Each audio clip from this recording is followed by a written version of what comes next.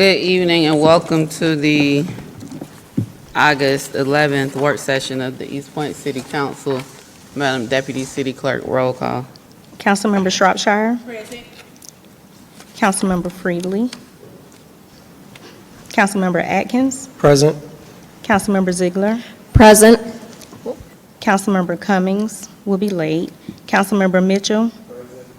Councilmember Butler. Councilmember Martin Rogers. Madam Mayor, we have a quorum. Thank you. Let's start with the new agenda items and see which items can go to the consent. Item 24, it's my understanding that the Chief Buchanan wants this item pulled from tonight, and he will place it on at a future meeting. They're still negotiating terms. So that's item number 24, the vendor Axon Enterprise. 18 and 19, there's not much information there. Number 20, renewal, we probably want to discuss that. I'm assuming this is by option. Item 21, the request for Smyrna Police Distributors for ammunition. Any objection to this going on consent? No. 22, any objection to consent? 23, any objection to consent? 24 has been moved. 25, any objection to consent?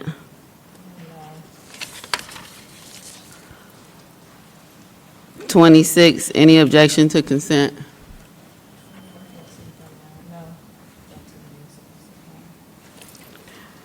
27, any objection to consent? I'm only hearing two people audibly, but silence is being considered as no objection as well. If anyone has an objection, speak up. Item number 28, any objection to consent? Item number 29, any objection to consent? Item number 30, any objection to consent? Item number 31, any objection to consent?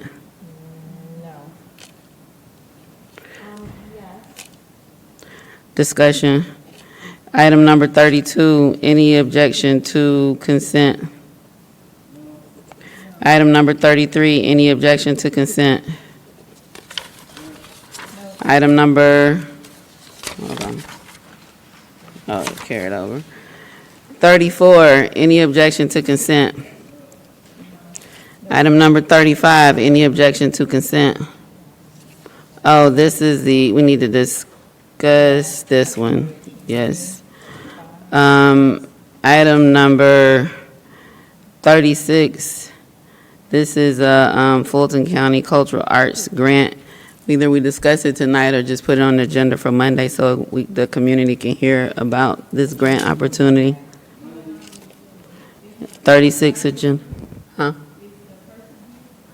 I see Mr. Swain. Right, but I also think this is something that our community should hear about, a grant award, unless you all just want to do consent. And Presentation. all right, so agenda for 36, 37. Any objection to consent? 38, any objection to consent?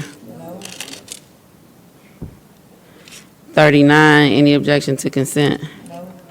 1.4 million? Let's talk just a little bit. Not to exceed 1.45 million.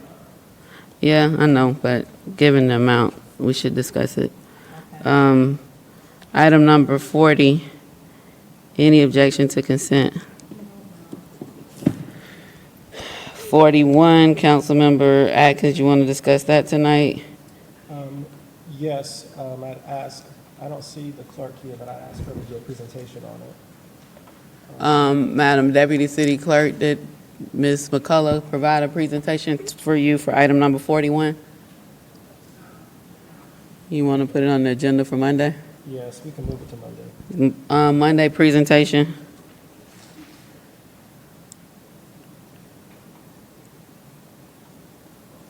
What's that, 18th?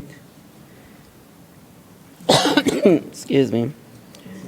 Councilmember, Depending on the time Okay. No, that's not a presentation. Thanks. And then 43 and 44, Councilman Mitchell, you want to discuss those tonight?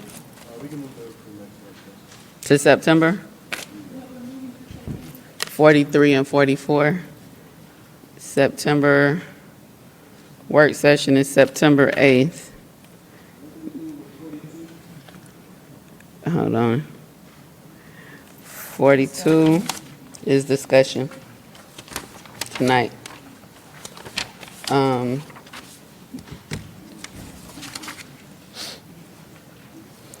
So, Madam Deputy City Clerk, I have 21 through 23 consent. 24 is pulled by the chief. 25 through 30 consent. 32 through 34 consent. 36 agenda. 37 and 38 consent. And 40 consent. Items 43 and 44, the September 8th work session. Got it? Okay. Yes, go ahead and press your mic for me. I had 18 and 19 down as consent. Is that inaccurate? No, we didn't put those on consent. We need No. more information. It's not Okay. enough there. Okay. Thank you.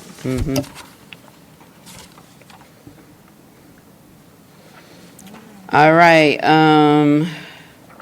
let's go through previous agenda items just briefly to see what we're discussing tonight. We'll get the update on police, credit card policy, and travel policy. Are we discussing that tonight? Okay. Departmental vacancies, Councilmember Martin Rogers. I think that I can move that to September. September 8th work session, okay. Commission on Aging, Councilmember Martin Rogers. The signage, hopefully, where's Mr. Reeves? Mr. Reeves, have we talked with Tri-Cities High School on the signage? Okay, so I'll let you guys give an update. I just want to know if we had anything different. Thank you. 13 and 14, we'll discuss. 15, we need to discuss. Prepaid utility program. Yes. Yeah, 15 ties into the other agenda item. And then 17, we may take action tonight. Okay. All righty, let's get started. Forensic audit presentation. So last Monday, during our council meeting, the forensic audit was a topic of discussion, and the desire to have a presentation by the auditor came up from several council members and myself. On Tuesday, I reached out to the city attorney, who was a staff person who had been the contact person for the forensic auditor, about reaching out to the auditor to come to a upcoming council meeting, and was informed that Ms. Michelle Michael had already sent an email indicating that she had been contacted about coming to the August 11th work session meeting to present by Councilmember Mitchell, and she wanted to make sure that they could be first on the agenda. Can we please be early on the agenda on August 11th so we can catch flights home at that night? That was sent on August 5th at 10:47 a.m. I responded at 1:47 p.m. that Tuesday after that council meeting, and indicated that the forensic audit will be the first item on the August 11th work session agenda. And she indicated, Ms. Michael said, "Thank you, we will be there."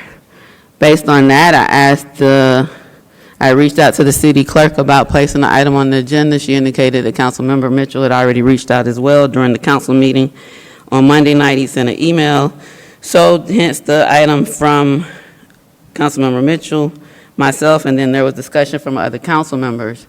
To my surprise and somewhat disappointment, on Friday,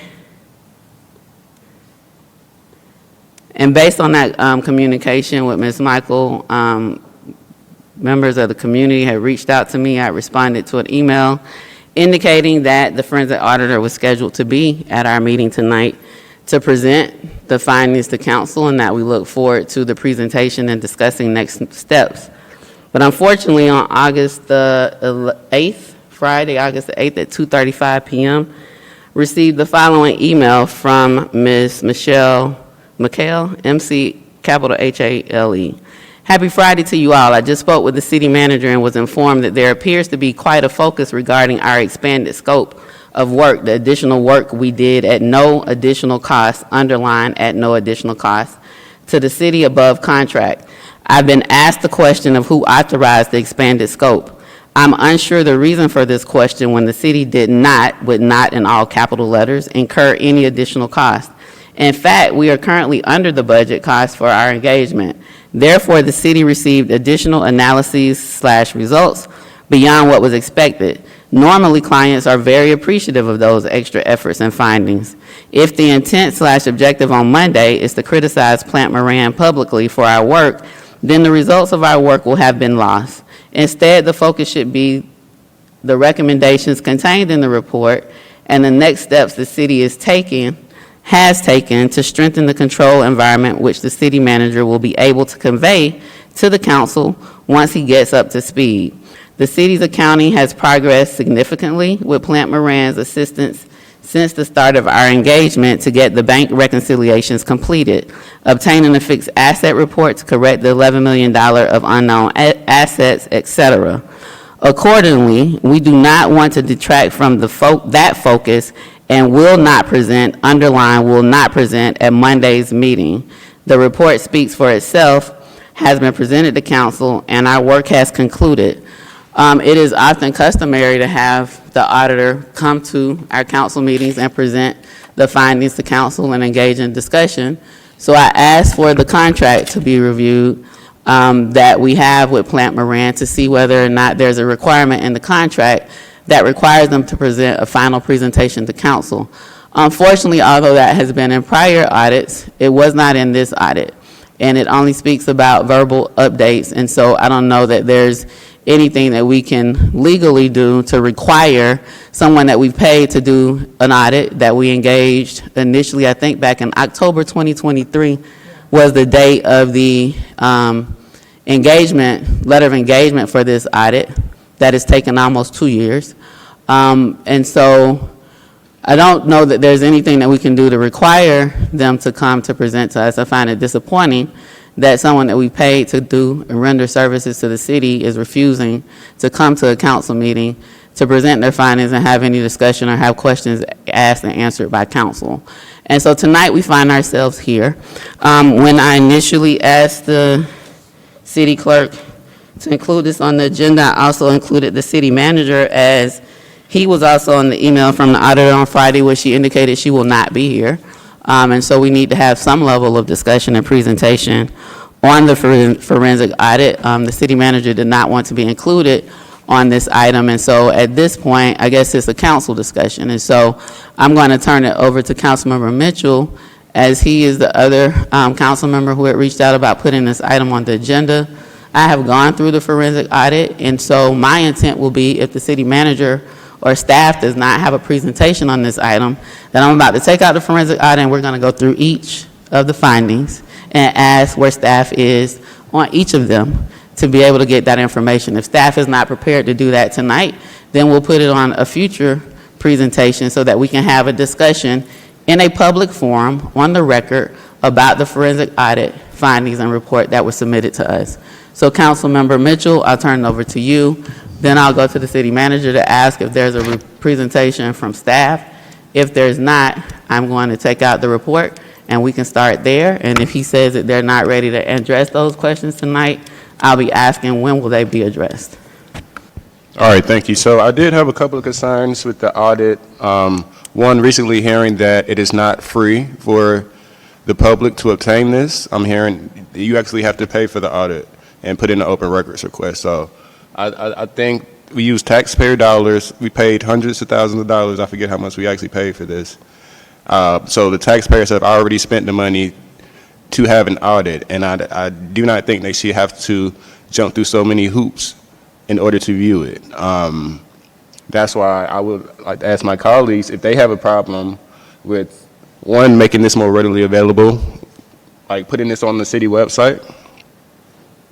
I'm not sure. I know we're in discussion right now. Or, Well, no, we're actually, Okay. you're sharing your opening remarks. I'm jotting down what you're asking. The audits generally are available online. I don't think that's an unreasonable request, and it could have already been there operationally, but you can go ahead with your comments. Yes, thank you. So the biggest concern I have right now is just making sure this report that the tax and the citizens pay for, they have access to it. And that's pretty much what I have to say for right now.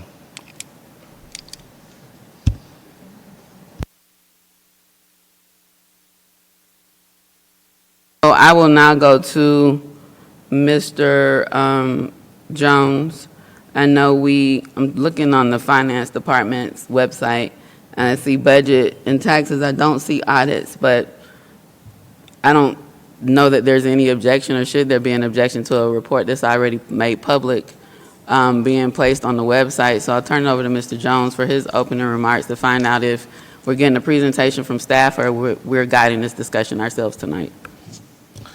So to be clear, I just wanted to clarify, the city manager's office, and for that matter of fact, any other city manager's office has not been a part of this auditing process.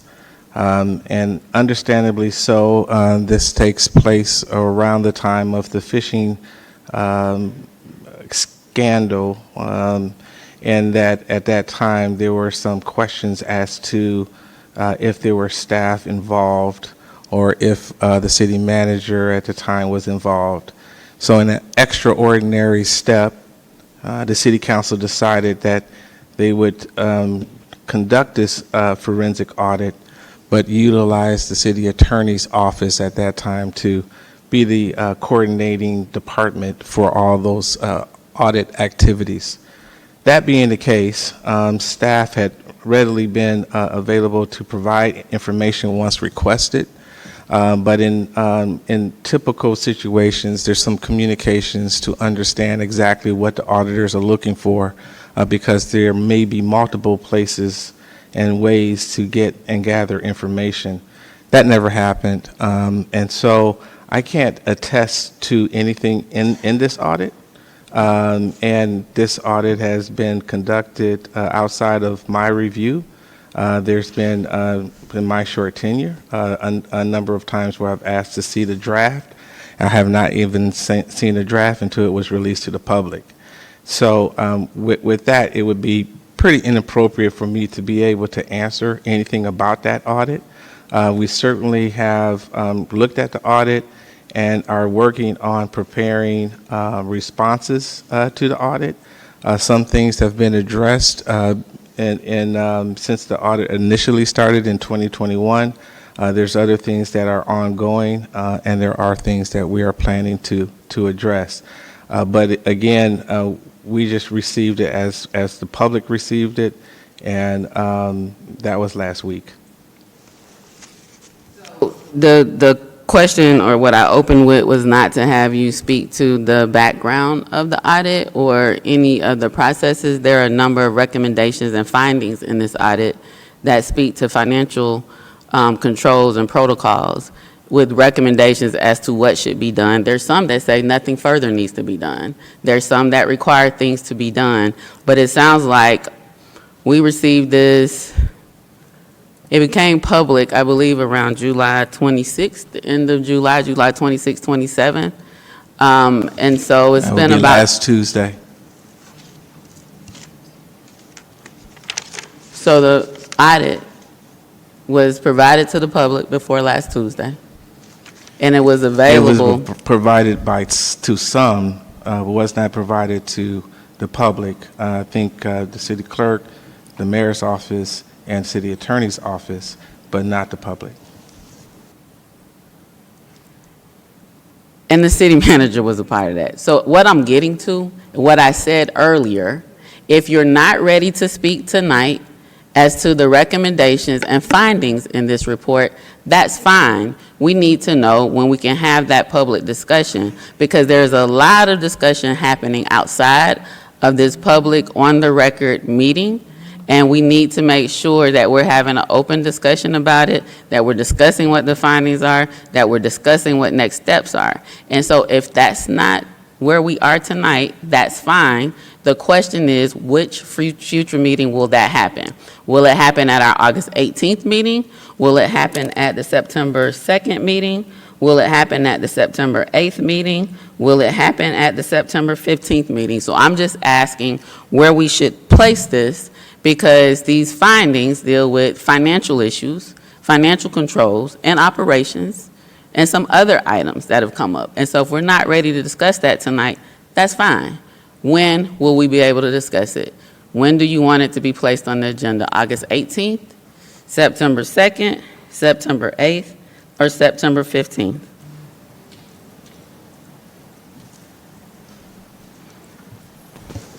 Is that a question for the city manager? Yes, it is, Mr. Jones. We are still going through the information. It seems like we would need to have more time than the 18th to be able to provide a thorough accounting for each one of the items addressed in the audit.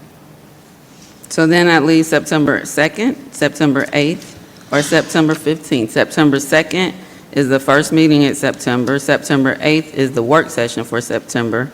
And September 15th is the second official meeting of council in September. It seemed like it would be appropriate for a work session. So September 8th. September the 8th? Okay. We can put this on the September 8th agenda for a presentation. And I see Councilmember Butler, Councilmember Ziegler, and Councilmember Atkins. Thank you, Madam Mayor. I wanted to ask a question, and just for, I'm going to try to summarize what I think has happened, and then wanted to ask a question, which we may have already answered. So when we first ordered the forensic audit, because part of the management was being investigated, this was moved under the authority of the legal department, of which our current city attorney was not in charge of that department. And so my first question is, when did the city manager's office receive the forensic audit? This is for the city manager.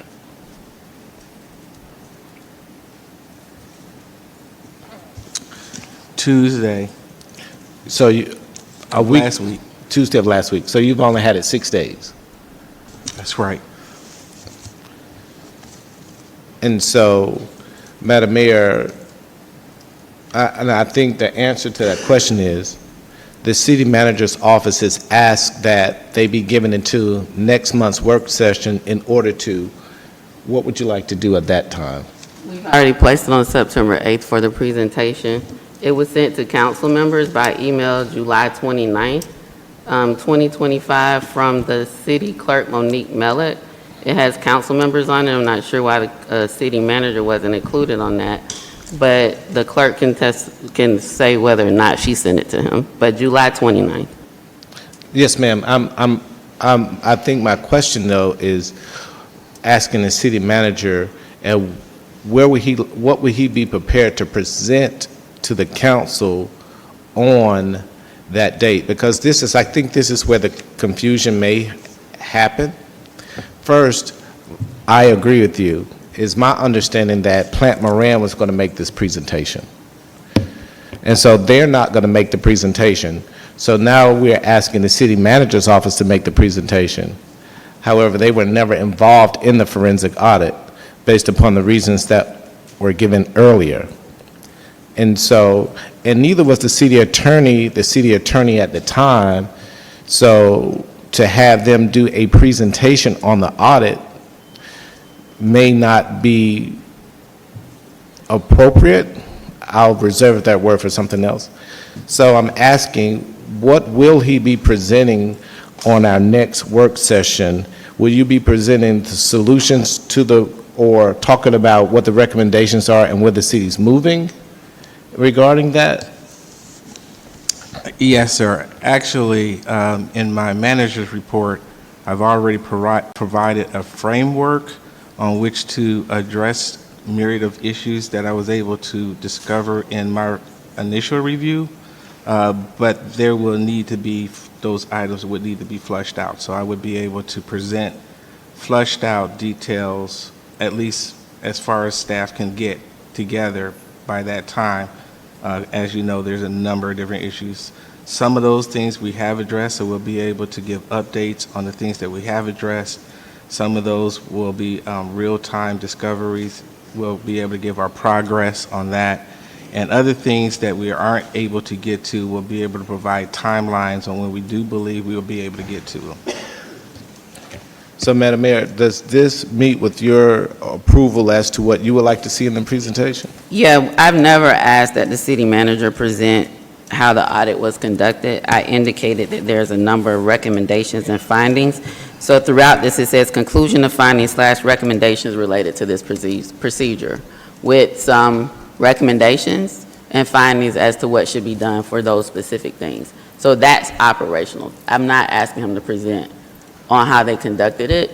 Again, a vendor that we paid is refusing to come to do that, right? So we are asking the city manager, we have to move forward with the report that we have, because there's nothing in the agreement that requires them to do a final presentation, to address the recommendations and findings throughout this report. Again, there are a number that say nothing further is required, right? But there are quite a few others that have some recommendations as to what should be done operationally. So we're saying the same thing. Thank you. I yield. Councilmember Ziegler, Councilmember Atkins. Thank you.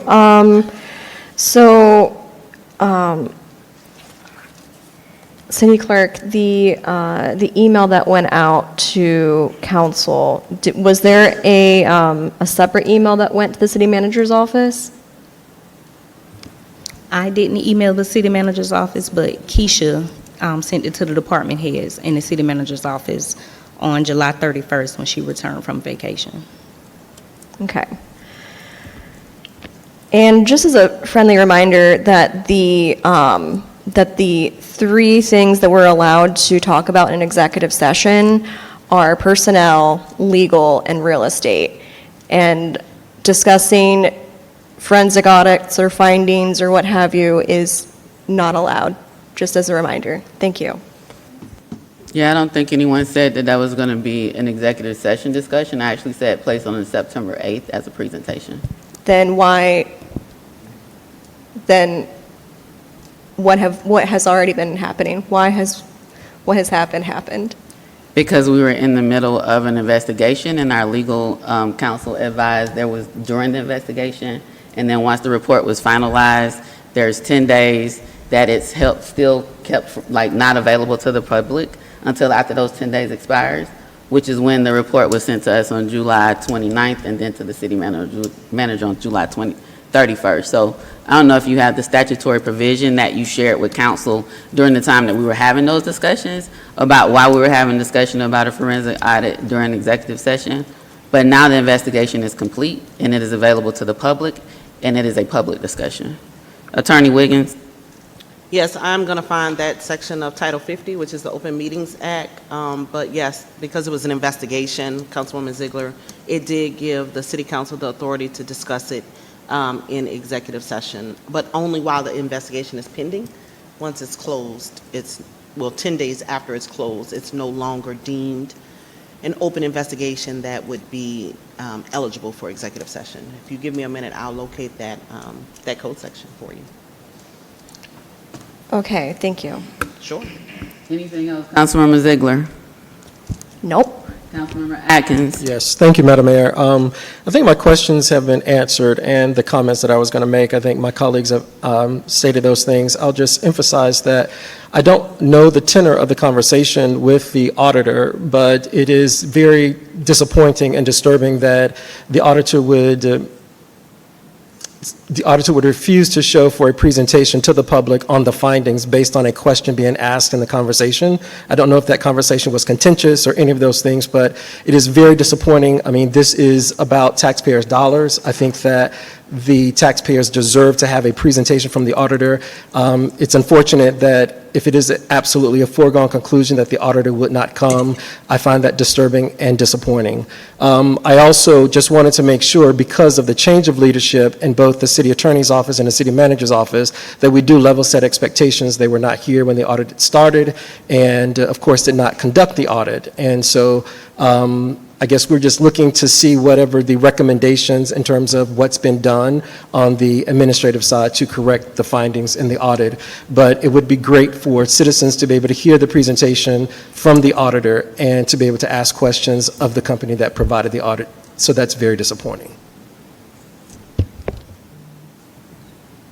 Attorney Wiggins, are you in, or is that from earlier? Oh, I'm sorry. Okay, Councilmember Martin Rogers.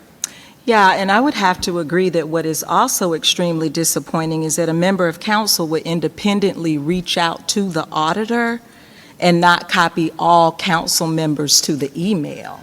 That's what I also find extremely disappointing and disturbing, because I wasn't copied to the email to the auditor, and for someone to reach out to the auditor independently without letting the full body know, that's equally disturbing.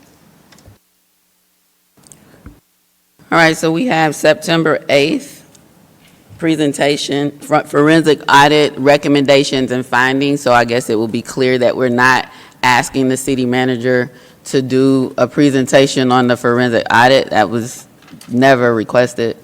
If the auditor has a change of heart, I don't know if we can comb the agreement a little bit more to see if there's something that gives us any legal basis to require the forensic auditor to come do the presentation on the actual forensic audit.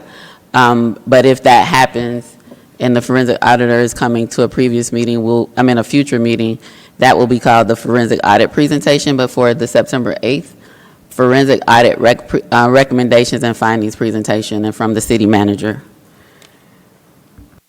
All right, next up is economic development update. Mr. Jones?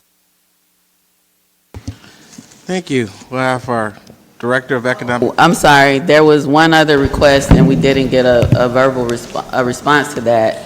The making the audit available online, I've read through it. I don't know that if there's any information that needs to be redacted. I don't see any account numbers, any of that information, but before we make it available online, is there any objection to the audit being available?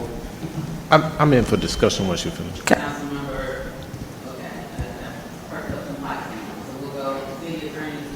I just had the code section for Councilwoman Ziegler, and Okay. for everybody And else. share that. 50-1872A4. 50-18-72A4. Okay. Councilmember Butler. Yes, ma'am. I don't have a problem with us making it public, but should we make it public after the city is prepared to say what we're going to do to make the remedies to those problems? Yes. That's a thought. What's council desire? Let me go through the other persons whose lights are on, and then we can talk about that. Councilmember Shropshire, Councilmember Atkins, and then I think Councilmember Mitchell's light was green, so. Madam Mayor, I'm so sorry to interrupt. Let Councilwoman Shropshire go. I have a remedy for the issue, but I'm going to defer. I was going to say the same thing, because there is information that's contained in there that is hurting people's business, hurting people's public lives, and there are account numbers in that audit report. Okay. Did I say you were next? I think it was you, right? Councilmember Atkins, and then Councilmember Mitchell, and our city attorney. Yes, so to speak to Councilmember Butler's recommendation that we only make it available after the presentation of recommendations and findings, the document is already a public document. I think that we are always adding to the workload of staff. If the document is a public document and citizens can get it, but they have to go through the open records request, that means that someone has to physically process that. That means that it goes into a system and they have to process that. And so I always think that we should be working smarter and not harder. If there's anything that should be redacted based on the the legal's office opinion, we should do that and make the document available because it's already a public document. I'm not sure why we would withhold it until after. Citizens may want to go through the document. They may have questions. If they're coming to hear the findings and recommendations, they may have questions and should be prepared to ask any questions on that. So those are my thoughts. Yeah, to those same sentiments. So I think the sooner we release it, the better. Information is already out there, and I just think it's time for them to be informed. So I would say the sooner the better. Thanks. Councilmember Martin Rogers? Shropshire was asked. She's, All right, thank you. Sorry. Yeah, in this instance, I'm going to have to agree with Councilmember Butler. We need to have the presentation and then see what those corrective actions are and then put the document out there. Because what sense does it make to put the document out there? I mean, for instance, and I really didn't want to get into this, but I'm not going to. However, people's personal information is out there. Account numbers are out there. Someone's address is out there.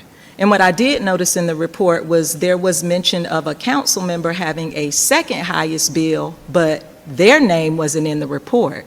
So we need to, just as good stewards, be careful about how we put people's information out there, especially when it comes to the American with Disabilities Act, the Freedom of Information Act, and also there was another one dealing with the state of Georgia and privacy issue related acts and laws. So I think that we should wait for the city manager's presentation on September 8th, correct? that's when the presentation will be, yes. Thank you. I'm back in. Councilmember Shropshire, then Councilmember Butler. Thank you, and I was going to say again, there are people, business information that is inaccurate in that report, so it would be best for the city manager to provide a update or how they're going to correct that issue. Councilmember Butler, I think right now we're at 3 and 2, and Councilmember Ziegler hasn't indicated, but either way, we're not at 5, so go ahead, Yes, ma'am. Councilmember Well, Butler. thank you, Madam Mayor. I think we both took high school algebra. What I recommend we do is just put this on the agenda to vote on it on Monday, whether we want to release this or not. I mean, I think we're in a public meeting now. I mean, we can place it on the agenda for Monday to take a vote, but, I mean, I can also count right now, and we're not at 5 tonight, so either way, we can't do anything tonight. And if there's a desire to try to address that issue prior to September 8th, that would be the only way to do it. You know, Madam City, Councilmember Ziegler? Yes, thank you. I would be on par with putting this on the agenda for next Monday so we can vote on it then. My position is that this is already a public document. Anybody can already access the document. So why not just have it out there right now and release the workload of our staff? Thank you. All right, so,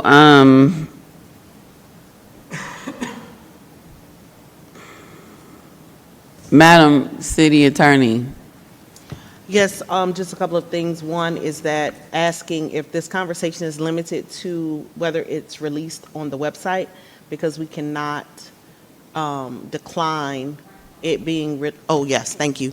If this conversation is about the document being released on the website, because we cannot decline an open records request. yes, it's specifically about whether or not we're going to make it available to the public on the website without open records requests. And there's been statements about whether or not something needs to be redacted in the report.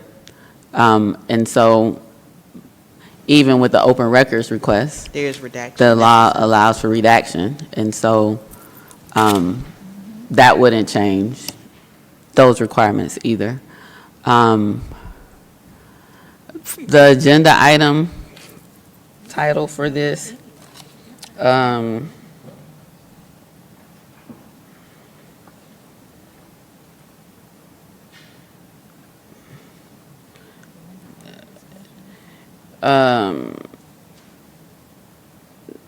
Madam Deputy City Clerk, it will definitely be an agenda item, not consent, and it could be council discussion on, council discussion and possible action on making forensic audit available on the city's website.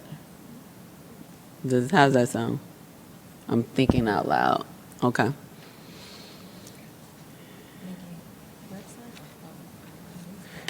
No, we already required by open records law regarding disclosure to the public. It's just a matter of whether or not it's going to be available online or if people have to continue to get it through an open records request.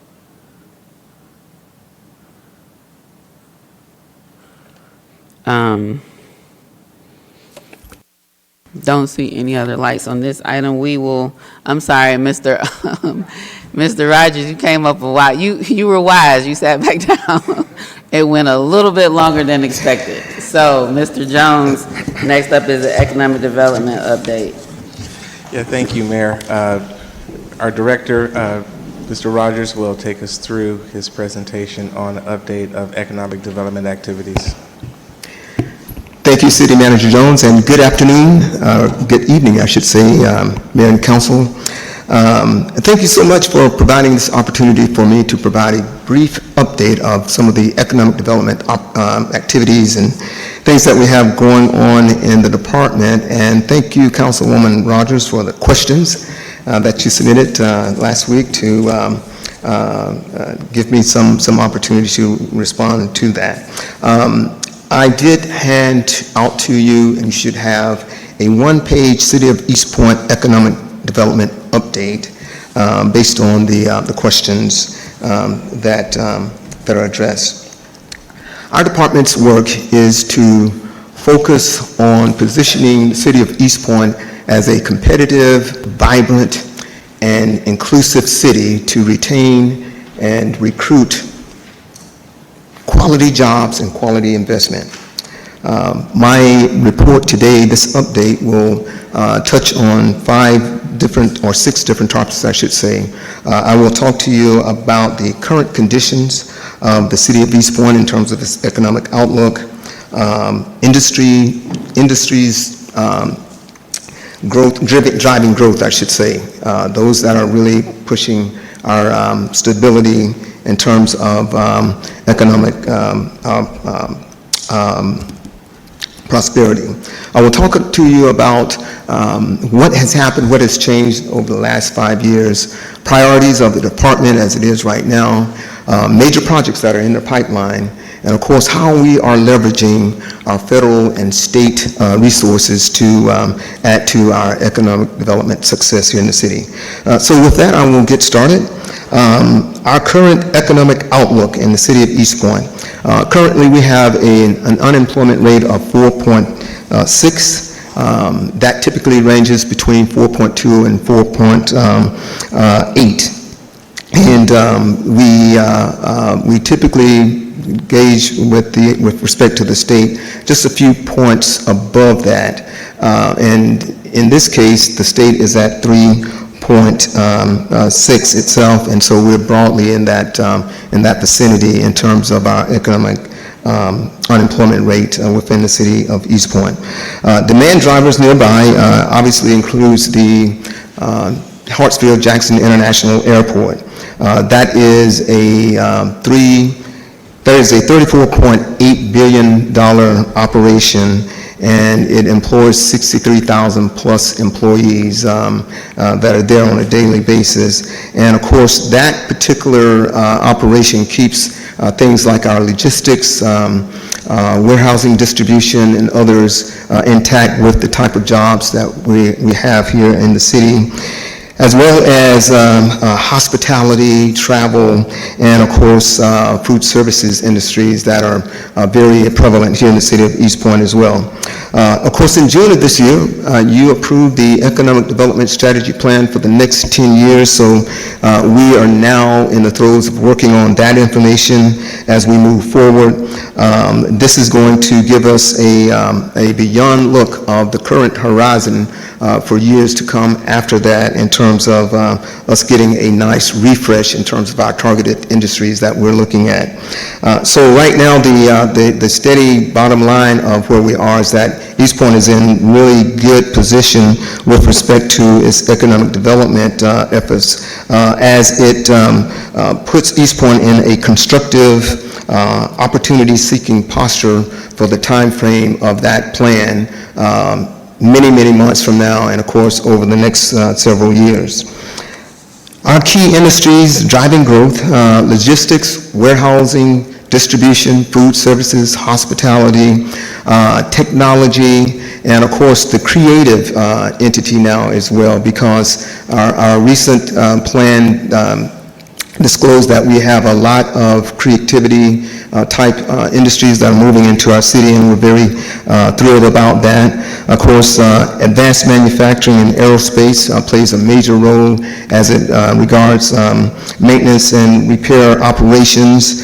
With respect to our Georgia partners of Georgia Quick Start, we work closely with them with respect to those companies that are coming into the city that needs training for their employees. And so being this close to the airport obviously puts us in a very related airport cluster where you have several companies that have the same needs clustering in a vicinity to make sure that those demands are met in terms of the type of jobs that are required. So we're very strategically located when you think about how we are situated here in this Tri-Cities area related to the airport itself.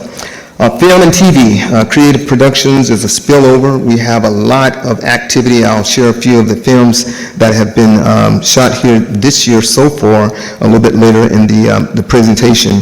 But the area convenience, it provides, again, with respect to the airport, a regional cluster effect. And so the economic advantages that firms and industries gain when they are geographically concentrated is good for us, is good for the Tri-Cities area, and it's of course good for the region. Our hospitality and visitor services and conventions, the airport throughout is a major player of this, as well as the Tri-Cities configuration as well. We have some mixed-use opportunities that are coming through. Infill development, of course, is happening throughout neighborhoods with some retail efforts as well.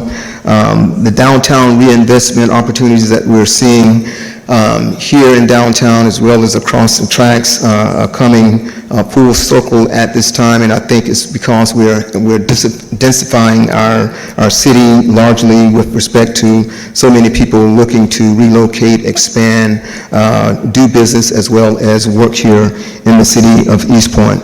So the transit-oriented development infrastructure, new investments, of course, Burger Works, Wagon Works, 1720 Washington Road now is under contract, which is just up the street across from Ace Hardware, so we're very excited about that particular project and looking forward to working with them on that as well. What has changed over the last 5 years? Well, we've set a milestone with respect to the fact that we retired our Camp Creek TAD, and we did that not in due time, but we did that actually ahead of schedule. And that, of course, happened in 2023 after producing a $27 million in proceeds, which was a really good hit for the city, and we're very happy about that. TAD number 2 is the Corridors TAD, which runs along the Cleveland Avenue corridor itself, also includes downtown, portions of downtown, I should say, and then, of course, that TAD is active and is rising in access value, so we're very happy about that. So this freed capacity and validated the model's success because, again, we were able to retire that ahead of time, and we were able to see the benefits of those fruits that were enjoyed. Brownfield grants. The downtown common site is a catalytic site for us. And it is our core focus when you talk about what we have going on downtown. At this point, we are moving forward with our brownfield initiatives. We've done some remediation on that site, 8-acre site. We've done phase 1, 2, and 3 on the common site, and we're now getting ready to do a tank excavation on parcel number 7. It's the last remaining site, parcel that has an underground tank there, and so we're excited about that. We just signed a contract with Atlas Technical Consulting. They're based out of California. They were working with the previous developer, MindMatch, so discussions with the city manager and myself deemed it necessary to continue working with them because they've had so much experience now and knowledge of the site to continue that process, because it would keep us more or less on track with trying to get that resolved. As well as we are continuing to do remediation work where necessary, but some of the other sites, of course, that we did, some of the brownfield efforts included Atlanta Utility Works over on R. Martin Street, of course, Woodbury Avenue, 4.2 acre site over there that the city acquired some years ago, as well as some property just on the other side of the LEC. That is a small park that the city actually owns, and so we did some remediation work over there and found there to be no contamination. So these are some of the things that came out of that. Of course, our corridor planning.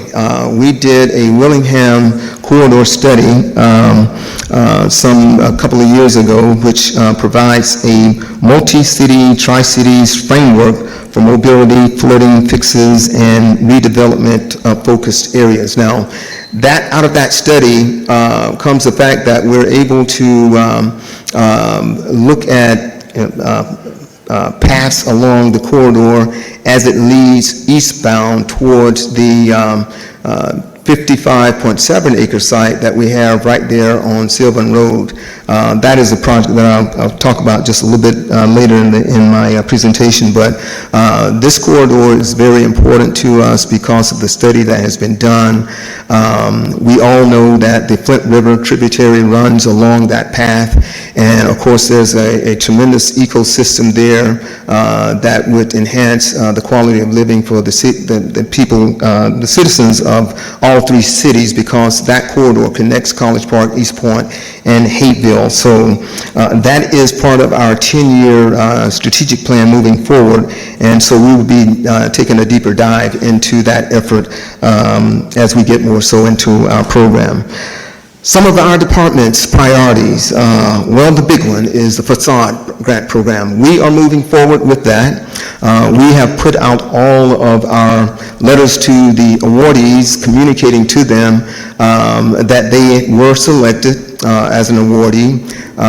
We put in the communications letters, announcements of the amount of their grant award. And so this week, we are looking forward to getting out the actual contracts to those awardees. Now, what it will require from them is that they look it over, make sure that they are in agreement with the amount of funding that they've been granted.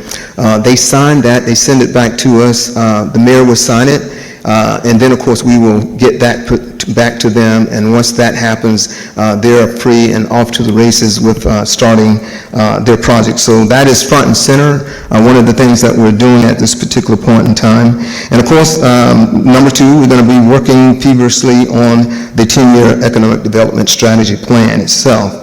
The implementations, most of the implementations really gets us into the throes of the plan starting next year, but there are some things that we were able to do this year, the remainder of the year as well. One of those things include that we do a lunch and learn, promoting and marketing our city in terms of a great place to do business, create jobs, live, and play, and all of the other wonderful things that happens within the realm of economic development. So we're very excited about that. roadmap that we have for getting at least the next 12 months of what we'll be doing on that plan was submitted to you, I think, back in June. And so we've completed the first month of that as we are now into the plan itself. The placemaking effort that we will also be pursuing involves our TOD infrastructure improvements in downtown. You may recall back in 2022, I believe, we did a reimagining, re-envisioning the look and feel of downtown East Point, and this was in partnership with the Better Block Foundation based out of Fort Worth, Texas. It was a grant that was funded to us by Microsoft, and we work closely with the nonprofit in terms of that effort. So now we're beginning to look into some of those things that we can actually apply that we deem from that experience. You may recall that it was a three-day weekend. There was a lot that came out of it in terms of wayfinding, park configuration in terms of parklets and cafes, sidewalk cafes, and that sort of thing. And some of those things that that you might see and have partaken in came out of that initiative. One of those is our Eats and Beats initiative that happens each Thursday evening downtown at Oz Pizza on their outdoor patio. And then, of course, we've also added a music feature to our farmers market when available as well. So we're working those things as well as it comes to us from that plan. We're just trying to implement as much as we possibly can as we go. The other major thing that we're going to be doing and focused on is a supermarket. And this has been very elusive. But I think that we're finally turning the corner on this. To your credit, Councilwoman Rogers, we do have a meeting set with Norrie's Grocery. They are looking to expand. They want to come to the city of East Point. We also have a site ready to share with them. We'll be making a visit to the city of Jonesboro as early as this week. Norrie's, N-O-R-I. Apostrophe S. That was one that you sent me and we followed up on, and certainly do appreciate that. We are moving forward. We had a chance to talk with one of the brokers/business owners at a recent conference that we conducted. And then, of course, the other one is we have a meeting on the 22nd of this month with the property acquisition VP of Publix. Got word that they are now looking at East Point more closely, so we're very excited about that meeting coming up as well. So keep you focused. And these are freshly new developments. It's not like they came a month or so. I just got this information today and Friday, so it's been moving fast here the last couple of days. So we're looking to do that. Business recruitment and retention and expansion around the airport is a reliant entity or effort for us. It helps us align better our work with the Aerotropolis Alliance. Many of you might be familiar with that entity. We've worked and partnered with them on workforce development issues in the past. We've worked and partnered with them on conducting tours bus tours throughout the city, as well as many bus tours around, and we expect to continue doing that as well. And then we started earlier this year our entrepreneur small business seminars, and we are conducting those right across the street there at the library. Those are going really, really well. I'm very excited about the next one that we have coming up, which hadn't been scheduled yet, but we do have it on the docket, and we will be putting that information out as soon as possible. It will be centered around AI and the impact that it is having on the industry across the board. So looking forward to that as we move forward, and we will certainly, again, keep you posted on that initiative. Major projects and investments in the pipeline that we're pursuing. Again, I have to go back to the Commons because that is a thing that is front and center. We all know it's a multi-phase initiative, and so we're trying to jumpstart as much of that as we possibly can.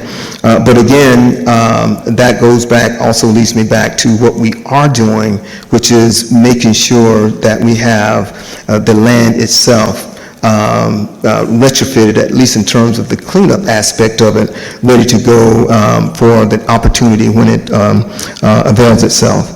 The Downtown Multimodal Street State GDOT initiative, all of the work that's happening along Main Street, we're involved.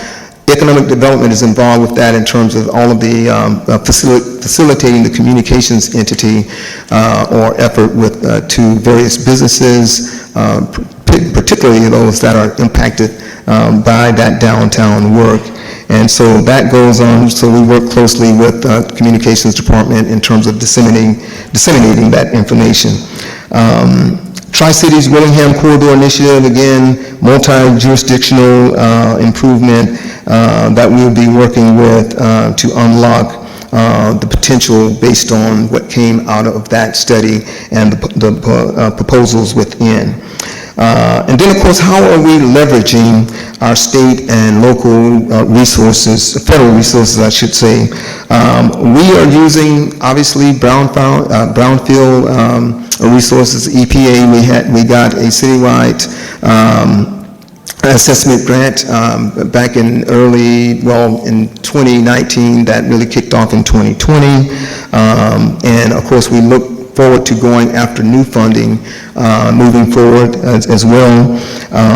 The support that we get from GDOT is very imperative and important. We work with Georgia Quick Start with respect to customizing any training that new businesses coming into the city might need for their employees. The most recent grant that we got actually involves Home Depot project, the REBA grant, Regional Economic Business Assistance Grant.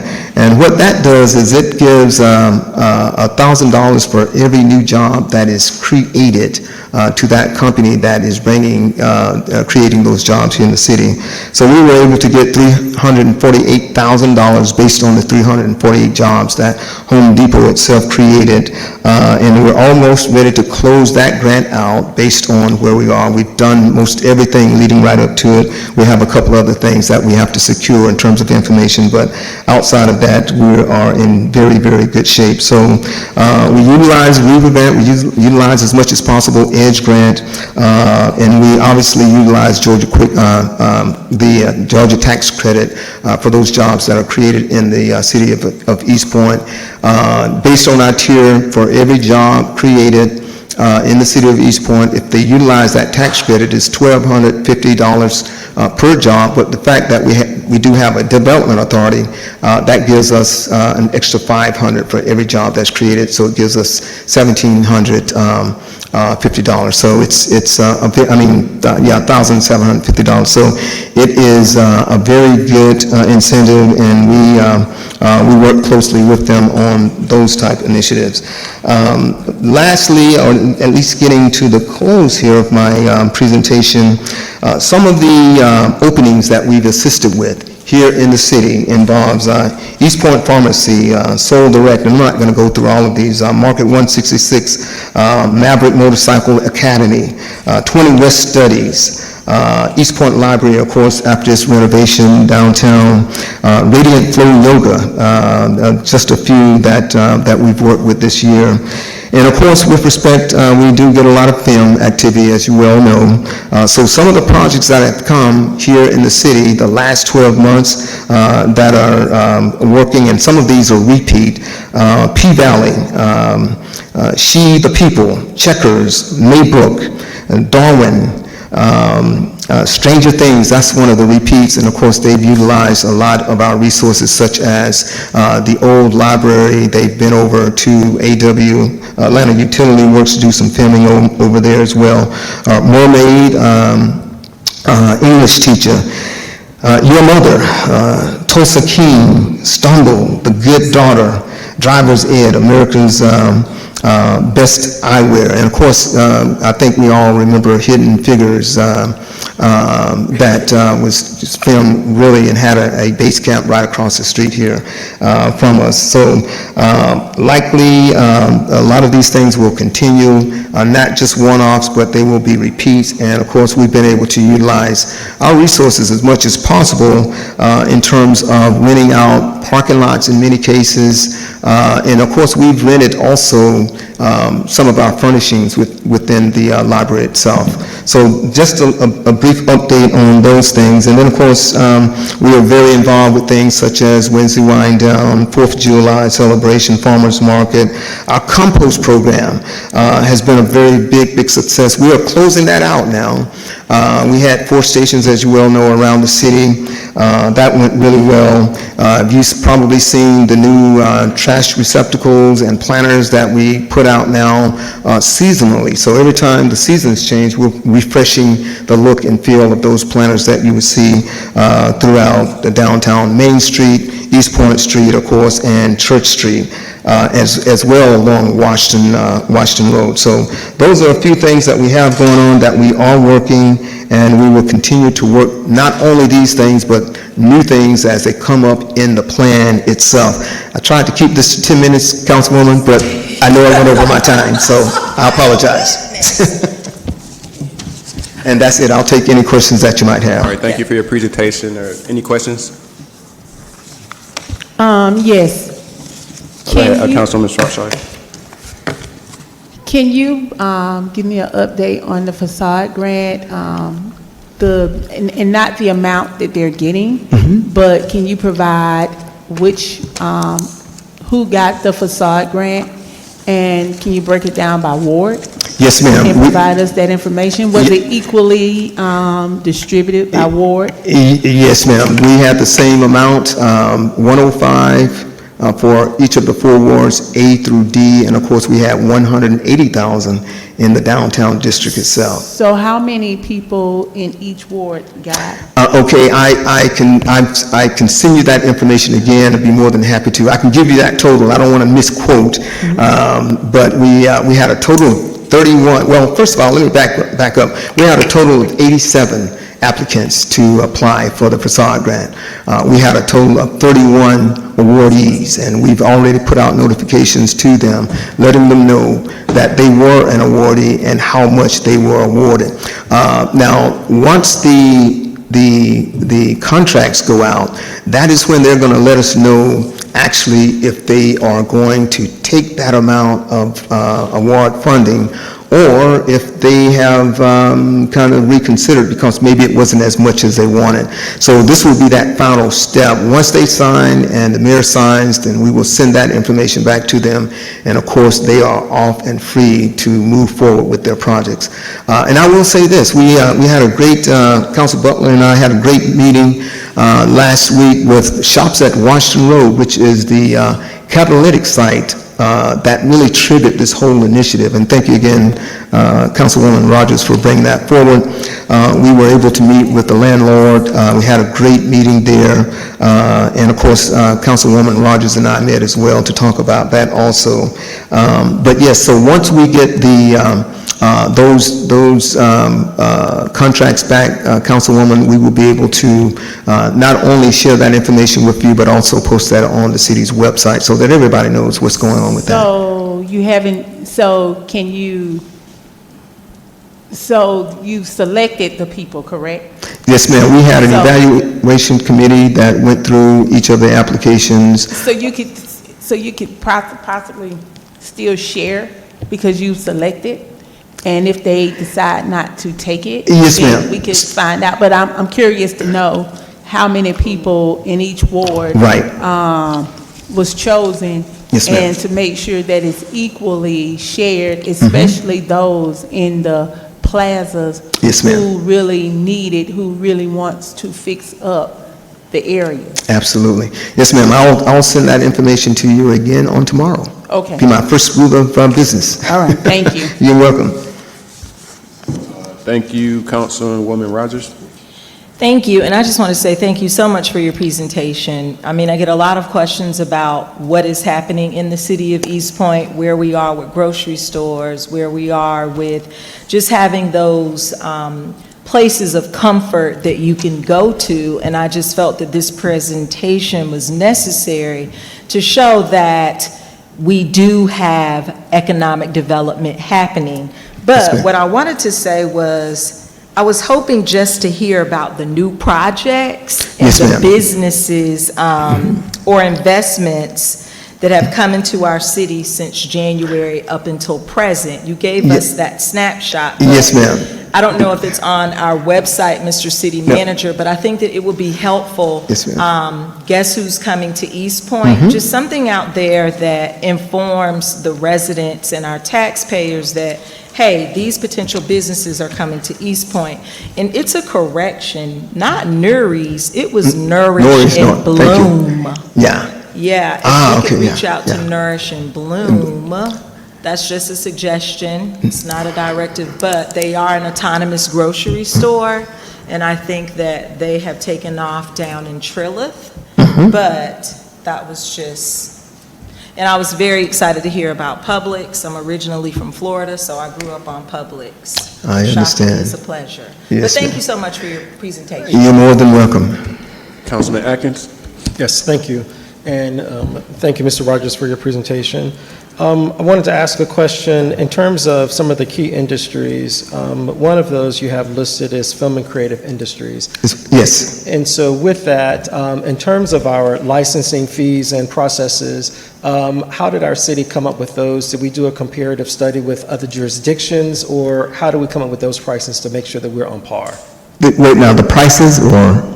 Correct. Don't we have licensing fees when people are using our city streets and there's an inconvenience? Other jurisdictions, they charge a fee for those things. So how do we develop or create our prices for licensing fees and for the process?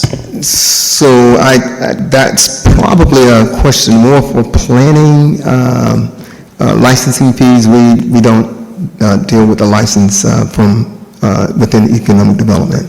Okay, so when production companies are reaching out to the city of East Point, Mm-hmm. are they reaching out to economic development, or are they reaching out to various departments across the city? Oh, no, they're reaching out to economic development. Typically, what they're reaching out to us for initially is locations that they've cited. We have all of our resources and assets on the Georgia Film website. And so scouts will go and take a look at various cities in terms of what they have to offer. If they see something they like, then they will get in touch with us and want to come visit, take a tour, brief tour. And normally it's going to be very site-specific. So it might be, for example, the old auditorium, because we've had some filming activity take place there, as well as the old library. Those facilities are offline right now because we got so busy with our film initiatives earlier, I think back in 2023, that it created a challenge for us. It was a good thing or a good problem to have, but it created challenges for our employees, not having places to park, not being able to get to their offices on time because of the congestion. So we went offline with it, and because of the fact that we don't have a lot of space, we've not been able to really work up a solution for those that would be beneficial to the employees at this time. Right, which is really the basis for the question. So it really is around the licensing fees. So Okay. yes, through the scouting process, I understand that what you just shared is that we've got a place where we can list our assets.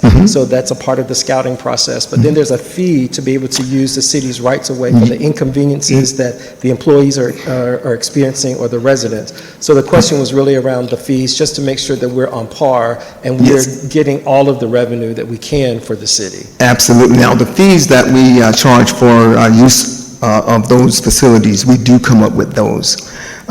So we have fees for our facilities as well as our parking lots that we reevaluate year after year to make sure that we are remaining competitive to other places throughout the metro area that does similar things. And so we can share that information with you as well. We do have that on the website also.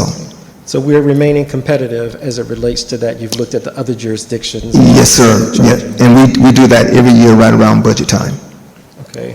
The other question I have, the Willingham Corridor study, that study took place a few years ago in partnership with ARC and Kimley Horn. That's correct. So now that that study has been done for a few years, what has been sort of the activity from economic development to help implement what was derived from that study?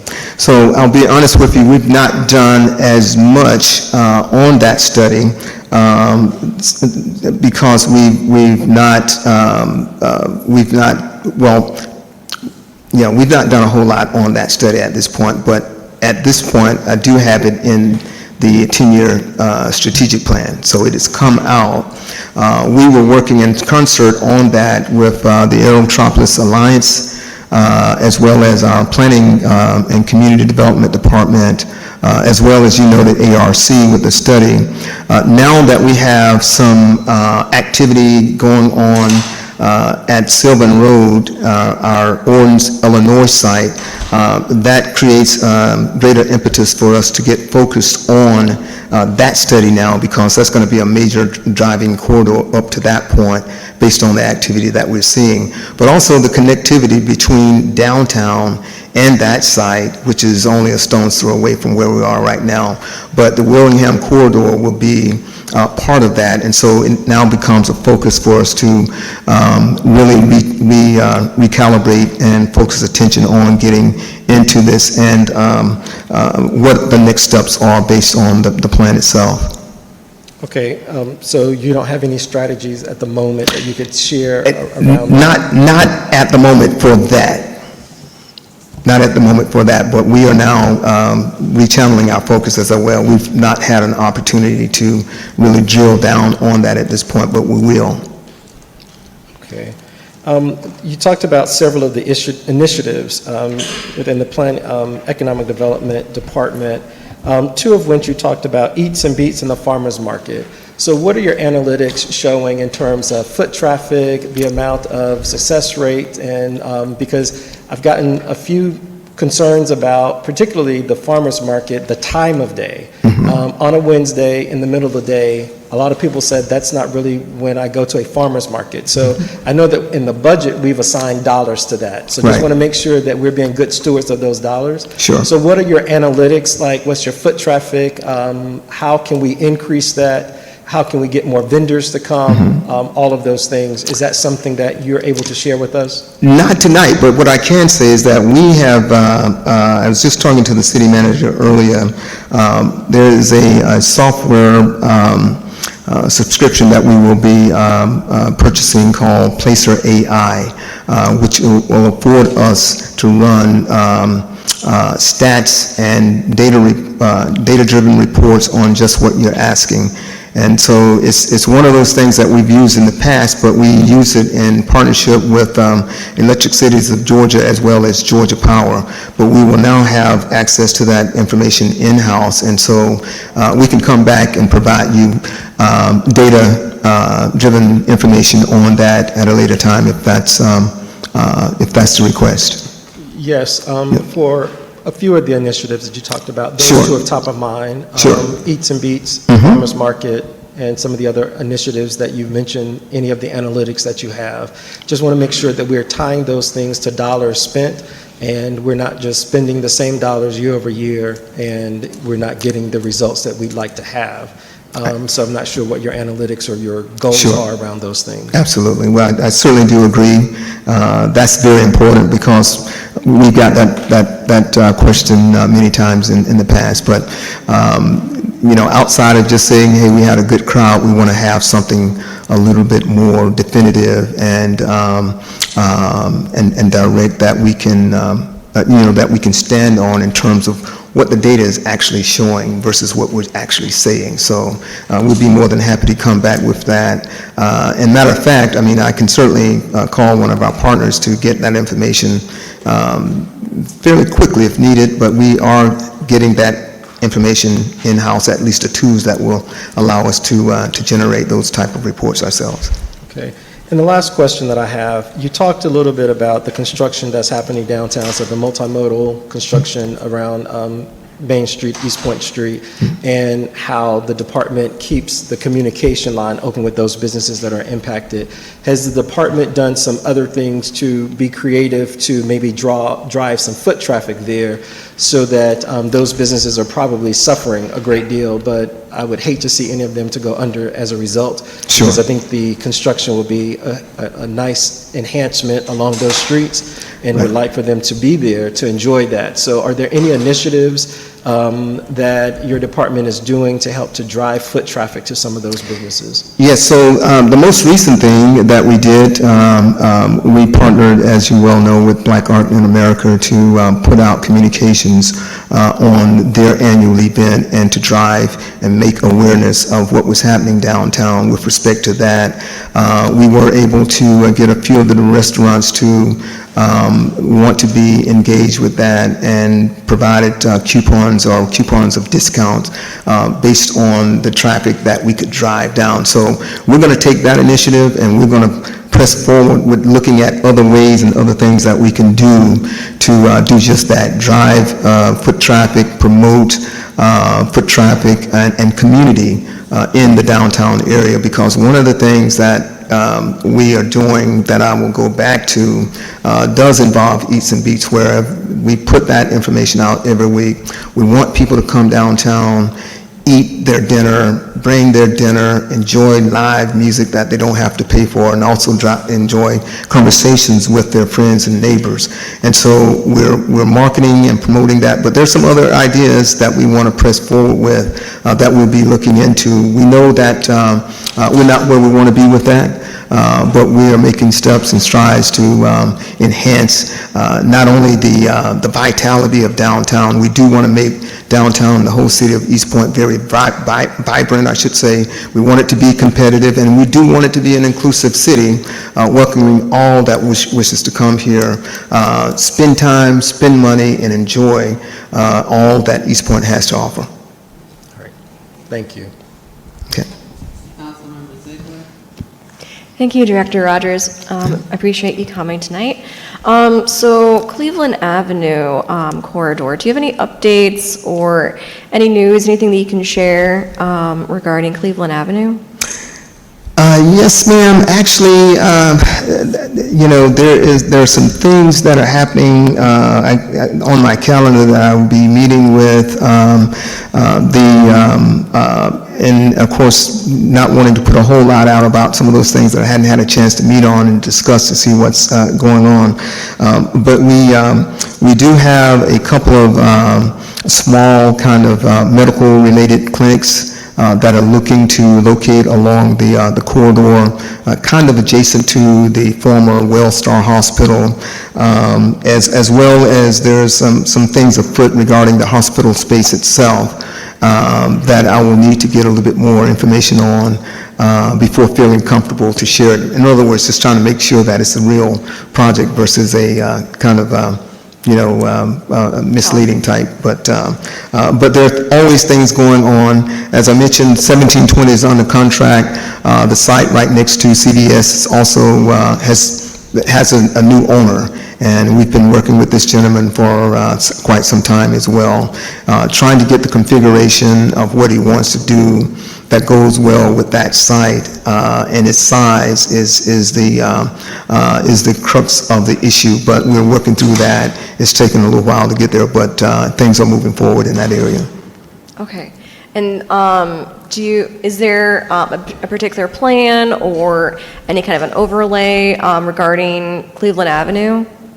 Well, there is the Cleveland Avenue Overlay District, which kind of flows into downtown. We've not made any updates or advances to that as recent, but those things that involve that overlay, we would work through and with planning department, for those changes. Gotcha. Yeah. When was the last time that was updated? Ooh, good question. Let me get back to you on that. I don't want to misquote. Okay. I'll follow up, make sure. Okay. If it's something that can't be remembered top of mind, I would bet it was kind of a long time ago. Yes, ma'am. Okay. if we can work, I don't know, with the city manager or whoever to try and get that updated, Okay, that would be great. Thank you. very good. You said get what updated, Councilwoman Ziegler? The Cleveland Avenue development plan, Oh, what was it called specifically? Well, the Cleveland TAD, but yes, the Cleveland Avenue development, and of course, the overlay kind of merges right into the downtown overlay based on its connectivity, but I can't recall exactly, pinpoint the last time that it was updated, but I'll look into that and get back to you. Thank you, Director. Yes, ma'am. All right, I don't see anyone else in. Thank you so much for your presentation. Next up, 1981 West Woodbury redevelopment. Mr. Jones. Thank you. Thank you, Mayor. We'll have our empowerment, I always get this name of this department mixed up, but our Office of Equity Inclusion. Office of Equity, Inclusion, and Empowerment give a presentation on this matter. Thank you.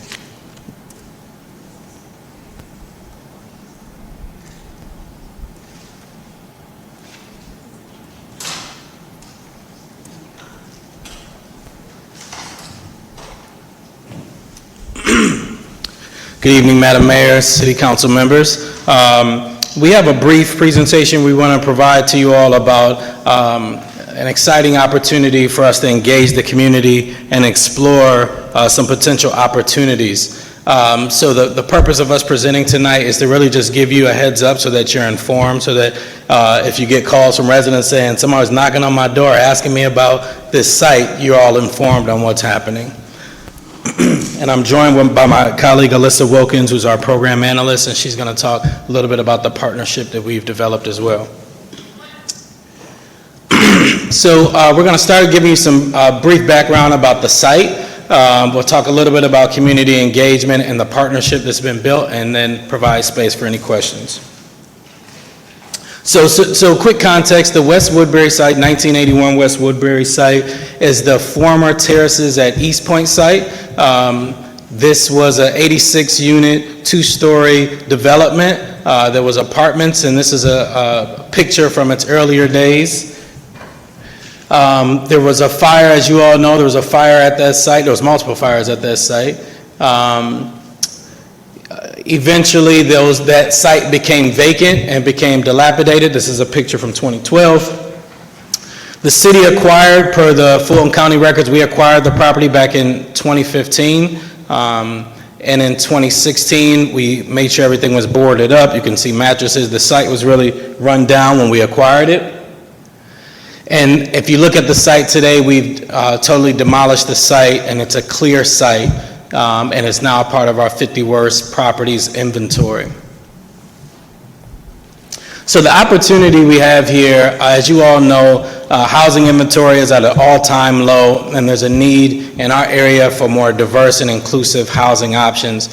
This site provides the opportunity to be a solution to these challenges that we face here in East Point and throughout the metro area. We've had several conversations with developers, and one of the key things that they keep saying is we need affordable sites. It's not just about having sites, it's the ability to acquire those sites at a rate that they can keep prices down when they develop them. So this site is unique in that it provides an opportunity for us to explore single-family and townhome ownership, to explore affordable apartments and townhomes from a rental standpoint, or mixed-use development with some sort of green space or retail or community space. But the first place we thought was important was hearing what the residents would like to see in that community. So as you all know, the purpose of engaging with community, it's all about doing something with people, not just for people. So engaging the residents in that community. This is kind of an aerial view of the neighborhood that we intend to target, to engage with and ask them about what would they like to see on this site, with the goal of building trust and transparency, supporting our housing efforts, and again, try to foster that inclusive growth.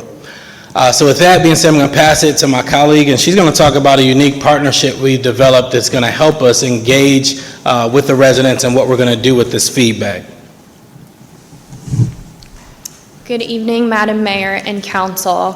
So with this site, I've been attending a lot of neighborhood association meetings, and a lot of the feedback has been that they want more input. They're not anti-development, but they want to know what development is going on, and they want to make sure that the developments that are going up are truly meeting community needs, and sometimes that has not been the case. And so I reached out to 2 universities in the state of Georgia who are accredited in architecture programs, Georgia Tech and Kennesaw State University. And Kennesaw State University was interested in creating some renderings for us, helping us with community engagement and really tackling this from a data perspective, going out to the community and doing surveys. And they have a great community engagement faculty who runs these meetings, and so we're planning on having 5 public meetings.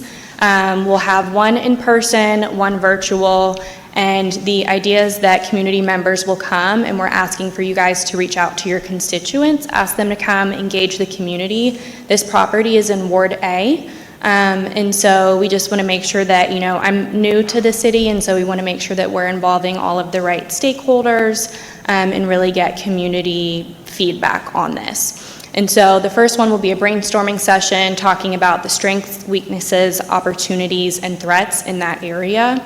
The second session, we're going to take that feedback and they're going to present to the community what they came up with. The community is going to give feedback, say, hey, we like this, we don't like this, we want to see more of this, and then there'll be a third idea review and visioning ceremony. After that point, we would, bring this to council, present to you guys, and so the idea is just to really have design-based conversations and tackle this from a method that's more inclusive and more equitable instead of just having a developer come in and put something on the site to make money. And so, part of my work has been thinking about community needs, and a lot of what we're seeing is that there's missing middle housing. And so the thing that's really interesting about this neighborhood is that the site is in a single-family neighborhood. Half of the neighborhood, the AMI is about 70,000. The other half, it's 37,000. And so there's a lot of needs that we want to make sure that we're touching with this, while also making sure that we're not displacing people, and that kind of stuff. And so what Kennesaw is going to produce for us is going to be some site plans, renderings, and we've also looped in planning and community development to make sure that we're aware of all zoning. This is zoned R3. And so they're on board as well to kind of assist us with any challenges that may come up. So these are the proposed dates. We also reached out to Sheltering Arms, which is a preschool that is directly adjacent to the DeLoe Connolly neighborhood. And so these are the meetings, September 12th, 6:30 to 8:30. I'm going to do some outreach and find out what's a good time and date to do a virtual meeting for residents. The third meeting will be October 10th, and then the fourth, December 6th, and then likely present to you guys December 15th. Do you guys have any questions for us?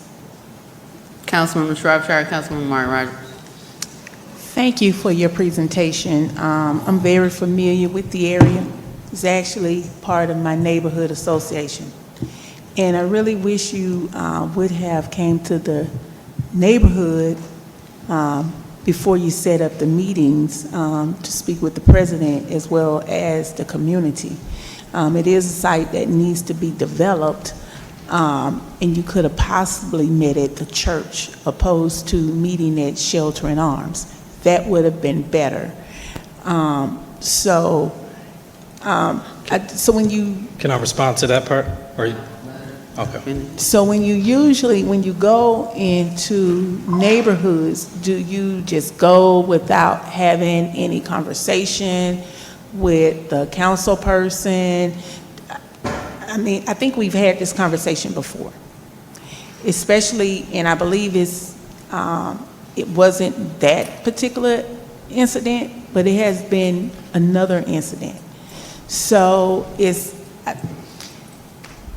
I ask that every neighborhood be treated the same, and every neighborhood be treated equally.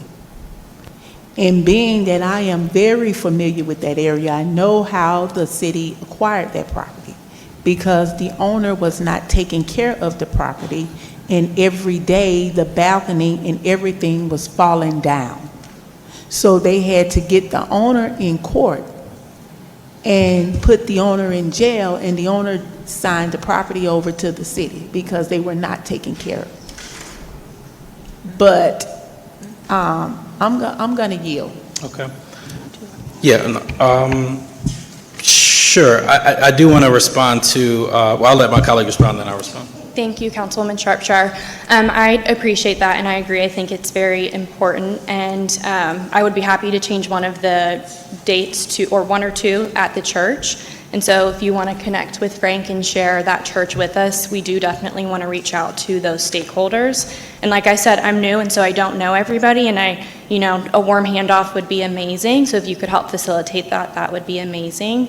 And I did speak with Miss Beverlyn Grant, the president of the Neighborhood Association. I've had about 4 conversations with her. And from what I was told, the Neighborhood Association was not meeting. So our intention was to try and engage earlier on, and I know that she's a longtime resident and she has a wealth of knowledge in that area. So again, if you could assist in that, but I have reached out to her and spoken to her several times. And so if you could help us, that would be awesome, because I would love to hear what she has to say and hear the additional history about the site.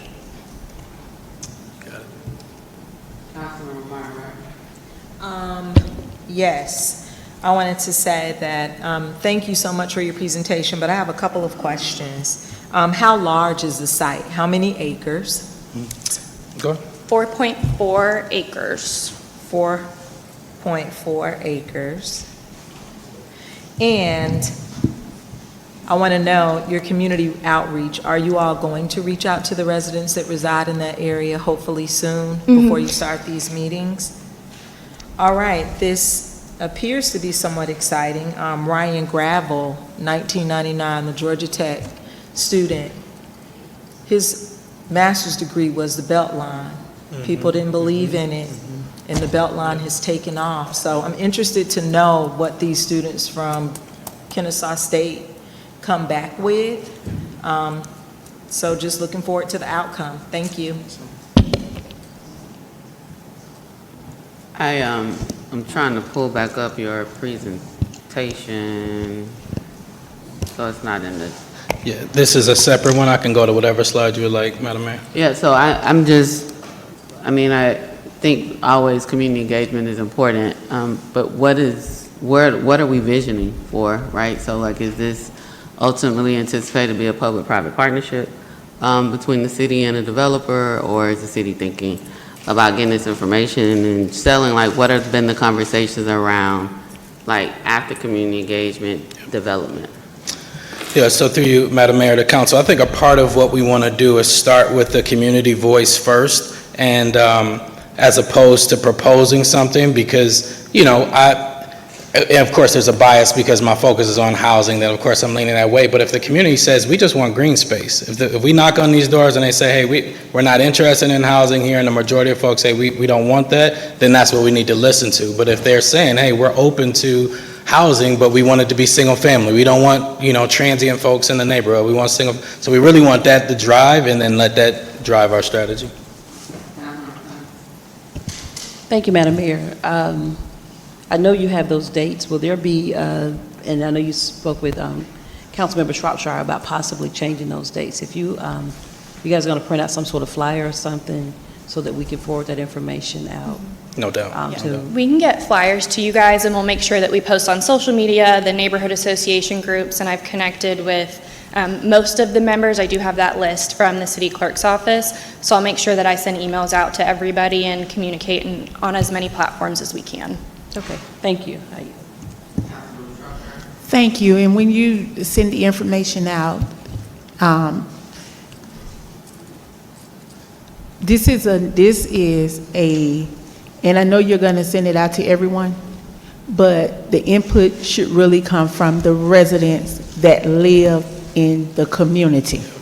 Because at the end of the day, they have to live over there. Yep. So everybody from every place can come and say, I want to see this, I want to see that, but they don't have to live over there. Yep. And that is how we got what we had at the corner of Hetland and Delowe. The 3 convenience stores. in all of that, because other people said, oh, I think it would be good, but you don't live in that neighborhood, so you don't know what they endure or what they have to go through. Yep. So just keep that in mind when you send it out. The input of what goes on that site should come strictly from the people that is going to impact. Yep, and through you, Madam Mayor, to the council, we are going to do our best to make sure we isolate whatever input we get so that we hear that voice clearly of what this, and that map I showed, that's our target. We want to hear that voice the loudest, because to your point, when we do these virtual meetings and people can get online, you get people from all over who won't feel the impacts of what happens there, sharing their opinion. So we want to make sure that community's voice is the loudest. Exactly, because just that area, that neighborhood expands more than that, because if you look at that property, it also crosses those apartments that sits on Stanton Road. It's a bridge, it's a block right there that could possibly be a road, but it crosses over to those apartments, and then the neighborhood goes around to Westover, which is another entrance, used to be an entrance to those apartments. So it's a lot of components that, and actually that part of that road, that department, is in the back of Westover. So when you do it, you have to make sure that you're getting the community input. Yeah. And through you, Madam Mayor, to council, we wanted to make sure we first presented this to all, but we want to spend a lot of time with you and Councilman Freely as well about this neighborhood and who are the right folks, and even just get your input. These are folks you represent, et cetera. We just wanted to make sure everybody got the information at the same time, and now we want to dive deep into knocking on the doors. We didn't want to be talking with residents first, and then they're informing you, hey, some people came to my door and asked me about this, do you know about it? So we want to make sure you all have the information first, and now we dive deep.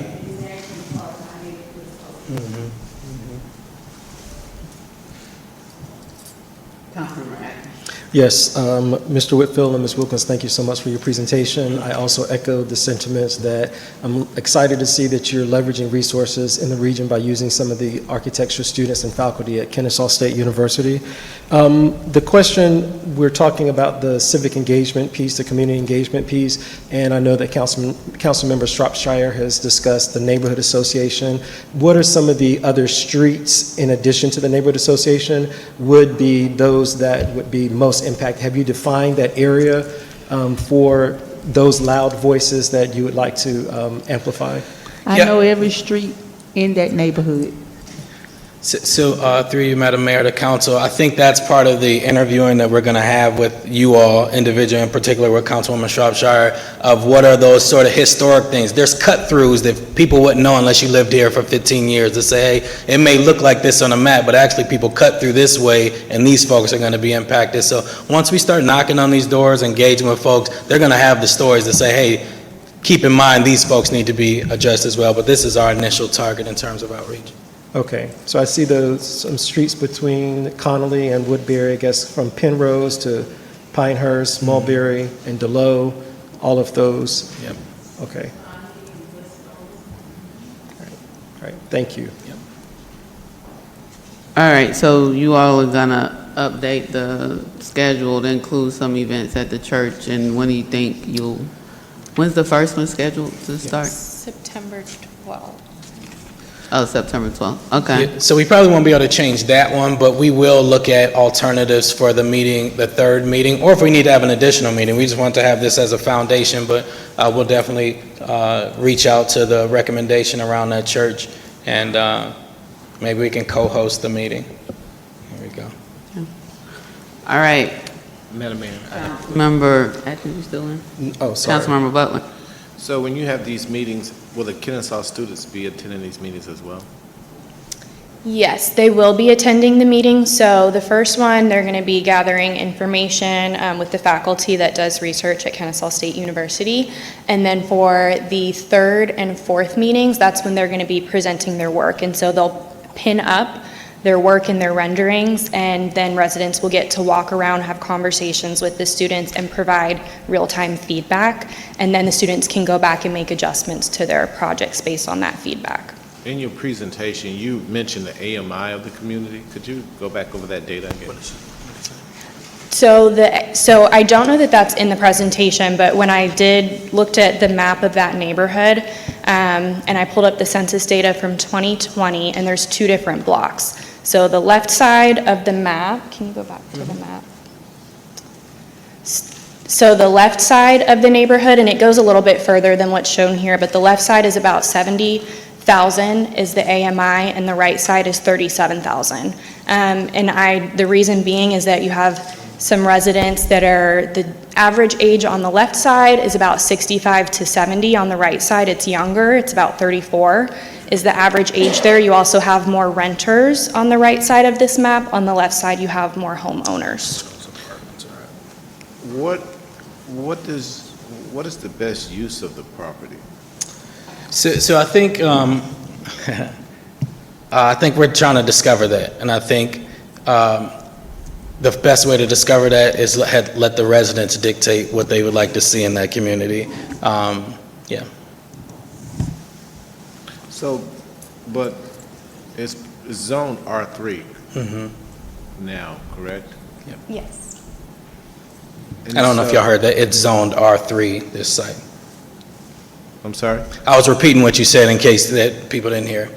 Okay, yes. And so, just to summarize what we were talking about, you're going to have 3 to 4 or 3 to 7 community meetings with the students from Kennesaw State, and you want to help come up with a redevelopment plan for that area based upon the input. Correct. Thank you. All right, thank you all so much. Next up is fiscal year 2026 millage rate presentation.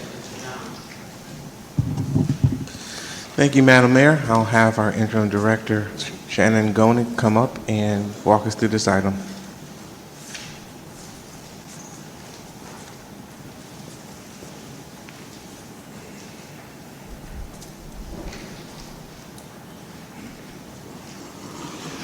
Good evening, Madam Mayor, Council. I have with me Jeffrey Jackson, our tax expert. He's going to go through the presentation for the millage rate. Jeff?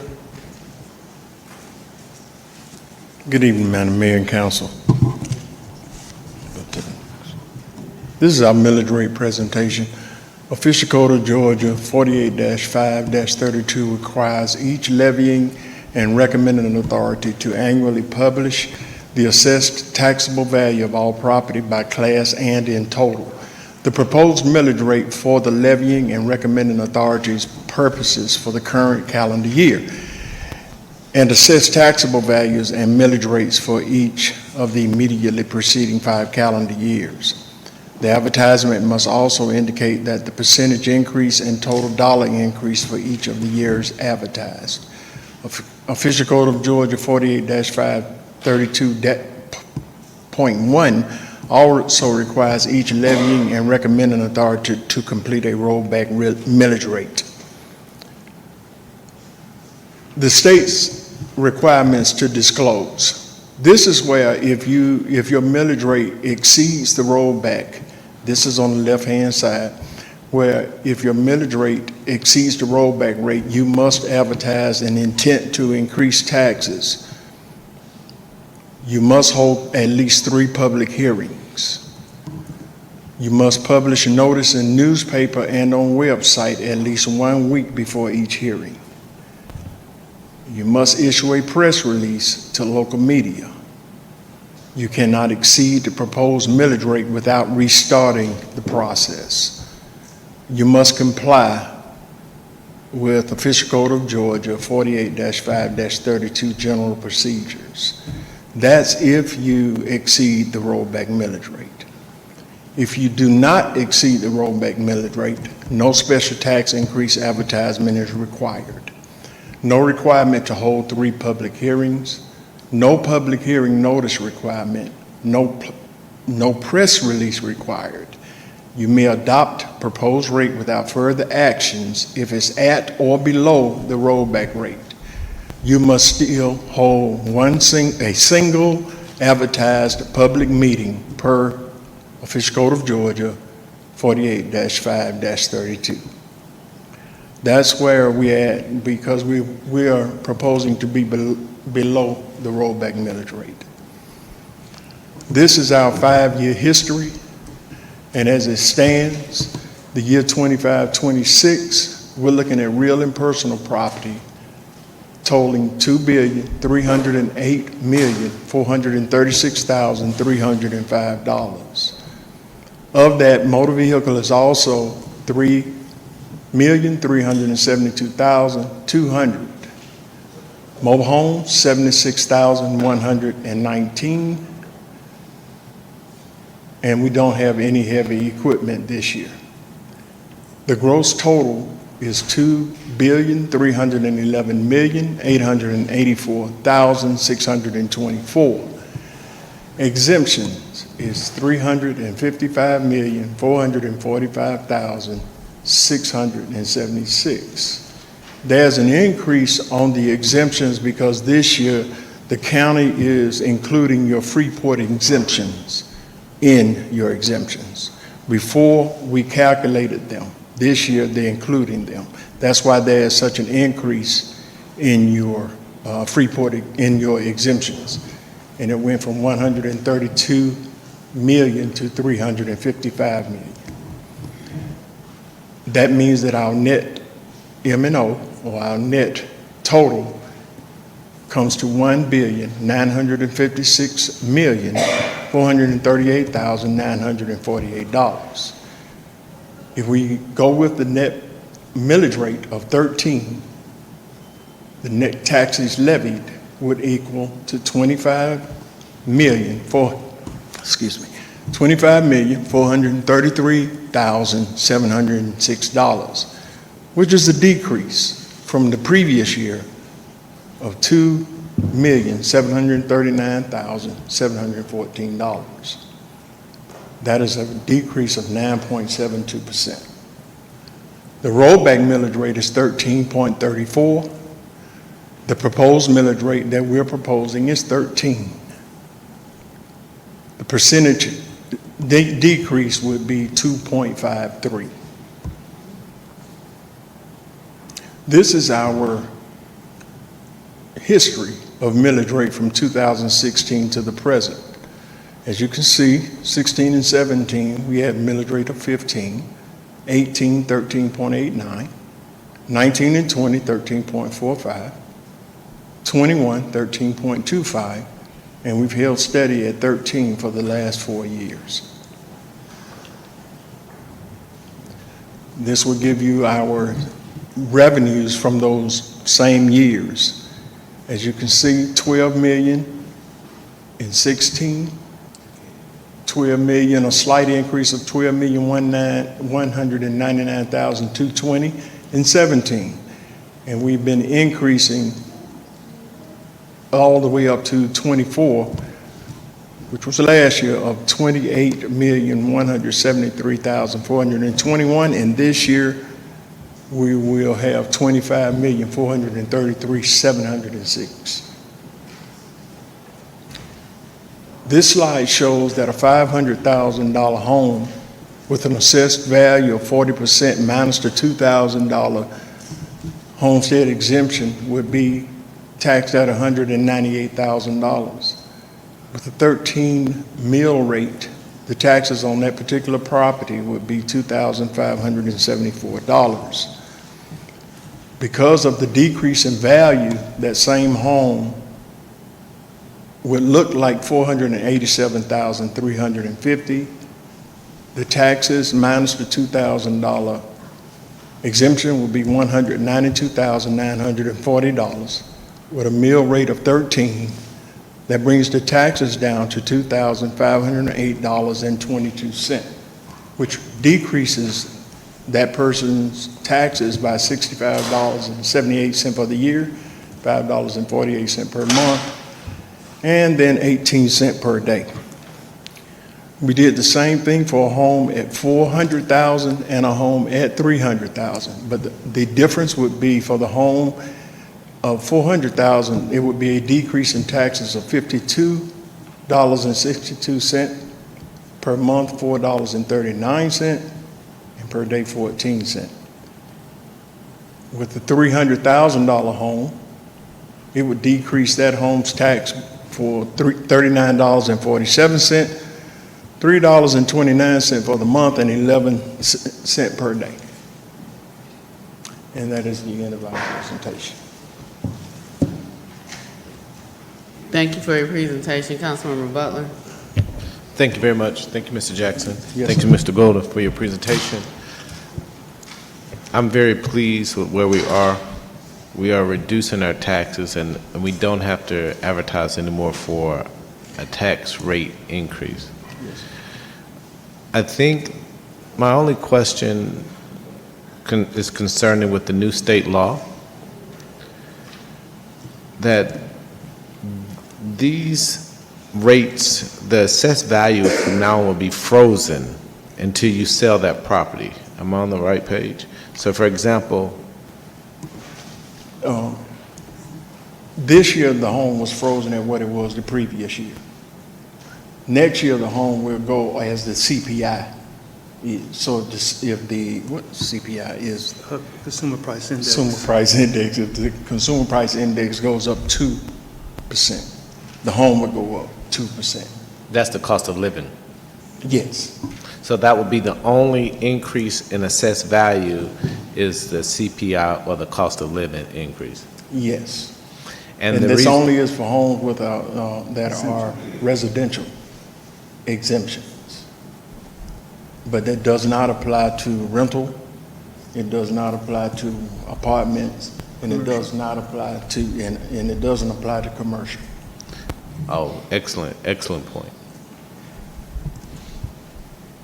So for those who are homeowners, the only increase in assessed value now will be only based upon the 2% cost of living increase, as opposed to when people got sticker shock when their assessed values skyrocketed. Yes.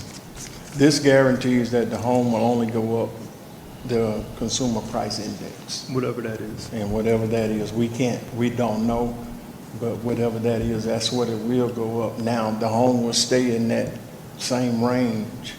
If it's sold, it will then go back to wherever it's sold at. Then it starts from there. Thank you very much. Thank you for your presentation. You're welcome. Councilmember Atkins. Yes, and thank you so much for the presentation as well. I had a question regarding, it wasn't 581. I'm having a brain fart here. The shortfall. So we would collect, based on the assessments, the decrease in assessments, so we would collect about 2.7 million less than the previous year, correct? Correct. Yes. Okay. And in terms of the finance department doing forecasting to figure out how we mitigate that, what would be our city's strategy around that? Absolutely. So when we looked at this, of course, our forecast was a little bit conservative. It was about 90%. We don't collect 100%, so we collect between 90 to 92% of the taxes that we see here. So one of the things that we are looking at, what trends are those revenues such as your loss. We're also looking at those revenues that relate to, it relates to, oh man, I'm sorry. Give me just a moment here. Sure. It just escaped me.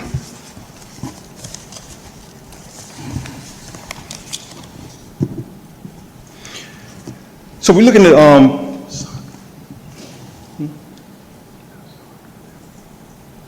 okay.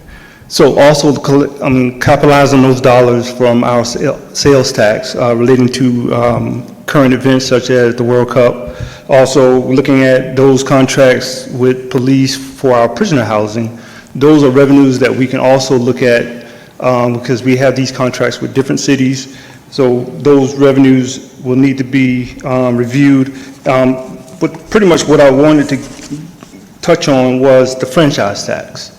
Also looking at those, you brought that up in the past about how do we go about making sure that we get those dollars. So we want to look into that and also try to maximize those dollars. As it relates to our, as a part of that mitigation to make sure that we can make up for the 2.7 million delta, as it relates to hotel motel tax, are we not looking at short-term rentals because they are also subject to hotel motel tax? That's true, but in this case, short-term rental don't qualify. They'll be at the regular rate. What I mean by that is they're not part of the HB 581, so those assessed values will be normal. Yes, so I'm not talking about the assessed value from that, but that's the additional in terms of the hotel motel tax, because they are subject to that. Are we collecting from short-term rentals? Yes, sir, we are. We have a number of short-term rentals that we do collect from. I don't have that figure in front of me, but I can provide that. And are we making sure with that, are we also making sure that we're capturing all of the short-term rentals, because we're using an honor system? So, the city doesn't know if someone is offering a residence up for VRBO, Airbnb, any of those things. They have to actively come to the city to register. So we're using the honor system, correct? That is correct. And so then how do we capture more of those dollars? Because we get tons of complaints. And so I don't know if we're collecting all of the dollars that we can from all of those short-term rentals. Correct.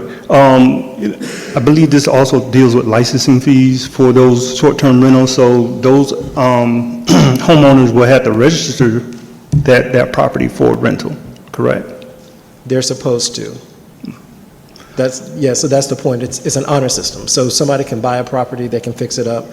If they don't come to the city to register, then there's no official record that it is a short-term rental. Okay. But we can, what we'll have to do is work with our, I can speak to Chief about with code enforcement as well as work with planning to try to come up with a solution to identify those short-term rentals that exist in the city. I mean, I'm happy to see that in terms of House Bill 581 that we are able to offer, and we're not increasing the millage rate. Our homeowners who are living here, their taxes are not going to go up. But we've got a delta of $2.7 million, and so I don't want our services to be impacted. So I just want to make sure that we are, in terms of revenue enhancement, looking at every single option to be able to make up for what we're not collecting through the property tax. Absolutely. All right. Thank you. Thank you. Councilmember Ziegler. Yes, thank you so much for your presentation. Question, was this presented in the Budget and Finance Committee meeting? No, ma'am, it wasn't. Is this something that normally the Budget and Finance Committee looks at? No, we usually present in front of the total body. Okay, but the Budget and Finance Committee doesn't get a preview? I don't think I don't think we had the digest at that time. Okay. And this increase and decrease line, is that, what is that compared to? Is that compared to what we did last year? That is compared to the net taxes that were levied. The change in 28 mil versus 25 is 2.7. Okay. And how does that compare to what was budgeted? What we budgeted was about 22, which is about 90%.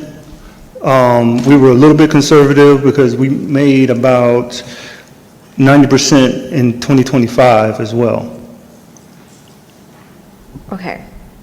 So what was budgeted is 22 million, and you're saying that this is giving us 25 million? Is that what I'm hearing? So what's in front of you is the taxes levied at 100%.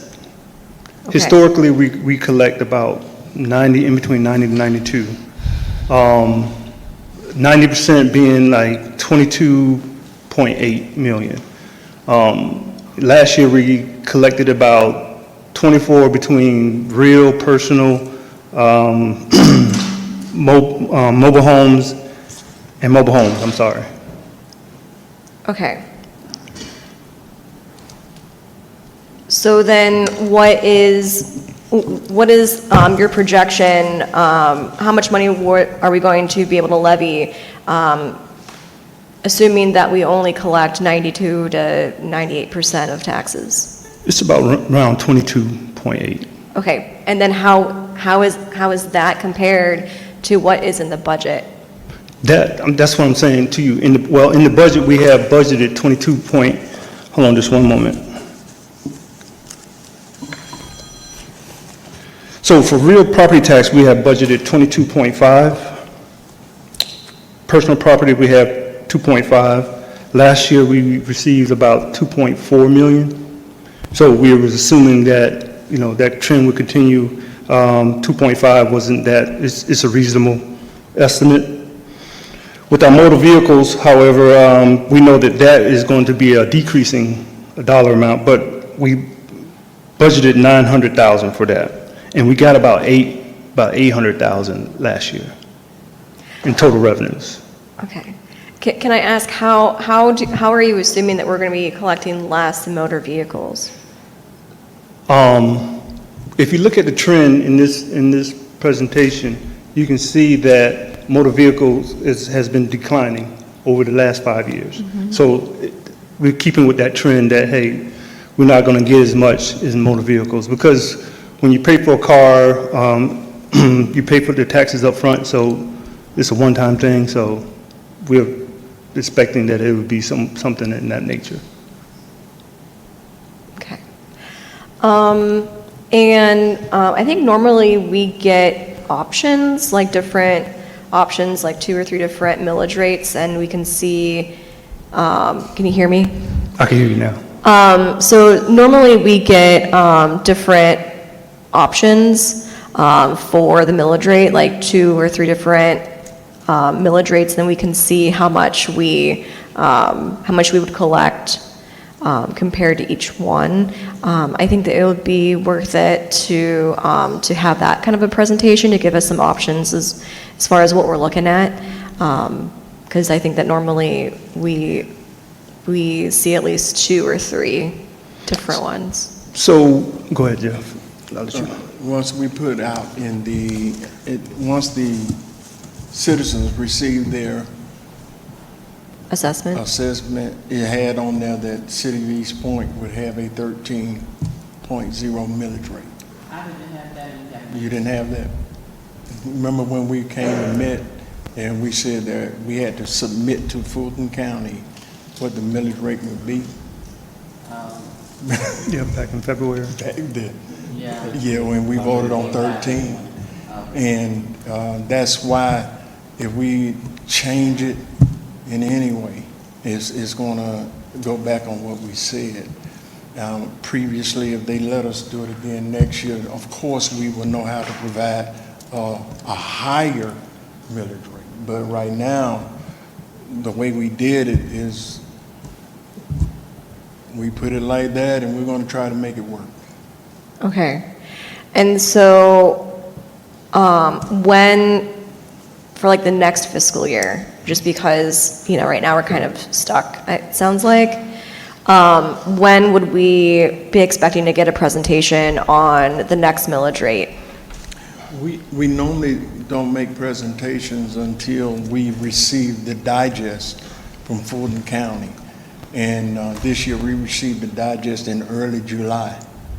But we can't give anything out until we get all the information together. So this is our first time coming through. What we did last year, we met to come up with a millage rate to present to Fulton County to use. If that's what we want to do, we can do that again next year. But we would have to, first of all, can't give you anything until we get a digest, as we wouldn't be able to tell you the values of the homes or anything. Okay, and so remind me, how was it that we determined 13 mills this year ahead of this presentation? When we came for the House Bill 581, we brought before council that we would have to provide Fulton County, I believe, with a millage rate, with an estimated millage Estimated. rate. And what we did was we brought it before council thinking and saying that if we stayed with the 13, we would be able to get where we needed to be in order to fund the city. That's what we brought to the council, and it was agreed upon. So that's where we're at. Okay. And I know that when I got my assessment, Fulton County assessed my house lower than what it had been assessed in Yes, previous years. So then how is it that in your presentation here, it's showing that we're going to be gaining more tax revenue than we did last year for real and personal? Because personal is not on House Bill 581. Okay. Real is on House Bill 581. Personal is not, which means that everything that's out there that's in business, anything that you have designed that's in a home that's used to run business, is going to increase in value. And then you have those homes that are not with a homestead, they're going to increase in value. So it's a lot of things that go into that. And I can't say with the certainty that each year that it's not going to go up. I can say with a certainty that it's not going to go up as high as it used to because of the CPI. Okay. Okay, thank you. You're welcome. Councilmember Butler. Thank you, Madam Mayor. To my colleague, I think that what we've done, and we have to give credit to the state for this one, is we've found a way to minimize exorbitant tax increases on real estate. And so when we came up with this decision at 13, is something that so we can stabilize our digest and you won't get these big jumps in your value, in the values of your home, thus increasing your real property taxes. So I think where we are is a good thing because now you can effectively manage and you know what your real estate property taxes will be in terms of what's coming from the city. And we don't have to worry about these fluctuations. I think what we've done is really made it stable. And so we don't have to really think about, because you were blessed that your property, the assessed value decreased some, so your taxes will be lower. And based on that, if it increases next year, it will only be by the CPI. So I think we've kind of, in essence, reduced property taxes for our residents and made it more stable for them to do it on regarding municipal taxes on their real property. Councilmember Atten. Yes, so, Mr. Jackson, Mr. Golden, here, okay, it's that we're going to collect, based on this projection, $25.4 million, right? What I was able to find in the budget, if this is the latest version, on page 67, under general fund revenue, we used the number, or finance used the number of $26.2 million dollars in that, not the 22 million. But also to your point with that, so I'm not sure how that's going to change in terms of what we have to make up if we need those dollars. But also to your point with House Bill 581 and with our current state in the city of East Point, we have a tremendous amount of rental properties. Is that correct? I can't stay to it. Like about 60% rental, I think. So those will not be subject to 581, so those values can increase, that would help. Correct. And so to your point, those properties as well as real commercial properties will grow, so then our collection rate could still, or not the collection rate, but the amount could still grow, even if the homestead exemptioned properties are subject to the CPI. Correct. And then that's a relief that's offered. But I did just want to say that basically what I was able to find in terms of the revenue assumption on page 67, it was 26 million. Unless that changed, and this is an outdated version that I'm looking at. What are you including in your calculation of 26 million? It's just off the page. I'm just reading it off the page that was Okay. provided from finance. It's page 67. Okay. Under the heading of general fund revenue, revenue assumptions. Okay. That section. Okay. So I'm just reading it out. That's total tax that we plan on collecting. That number includes other numbers such as, I think, the insurance premium tax, as well as the delinquent in the current and prior year and current year taxes. When it comes to looking at and comparing it to this presentation, it's the real property tax, personal property tax, and the motor vehicles and mobile homes, I'm sorry, as when it comes to the revenues that we project for the taxes levied at 90%. Okay. All right. Thank you. Yeah, following up on that, it's actually 26,230,000 in the proposed budget. And so I hear what you're saying, but this is still creating a $1.2 million deficit from what was included in the proposed. The adopted budget still hasn't yet been posted online. So the only thing we have online is the proposed budget. So assuming this is the one that was adopted, that's the number that was used. I'm not sure when the adopted budget is going to be posted online. We're now 2 months, or at least a month and a half past adoption. So, because it was done on the 30th. So yeah, we're about in the middle of August. So when will the adopted budget be posted online?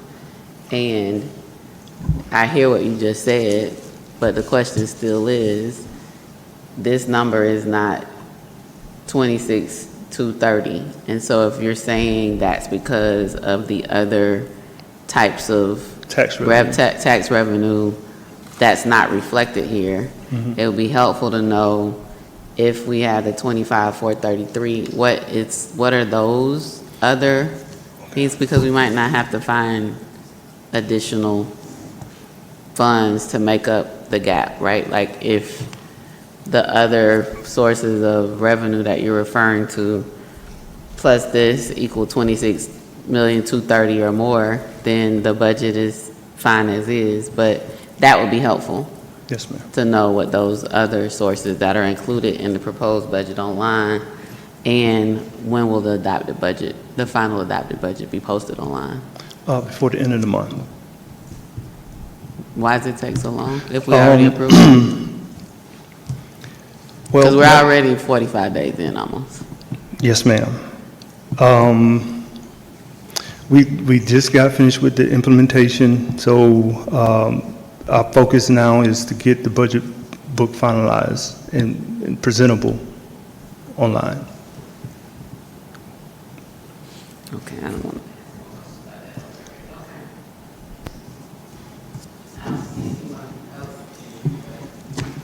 I'm talking about 60 days to put the final budget online. Yes. Or more.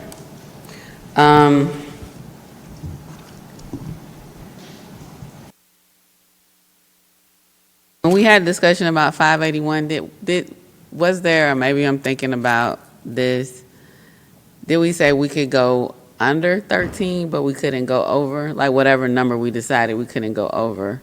And then now, because to collect the same amount, we'd have to go up to 13.34. That's why we're kind of in the conundrum. We can't go up. Like the 13.34 would give us the revenue from last year, which would be higher than what we already did with 581. So with 581, we can go down, but we can't go up. It's not the House bill, it's what your estimated rollback was. And so the estimated rollback should have been high so that you would have had room to play right? So you should, maybe the estimated rollback could have been 16 or 20 or, whatever. And then when you got the digest, you would have room, because it's not going to be 20, right?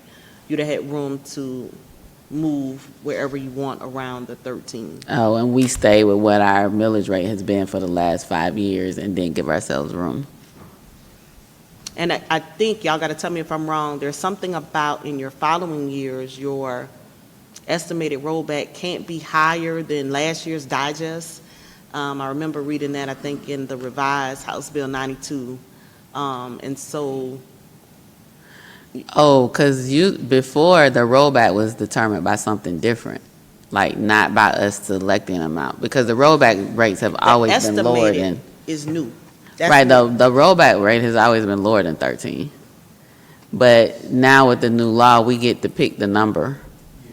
And based upon the number we picked, because I was wondering why the rollback was 13, because it's never been, it was like 12 something last time. 11, yeah, sometimes it's 11.5. Yeah, in the sometimes past. it's 12. Right. In the past, but because of the different changes In the law, way they right. calculated, it went up.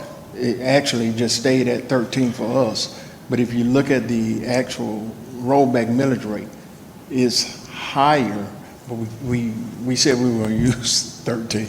Yeah, but that's because we chose the number, because the Exactly. law has changed and now the rollback isn't calculated like it's been calculated in the past.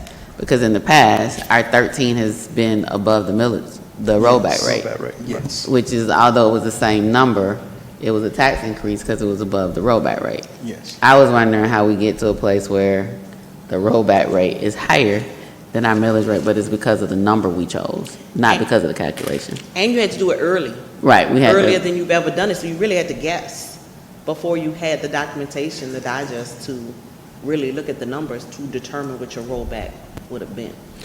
is there ever a possibility to reset our rollback back? Or does the CPI now determine like the CPI on top of the 13 is gonna be our rollback in the future? Is that how it works? In the future, the CPI is going to determine Estimated the value. ceiling of the value that they can go up to. So our rollback doesn't change from this point forward? I don't want to say that. Can I look at that? Yeah, if you can look at that, because this is a whole new way, like, Right. this is the first time in 12 years, right? Like, that rollback is determined this way. So I'd like to know if moving forward, like, we decided what our rollback would be, based upon a conservative estimate, because we didn't have the information. But moving forward, what does that mean for the rollback Will in the we be future? able to reset it every year? Right, like, are we locked at 13 and everything just continues to be based upon that? Or is there opportunity at some point to reset based upon actual numbers and stuff like that? All right. Thank you so much. Next up, municipal option sales tax. Mr. Jones. Oh, question, what do we need to do? So we only have to have, based on your thing, this is a decrease from the rollback, so we have to have one public hearing.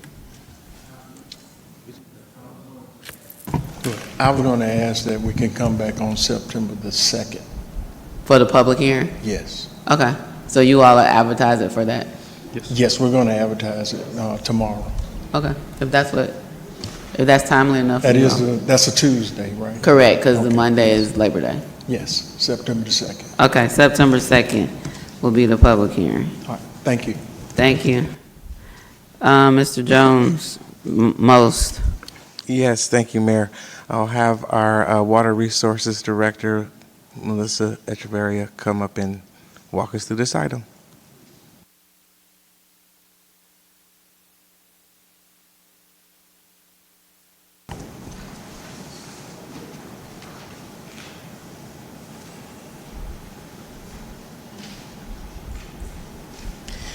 Good evening, Madam Mayor and council members.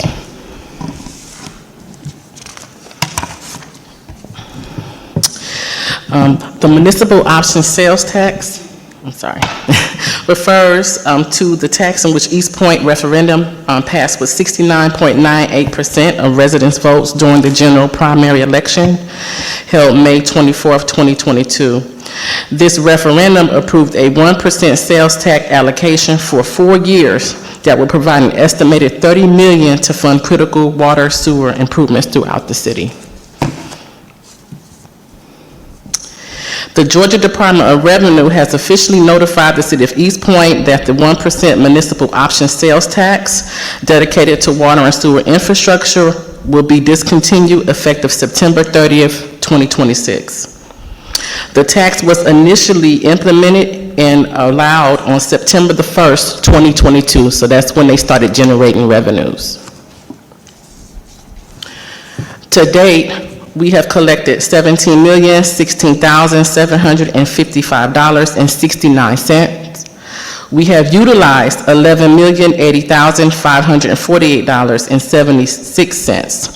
The difference is we have just begun fiscal year 2026 and we have not used the capital budget yet. So we will fully utilize the $17 million. So our system still needs quite a bit of improvements and repairs.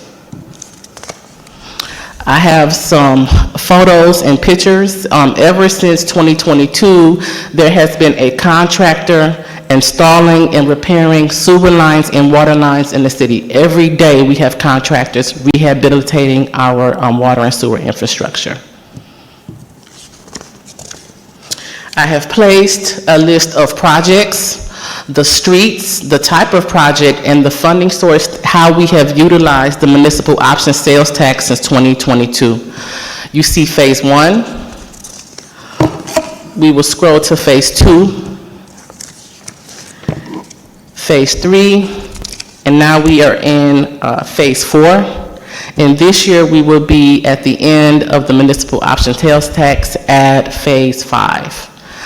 We average about $544,000 per month from sales tax from the municipal option sales tax. With the successful acquisition of funding through the municipal option sales tax, the Water and Sewer Department has made significant strides in improving the infrastructure and services for the community. One of the primary accomplishments has been the replacement of aging critical water and sewer lines. This essential upgrade ensures a more reliable and efficient water system. This is reducing the leaks and breaks that can lead to major service interruptions. Prior to the most being implemented and adopted, we averaged 1 water main break per week. And now we are going into probably having 1 per month.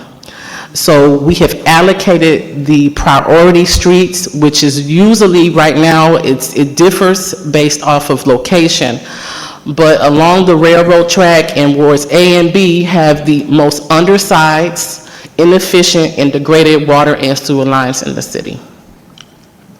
We have provided regular maintenance and repairs of water and sewer pumps. We have prioritized that. This proactive approach has enhanced the operational efficiency of the system, minimizing downtime and ensuring consistent service delivery to the community. The water treatment plant that was built in 1950, we have an entire wing that has been remodeled. It has undergone significant remodeling to meet compliance standards with Georgia Environmental Protection Division, and this includes updates and enhancements that make sure that our plant is operating at its peak efficiency and providing safe and clean drinking water to our residents. And so for us, compliance and regulations are crucial. To address the pressing issues of PFAS, per- and polyalkyl substances, we have invested $500,000 of the municipal option sales tax in granulated activated carbon filters. As of April of this year, ahead of the 2029 deadline, our system is reporting non-detectable limits of 6 PFAS, so we are 100% in compliance above the 2029 deadline. The combined efforts and infrastructure improvements and maintenance have led to a noticeable reduction in our water outages and also our sewer overflows.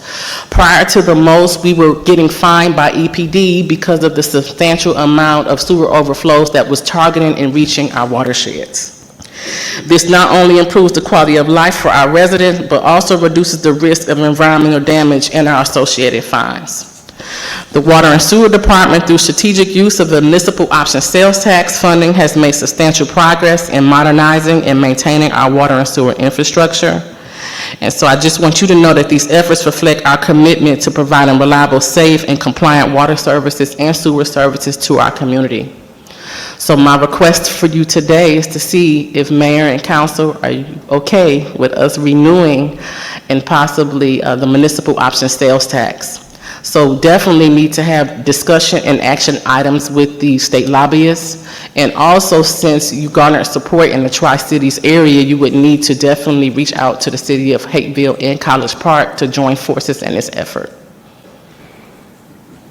So thank you so much with that. But I don't see anyone in right now. I'll open with some updates from Hapeville and College Park.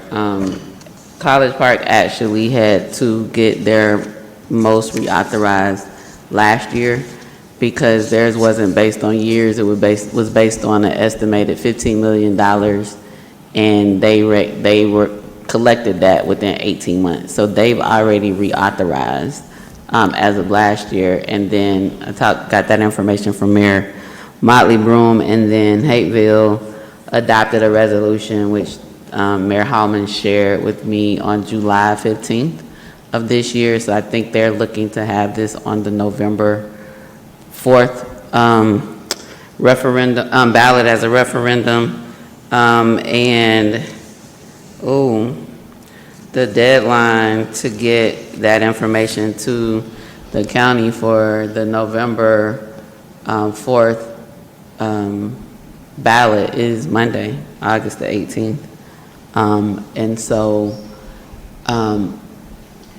the state lobbyist indicates that we should probably try and do it, because we don't get to reauthorize it. The residents have to approve the referendum again. We get to adopt a resolution to say we want it on the ballot.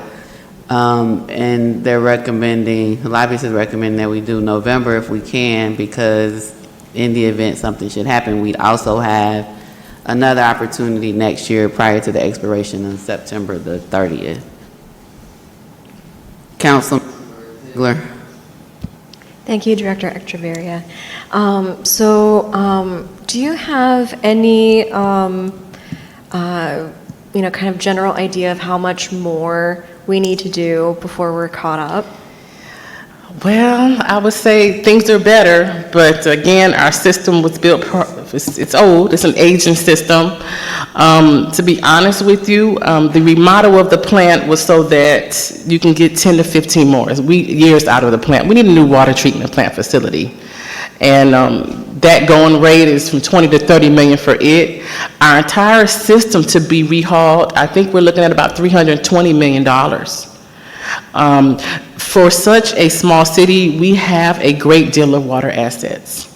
And also with us not having a rate increase in 13 years, it's just hard to keep up with the maintenance, engineering firms, the cost. So it's a lot. I feel if this is passed for another 4 years, I can put the money where we definitely need it, and the city can decide from there about rates and other options. Included, and I've applied for so many grants, and we've been successful in that to offset the cost directly to residents, and I'm going to continue in that effort. But again, just it's expensive. I just need to let you know that. After COVID, we're looking at a 40% increase in materials costs, engineering costs. So definitely, when it comes to water and sewer and any type of pipe, it is expensive to do so. Gotcha.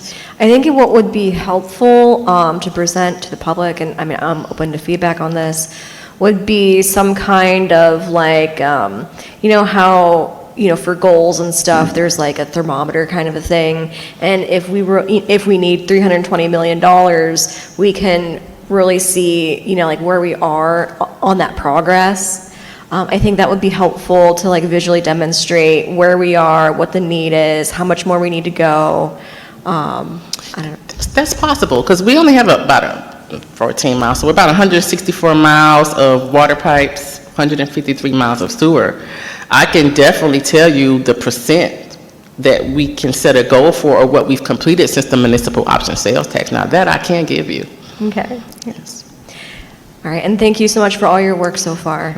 We know that it's a lot of work, and this is extremely challenging. Thank you so much for your leadership. Councilmember Atkins.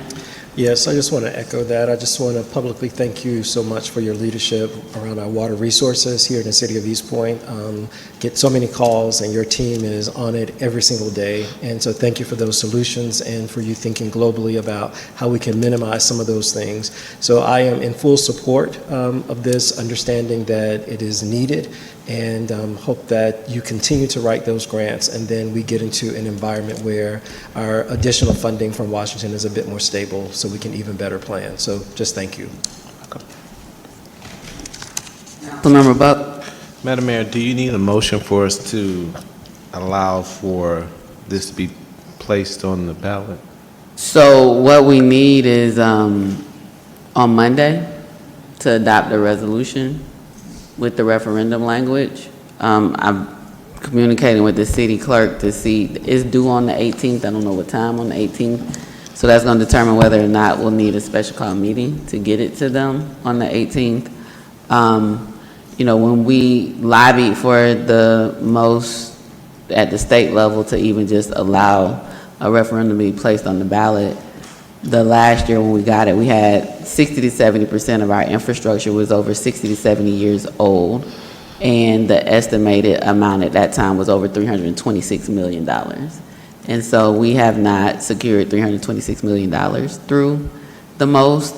Our federal legislators, our senators, our representatives, they have been amazing to help us even leverage the money that we're getting through this. So I think what Councilmember Ziegler is talking about is phase 2. So once we authorize the resolution, we can't campaign for it, but we can share information about it and about what it would be used for, and so the thermometer is showing what we've done and all those things can be a part of that information. I don't want to call it a campaign, I forget how they say it, but we need to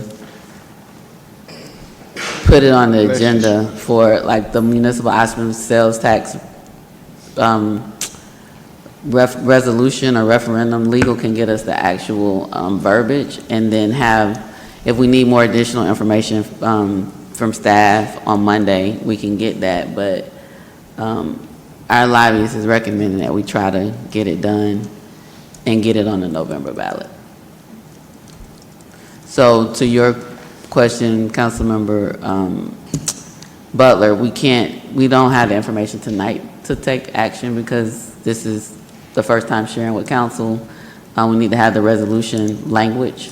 The city clerk said she just heard back from the county today on the deadline and the form and stuff that needs to be completed. So she, along with the city manager, city attorney, and our water resources director can work on that this week. And just be on the lookout in the event that we need to call a special call meeting on Monday to be able to get it in timely would be. So we know it's going to make the agenda, we're just not sure what time right now. Any other questions? Councilmember Butler? No, ma'am. All right, so Monday, we will have an agenda item for municipal option sales tax resolution or whatever title we need to figure out. It's that resolution, well, it's because we won't do it on consent. Let's just place it on the agenda. And this week, we can figure all of those things out and what time we need to have it in on the 18th. Thank you, ma'am. And I echo the city sentiment on your leadership. And I feel really good. I keep saying this. I think we're the first city in the country that has started treating for PFAS. Everybody else is testing, and by law has until 2029 to keep testing before they have to start treating. And we're already treating and ensuring that our water is clean. So, thank you. Councilmember Butler. And may I also say, I can remember us meeting in executive session over at the annex where you first brought this to us. Yeah, I think, I might have been a council member. No, I think I had just started as a You were the mayor. mayor, and you were the very first person to bring that to our attention, so we got to put you in that too. Thanks. Yeah, they were trying to get us to file a lawsuit back then. Yeah. But lawsuits take as a lawyer, I know lawsuits take forever. But this leadership actually has us already treating, and Senator Ossoff called me on the 1st. He said I could share it with the team. It's not final yet, but he serves on appropriations now and was able to get bipartisan support for $1.2 million for PFAS filters, another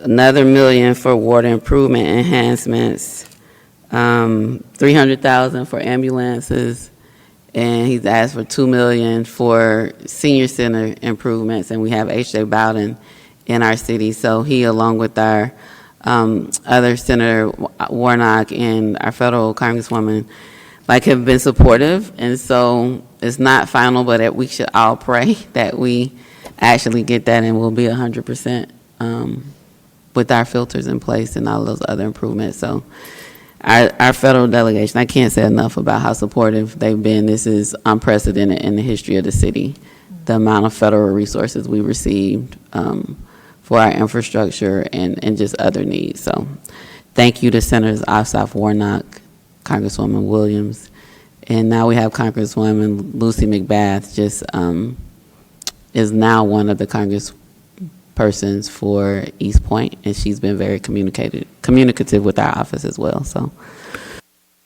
next up, municipal policy, deep fake, and illegal rollerboat calls. Councilmember Mitchell. Thank you. So I added this presentation to the agenda in response to a deeply troubling incident that happened over the weekend. So a fake robocall generated using artificial intelligence to clone my voice was distributed throughout our community. This call was not just an attempt to sully my reputation, it was a calculated act designed to mislead residents and interfere with our democratic process. So I have filed a police report. The incident report number is 25-008-227, and I have contacted the Federal Communication Commission, the FCC, to request a full investigation. But right now, our local police do not have the clear authority to penalize this kind of conduct at the city level. So I think this is an ideal time for us to discuss creating local policy that adds more protection without conflicting state and federal laws. So our police department will have laws they can enforce to make these crimes punishable by fines and other penalties on the city level. I do see 2 police officers. Did the chief brief you on any AI? Are you prepared tonight to speak? If not, that's fine. We could push it back. Investigation too, so. Pressure, Mike. I'm not sure if where the investigation is currently, but the process of the investigation, when we had this happen previously, we had to notify and do the phone carrier and go backwards with the phone carrier and find out who the actual phone carrier and the company that sent out the call. Okay. Thank you. I wasn't sure if he touched base with you. I know it was.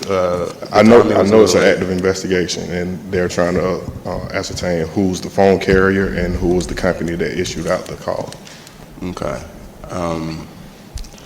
Thank you. That's pretty much. But I do think this is something we need to think about for the future. This is new technology. It changed. You know, these are new. It's new times, right? So I would definitely appreciate your help. And to my colleagues, what type of policy we can put in place, because at the end of the day, this could be any of us. So I think it's important that you address this mostly sooner than later. But thank you, sir. And I yield. Officer, is there an ordinance in place right now that you feel you all have the authority to investigate these types of reports or complaints? If they identify themselves as a council member or the recording identifies as a council member, we can investigate it as a fraud.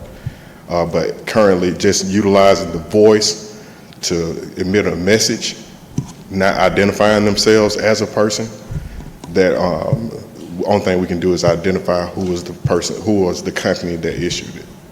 So in this situation where you're doing the investigation, I'm not asking you to comment on the investigation since it's an active investigation. You believe that based upon the use of Councilmember Mitchell's name, that would give the authority for a potential fraud charge? Yes, ma'am. And so I think, you know, having the discussion with city manager, police, and legal around if there are other ordinances or, you know, amendments to existing ordinances or creation of new ordinances that council may need to consider that hasn't been preempted by the federal or state government, right? Yes, ma'am. You know, Councilmember Mitchell, I don't know if you want to put this on the September 8th work session to see if they have any information, not about your active investigation, but just around ordinances that are opportunity. If there, he said they might be able to look at it under fraud, but if there's something else. Yeah, that's fine. Is that okay with you? Yes, sir. Okay, yeah, that'll work. So September 8th work session, and that's just what, if anything additional, can we do locally? And what can we already do locally? So council needs to keep in mind that any recordings or any public speeches that can be recorded, that bad actors have the ability to record those and then rechange it and utilize your voices. So that's, unfortunately, that's where we at with AI. Some bad actors utilize that for criminal activity. So just keep that in mind. Like what Mr. Mitchell, or Councilman Mitchell did, is make us aware of it so that, you know, anything that was said during that or those roll calls can be immediately addressed and countered whatever statement was made. All righty, Councilmember Ziegler.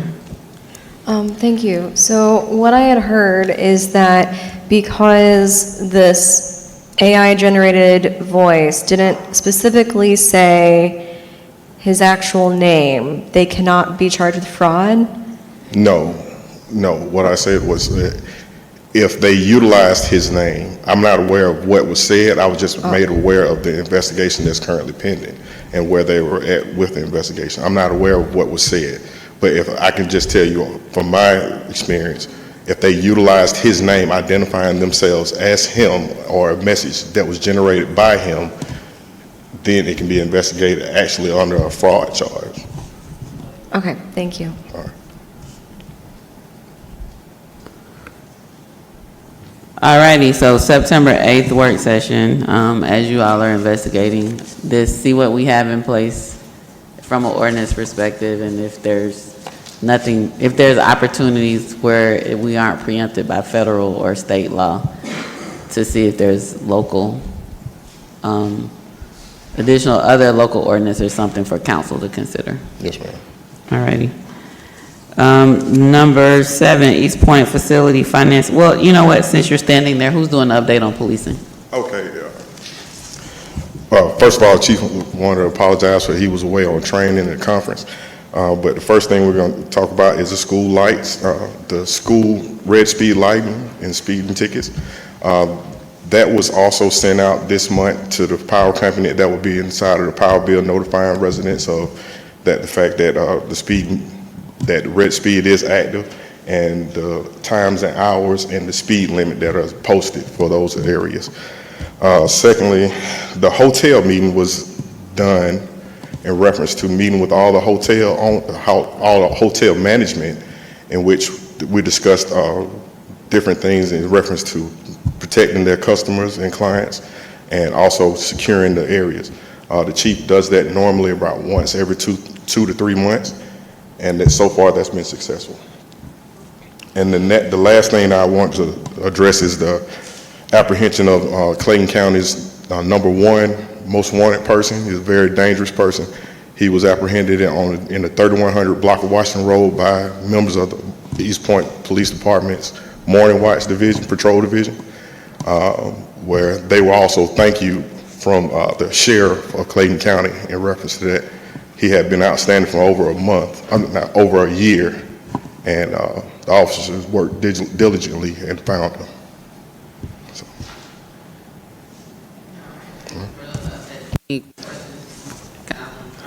I have a question. What time is the school active for giving out tickets? So the Red Speed system activates an hour prior to school and an hour and a half after. So it's giving the time for any people walking, children walking, or any children leaving the school. So if the school ends, let's say Paul D. West ends at 4 o'clock, then it's still active until 5? Yes, ma'am. Okay. Next question, and I think I brought this up the last time. Illegal boarding house or rooming house, 2757 DeLoe Drive, right there. I've said it several times. Yes, ma'am. And it's like every day more cars would come and stay, and and they were voted, it was voted against not to turn it into a, I forgot what they were coming up for, a multifamily something, but it's a residential home that's being used as a boarding house. I have to take basis with the head of code enforcement, but from my understanding, if I'm thinking about the same residents, they have been cited prior to this.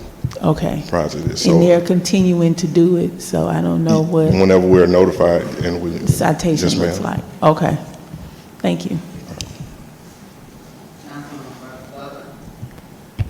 With the red zone for the school districts, does it cut off in the middle of school or is it on all day? It does deactivate actually during the school. So what we end up finding out, and we got with Red Speed, that the lighting, the activation lights were not active. So some of the patrons and those tickets were excused in reference to that specific camera. But the lights activate during the times that it is ticketed.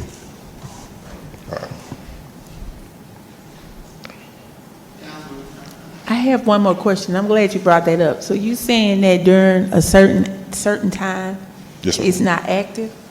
So when the light basically So let's say at 12 o'clock, at 12 o'clock, is it active then? no. It's not supposed to be, it's not, during hours where the students are not frequenting the streets, from my understanding, it's not active, no. Interesting. Because I got a ticket in the mail. For 12 o'clock? Yes. Okay. I'll And I look had into to it. look at the calendar because I said, wait a minute, I think I was at work. But it was a day, I must have been at home, but that's interesting. During 12 o'clock, during school hours, in the last 2 weeks. Well, it hasn't been 2 weeks, it's maybe like. Because what we found out this past summer, that none of the tickets were being issued during the summertime. Because we didn't. It wasn't in the summertime, but I think it was before school ended. Okay, I'll look into that. Okay. All right.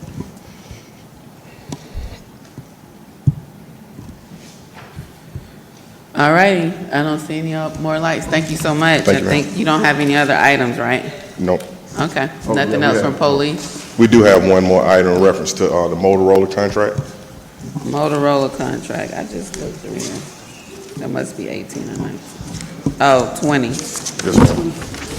The Motorola contract in reference to, Is this a renewal of an option? yes, ma'am. it Within the is. contract? Yes, ma'am. It's currently utilized as like basically the help desk for Motorola because we utilize Motorola radios. And how many options are left in the contract, do you know? We don't have it with us. We don't have that information. I don't have it with me.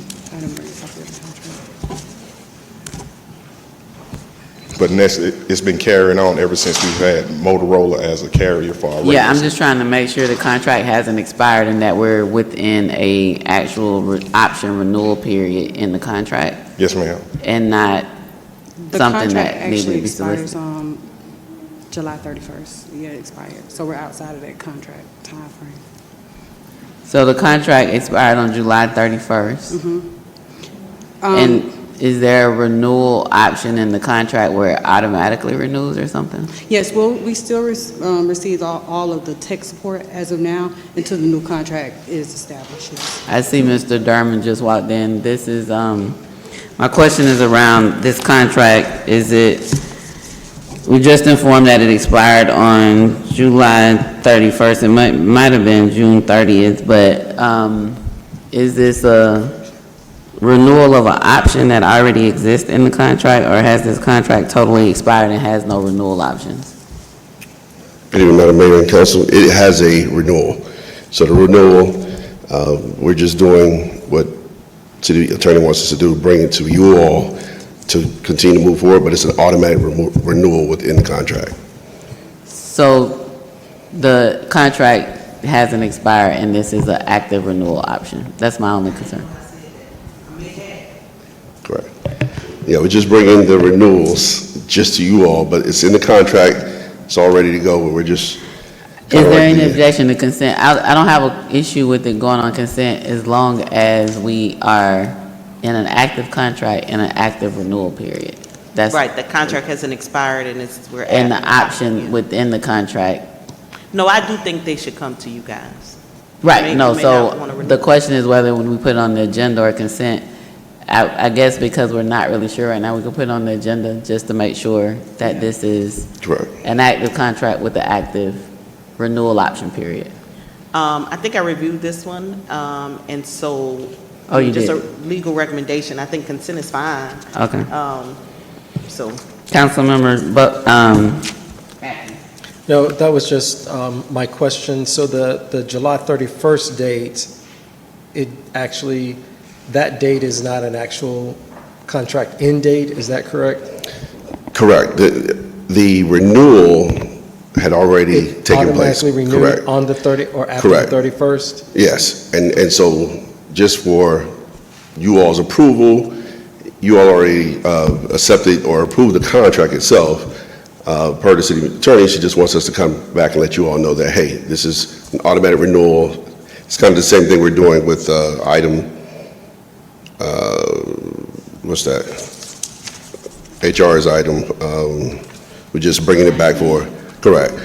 Just letting you all know that this is a renewal that was in the contract and it's automatic.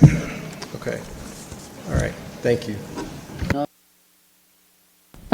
You mentioned item 19, the workers' comp. Is this the same situation? Because this doesn't say renewal. This says contract extension number 2. Yeah. So I guess it's the same thing. It's the same thing. Somehow or another, the verbiage got changed, but it is just for a renewal. Ms. Jessie doesn't need to have to City come up Attorney, here. have you looked at this? USIS Inc. Mm-hmm.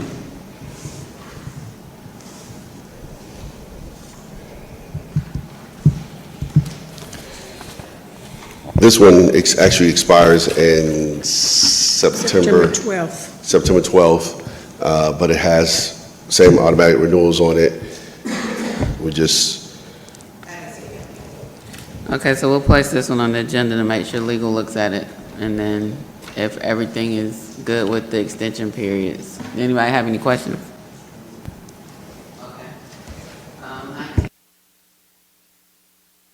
East Point Facility Financing Plan, Mr. Jones. Yes, Mayor, thank you. Over the last several meetings, we've had a presentation from our financial advisor. You know what, Mr. Jones, I'm sorry. I hate to interrupt you. I was just looking at this. I'm trying to get staff out of here. You'll be here with us with the other items. Sure. And I noticed that there are only a few other items that have staff before we're just at council discussion. So let's go to 18, donation surplus tower truck and command unit. Who are we donating that to? It's Fleet Services Fire Department. I don't see anybody from fire. They were here. He may be outside. All right, while we're looking for them, item number 31, Hapeville Water and Sewer Contract Extension, Ms. Echevarria.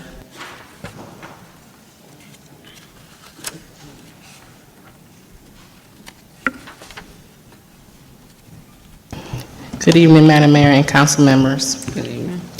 My request tonight is for council to review and approval of the City of Hapeville Water Contract Extension. The last contract was executed on September the 8th, 2015, and the existing contract expires September 22, 2025. Under the terms of the existing agreement, water is supplied to the City of Hapeville at a wholesale rate of $3.50 per 1,000 gallons. The request for the extension came last week from the City of Hapeville, and so they're asking for an additional 3 months at the existing wholesale water rate at $3.50 per 1,000 gallons until December 22, 2025. Well, I've drafted new rates. They just are asking for more time for their legal counsel and for the next council meeting for them to be able to approve it. So it's not a question whether they're going to buy water for us or not. It's more just the legality and also making sure they have an opportunity to look at it, review it, and take it to their council members and board. Councilmember Butler. Madam Mayor, you asked the same question I was going to ask, but if we decide to make a change in our rates, how would that affect our partners? We're not. We only have 2 wholesale water contracts, and that's with the City of Hapeville and College Park. So this existing contract in 2015, I was here, but not in the capacity as a director. The College Park contract, I drafted myself, and they're on different terms. I'm hoping to extend another 10-year contract to Hapeville. The water usage varies from year to year. At one point, they were in the top 3 of our wholesale customers, and now they're just in the top 10 water customers for the city of East Point. You have provisions in your agreements that will prevent for us coming up with a shortfall if we have to change rates. No, it's not going to be a shortfall. We're going to, at the existing rate in the existing contract, just extend it 3 months. No, I'm not talking about that part. I'll ask the same question with the mayor. What happens next? What happens after that? Yeah, the only thing is you said earlier today, we haven't changed our rates in 13 years? No, so these are water rates for East Point residents. Our wholesale customers are on a contractual obligation. Hapeville's contract is a 10-year contract. College Park is a 6-year contract. So it just varies depending on negotiations. But you're just saying that it won't affect, if we have to change our rates, it won't affect theirs? Oh, the rates will increase. I plan on it. Okay. Yes. After the 90 days. That's correct, yeah. That's what we're negotiating now. And then I'll bring that to you for you to adopt. Okay, thank you. But the rates will change because the cost of treating water is changing. Thank you. Yes. No, those were my questions. Thank you so much. Okay. Any objection?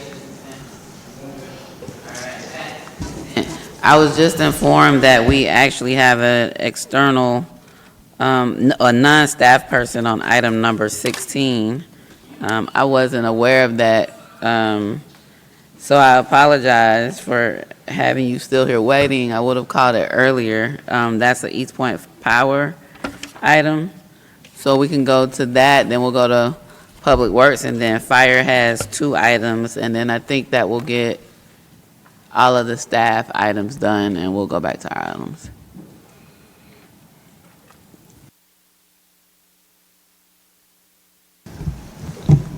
Good evening, Mayor and Council. I have with me Lisa Persons, Project Manager, to answer any questions you guys may have about the Acceleron prepayment project.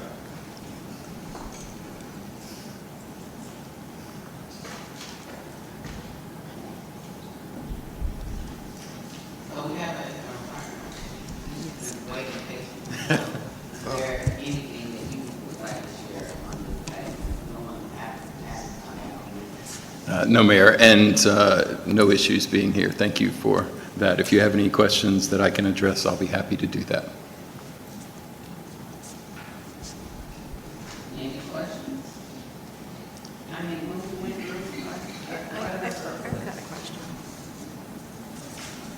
I think,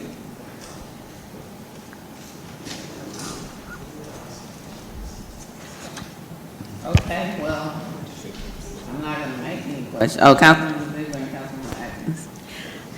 Hello again. Thank you so much for coming. When you say that this is a pilot program, is that a pilot just for us, or is the program itself a pilot? The pilot is a program for us. Okay, thank you. You're welcome. Councilmember Atkins.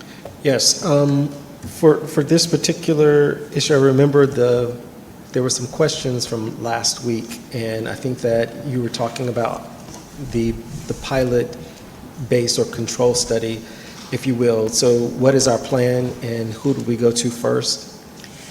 So the pilot, when we were speaking of rolling it out, it was on a voluntary basis, and we were trying to roll it out to people who wanted to voluntarily be in the program. We talked about the people who had bad debt. We also talked about the apartment complexes, but that was later on. So those were just ideas of who the pilot would be, but it is first asked for those on a voluntary basis. Okay. And that's going to be our pilot. So I thought I heard last week that you were going to look at some apartment complexes and focus on those first, and then maybe make it available to other residents in the city. Initially, we spoke about the apartment complexes, but then when we went back to revisit it, we looked at the bad debt being the first ones, and then the apartment complexes was maybe second or third in the phase. Okay, great. And you guys, as a part of, if the body decides to move forward, will then create a strategy to inform the citizens and maybe attend neighborhood association meetings, because there'll be questions and all of those things. Is that a part of your strategy for? Yes, we do plan on hosting a town hall soon, and we'll also have information for it there, but we are going to go out into the community and have informational sessions about the program. All right, thank you. Yes, okay. I had a couple of questions, and they were, has it been vetted by the IT team? We have not done anything with IT as of yet. We wanted to know how you guys wanted to move forward. Okay, okay. That was a question that I had on last week. But I think that how you're rolling it out, just gathering information at this point, I think that that's a pretty safe space just to see who would be interested in this program, because it might not be a need to move further. So you're just at the community outreach stage, correct? Yes, getting the information out to the citizens and seeing who would be interested in it. Thank you. You're welcome. All right, any objections to consent? If it makes consent, you're good on Monday. Councilmember Martin Rogers. So once you've done this outreach work, will you come back with the numbers and the pros versus the cons? Yes, we will. Thank you. All right, consent agenda. Thank you all so much. Next up.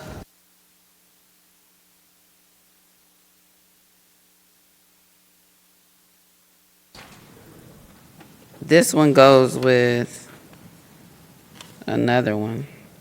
15 and 35, I think, go together.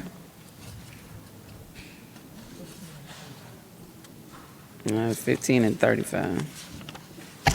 Yes, ma'am, that's correct. Good evening, Mayor and Council. Yes. This evening, we're presenting this line item number 15 for the agreement with the City of Atlanta for the Welcome Bridge project for the right-of-way construction and maintenance. At this time, we're trying to get the agreement from Mayor and Council so we can partner with the AACID to get land acquisition for the project. Okay, can we just start with, did we find out whether or not we're trying to buy this and give it back to Atlanta? Yes, ma'am, we still are, and they actually said in the meeting that it would be facetious to change the orient of where we are right now with the MOU with the CID. A city attorney, did you talk to them? They're like, how do we use city taxpayers' dollars to buy something, improve it, and give it to Atlanta? We don't have to, it's no funding, we don't have to spend any money. This all paid by CID, it's already covered. We don't have to spend any money for this acquisition. The only thing is, the land be turned over to us for the construction process, and we'll turn it back over to the city of Atlanta, so we wouldn't even have to worry about maintenance or anything. But why are we doing that? Why isn't the city of Atlanta constructing their own? Like, why are we doing work for Atlanta, not getting paid? Are we getting paid? Pull that up. Says GDOT fully reimbursable. So reimbursable means it's got to come up front. Oh, you're talking about number 35. I mean, I think, aren't 35 and 15 together or no? 35 and 15 are two different ones, but they're all connected to that same project. Okay. Yes, ma'am. And with 35,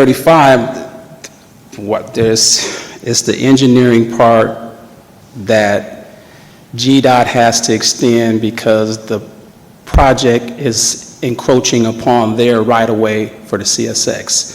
So what GDOT has said to us, with us being a partner with the CID, we will pay that $30,000 up front and then be reimbursed by them.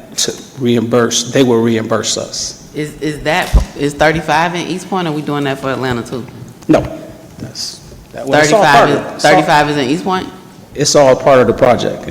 Yes, it's all part of the project. The East Point $30,000 East Point and Atlanta. Yes, ma'am, that's the question. But no, the 30,000 for 35.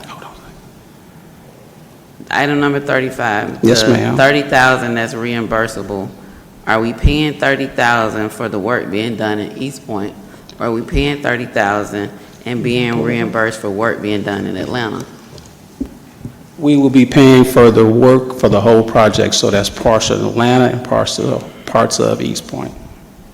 Atlanta has no MOU with the CID, so in this project at all. I just feel like we're really stuck. I just feel like the question is just not being answered. Well, I don't understand how legally we are doing work for the city of Atlanta, for property that's in Atlanta, that doesn't benefit East Point, that's going back to Atlanta. Like, that question still hasn't been answered. And this conversation started when I was a council member. Yes, ma'am. I mean, but we still here tonight, and there's no answer to that question. I'm not trying to not be a collaborative partner, but I really don't understand. Attorney So what I have is the 2022 MOU that the city entered into with the CID, the Airport West Community Improvement District. And what it explains in the whereas clauses is that the intersection of the project is within the boundaries of East Point and the CID. So I'm here in Atlanta, but it sounds like that they have distinguished themselves from Atlanta to the extent that they're calling the project area CID jurisdiction, which likely probably is within the city of Atlanta. The MOU goes on to say that, you know, the improvement of the traffic operations, improvement of traffic operations, at Camp Creek and Welcome All Road.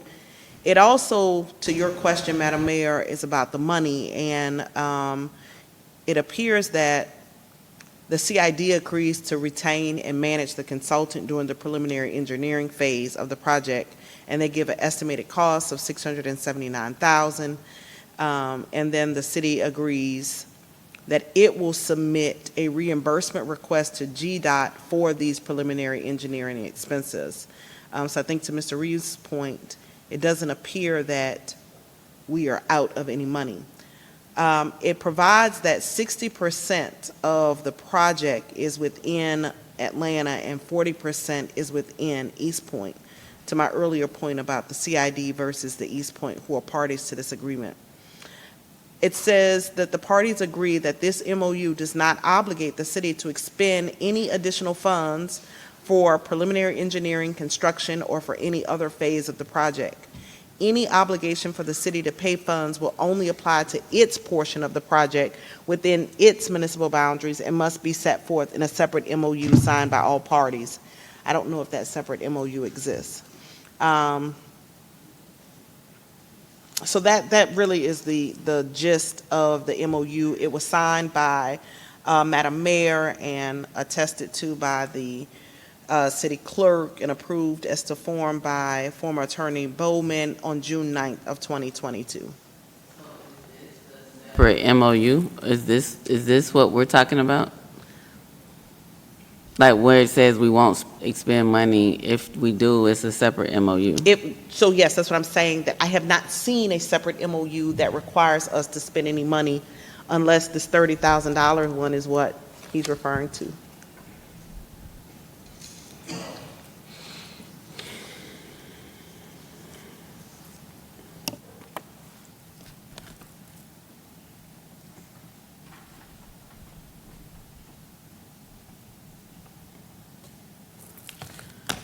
I don't know, Councilman, but I feel like I'm the only one still asking the same questions. It keeps coming back. If this is, that just says we're not spending any money. If we do, there'll be a separate MOU. The question is this that separate MOU that's referenced? Because that doesn't obligate us to any financial. This one that I referenced is not. Correct. Or any really work. It just says we'll do whatever is in East Point. So is this in East Point, and is this the separate MOU allocating funds for work in East Point? Councilmember Buck. So in this diagram you're presenting, where's the bridge? Is that the green part? So if you see this yellow line right here, that's the city limit between East Point and Atlanta. The track of land that proposed for the acquisition comes down from here. Could you, I can't hear you, Director Reeves, I'm sorry. Go where it says, right on the other side of the yellow. There's a blue line tributary, which is the Camp Creek, which is divider right there for the city of East Point and Atlanta, and that yellow line is the city limits. So the bridge, if you go up there to the top, existing bridge will be right up there where the cursor is, the current. So in the redesign of the bridge and the road, it would come down, coming south, right there where the highlight is, connecting with the Camp Creek. Now, as the mayor said,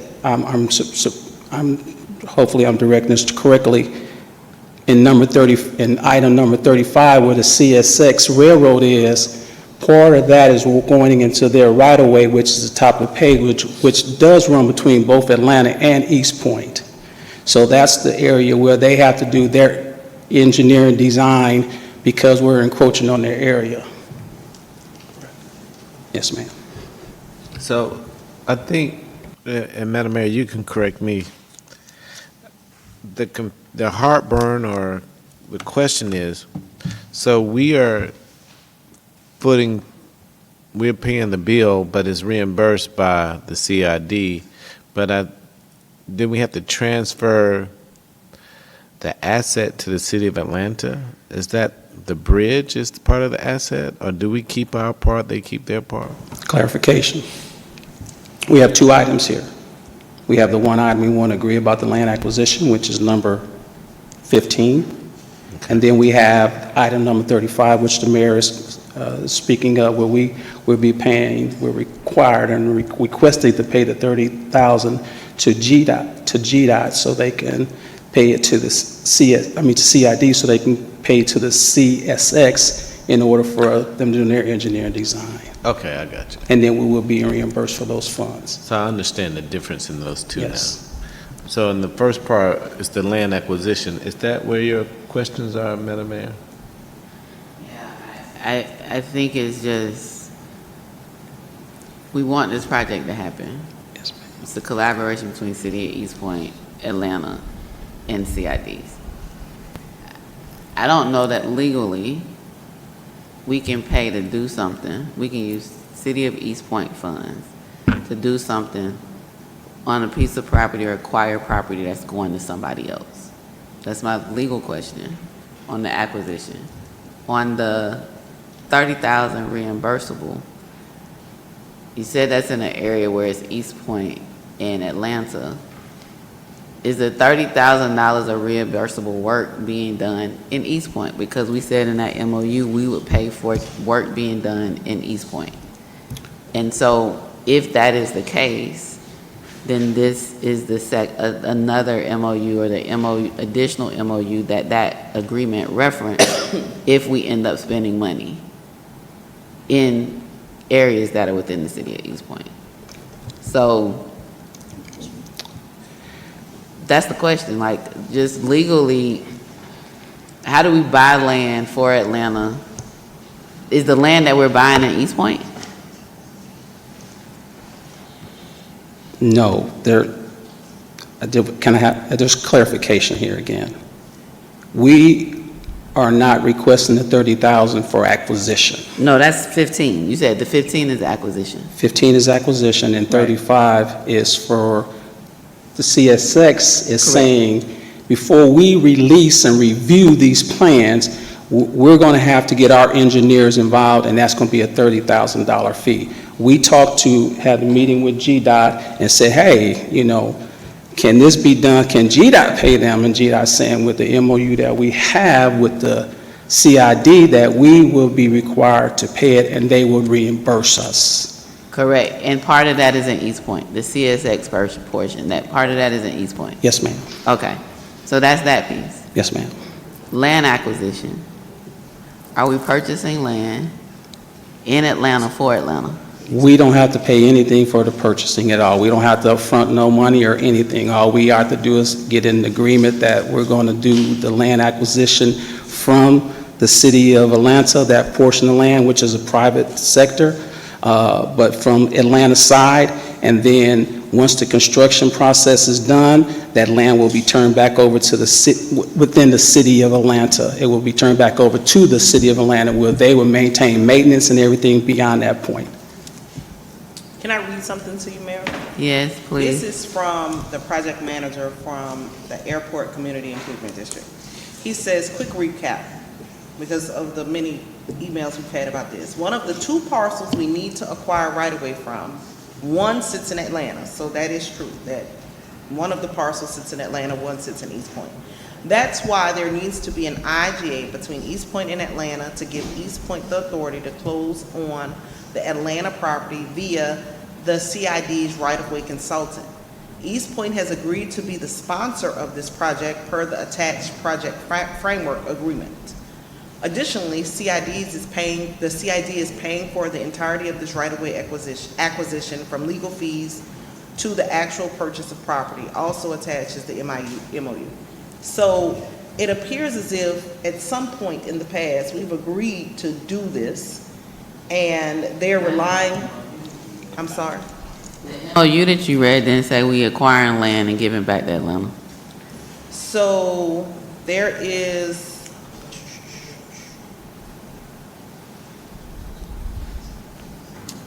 give me 1 second, let me go back to it. And then we have council member comments and council member actions. While I'm pulling it back up, I can defer. Council member comments, council member actions. Thank you, Madam Mayor. So I understand, I'm trying to make sure that I'm clear on what the mayor is saying with regards to, we are buying it from Atlanta, gonna do the repairs or whatever, and then we're gonna give it back to Atlanta. It's from a private property owner in Atlanta, one of the parcels is. Okay. We would get right of way from that private property. Mm-hmm. So instead of us doing that, why doesn't Atlanta just do it? And like CID give them the money to do whatever? It appears because at some point the city agreed to be the project sponsor. I'm not sure why Atlanta didn't agree to be the project sponsor. Right, because we're going to get it fixed. Right, but like being the project sponsor, how does that mean that we have to acquire property? Because we're the project sponsor, that we have to acquire property from a private property owner in Atlanta, for Atlanta, do the work and give it back to Atlanta. Like, just because we're the project sponsor, like, I don't understand. In the MOU that you read that we signed in 2022, it just says we're gonna work, we're gonna do what's in our city, they're gonna do what's in their city. If there's any money being paid, we're gonna pay for what's in our city, they're gonna pay for what's in their city. And then give it to them all together, and then they. Right, and then it all comes together, like, this number 15 doesn't sound like that. This sounds like the property's not in East Point. We're gonna buy property that's in Atlanta from a private person, improve the property, and instead of maintaining the ownership of it and the benefit of ownership, we're gonna then give it to Atlanta, who does have the O&M on it, right? Operation and maintenance, they have to continue to maintain it, but that's just where I'm stuck. I don't, being a sponsor doesn't, there's nothing in that agreement that says a sponsor is somebody who buys property for another city, improves the property, and then gives the property back to the other city. Councilmember comments and Councilman. Okay, so you said that the private owner of that area, that is in East Point. No, it's in Atlanta. I mean, No. That particular parcel that we're referring to acquiring construction easements from, it's not a full land acquisition, it is in Atlanta. And just for clarity on what is in that area, is drainage structures like storm drains and everything. So in order to construct that part of the project, they had to acquire like permanent construction easements from a property owner in the city of Atlanta. So all we're really doing is, like you said the key word, easement. Yes. We need to get permission.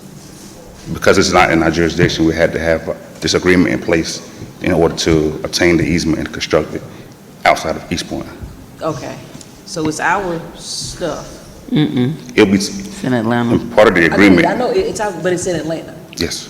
And in order for us to get over there to do repairs to our stuff or whatever it is, we need to come onto this property here that's in Atlanta. Yes. Okay. I'm tracking. Okay, gotcha. Thank you, I yield. Councilmember Atkins. Okay, thank you. So I just want to make sure I can reconcile this. If what Attorney Wiggins said is that the CID is going to pay for the acquisition, is that correct? Yes, sir. Okay, and then there's got to be work done. Is the CID also paying for the work? Because I also thought I heard Director Reeves said that we're not paying for anything. So Is that right? That we had a formal executed construction agreement from GDOT. That'll be a completely separate agreement at that time. So this is just an agreement for us to acquire the property. We're still working out all the mechanics of the funding with GDOT now on whether we're going to have to match it 20% or they're going to fully fund it. But that's going to be a separate agreement that will come back to Mayor and Council. So at this So we're point, putting the land acquisition before the agreement is worked out, because if we acquire the land, then it's in East Point. And then if we can't come to terms, because it sounds like there's going to then be a conveyance of that land to Atlanta, correct? so part of our last conversation on that, to that point was us doing an immediate conveyance to Atlanta. Immediate, Conveyance, instead of us waiting until the project's complete, could we just immediately acquire and flip it over to them? And Atlanta was agreeable to that arrangement so that we didn't have to wait 2 years of owning land for construction. They would take on immediate ownership. So we could do an immediate deed transfer over for that easement. So okay, so one of the options is to acquire the right-of-way from the private owner in Atlanta. CID would pay for that acquisition. yes, And then to do a, for lack of a better term, a quit-claim deed. Yes. Convey that then immediately over to Atlanta. Yes. And then it's in Atlanta, and then they would pay for any of the improvements. no, the improvements will still be a same part of the project in which we're the sponsor for. It's just, it gives us the right to construct in that area.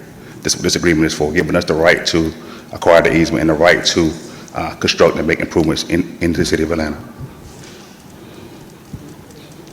Okay. So without that, without any type of MOU with them. We don't have any type of jurisdictional legal instrument to make that happen.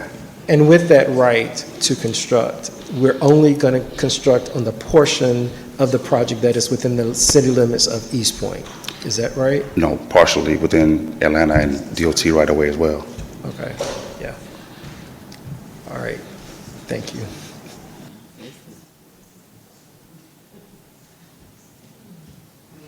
Sounds like we might be able to be good on 35.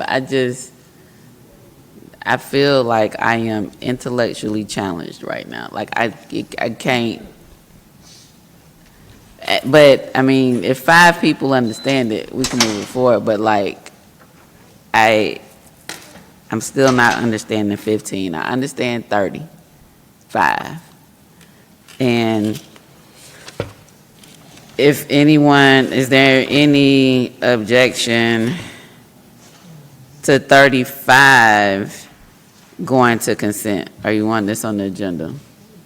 35 is the CSX area, which is part in East Point in Atlanta. We pay $30,000, we get it back. I understand that part. We're not gonna lose any money, and part of it is in East Point. 35, does anybody have any objection to 35 being on consent? No. 15, I mean, if y'all can get 5, I literally, I don't know if because it's just 10 o'clock, so it's not really that late. I'm not tracking. I mean, if we're giving it back to them, that means we're not even gonna have an easement. We're giving it to Atlanta. We're not saying we're buying an easement. We're not buying the property, making improvements, and keeping an easement ownership. You said we're buying the property that's in Atlanta from a private owner, making improvements, and then giving it to Atlanta with no property ownership.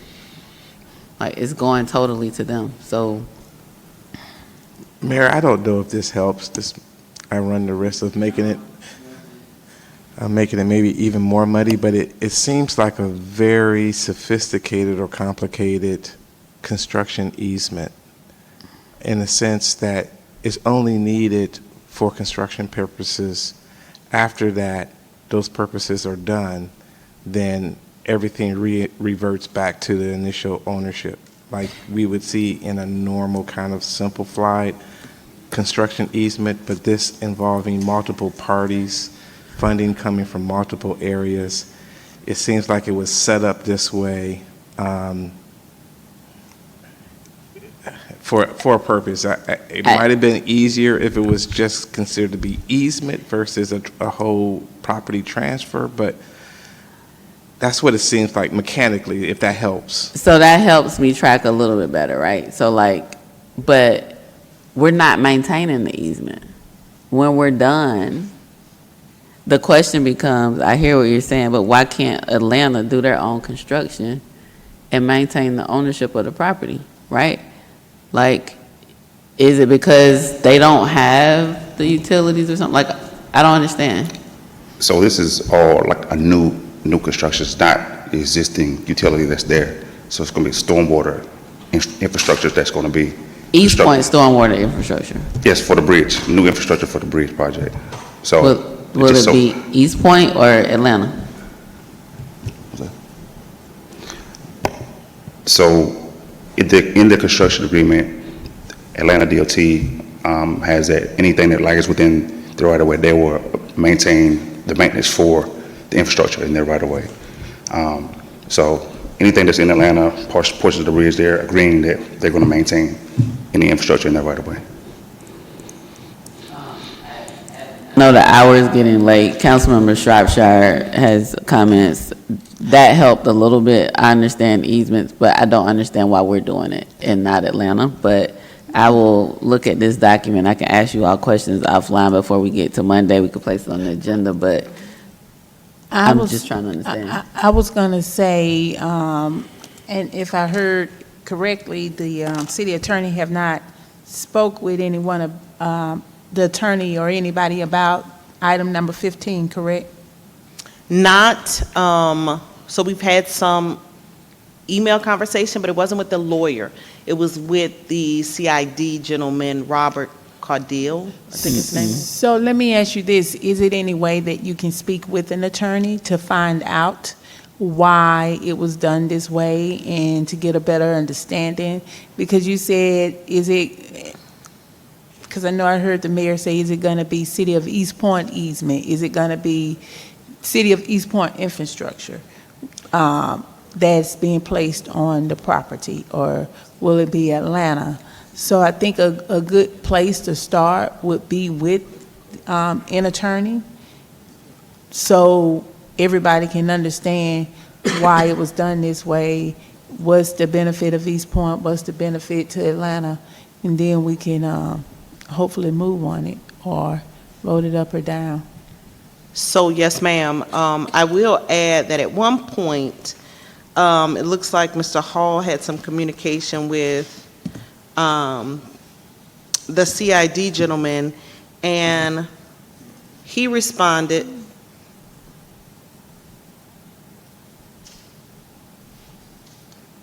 Both parcels can be acquired, one into ATL DOT and the other one into East Point on the closing documents. So at some point, they contemplated the elimination of East Point transferring the easements back over to Atlanta. And so what we need to make sure is that the IGA that's currently before you has made that change. And I think that will get us there if there is the need to not do the transfer back to the mayor's point. Mm-hmm.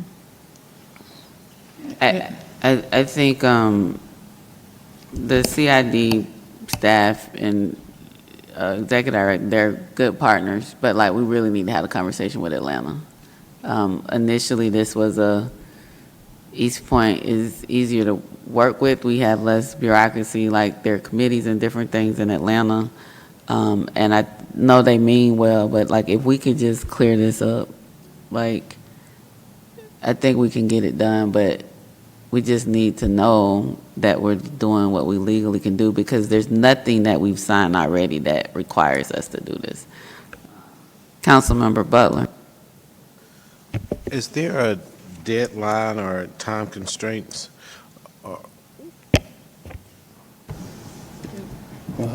Yes, sir. Really wanted it last month.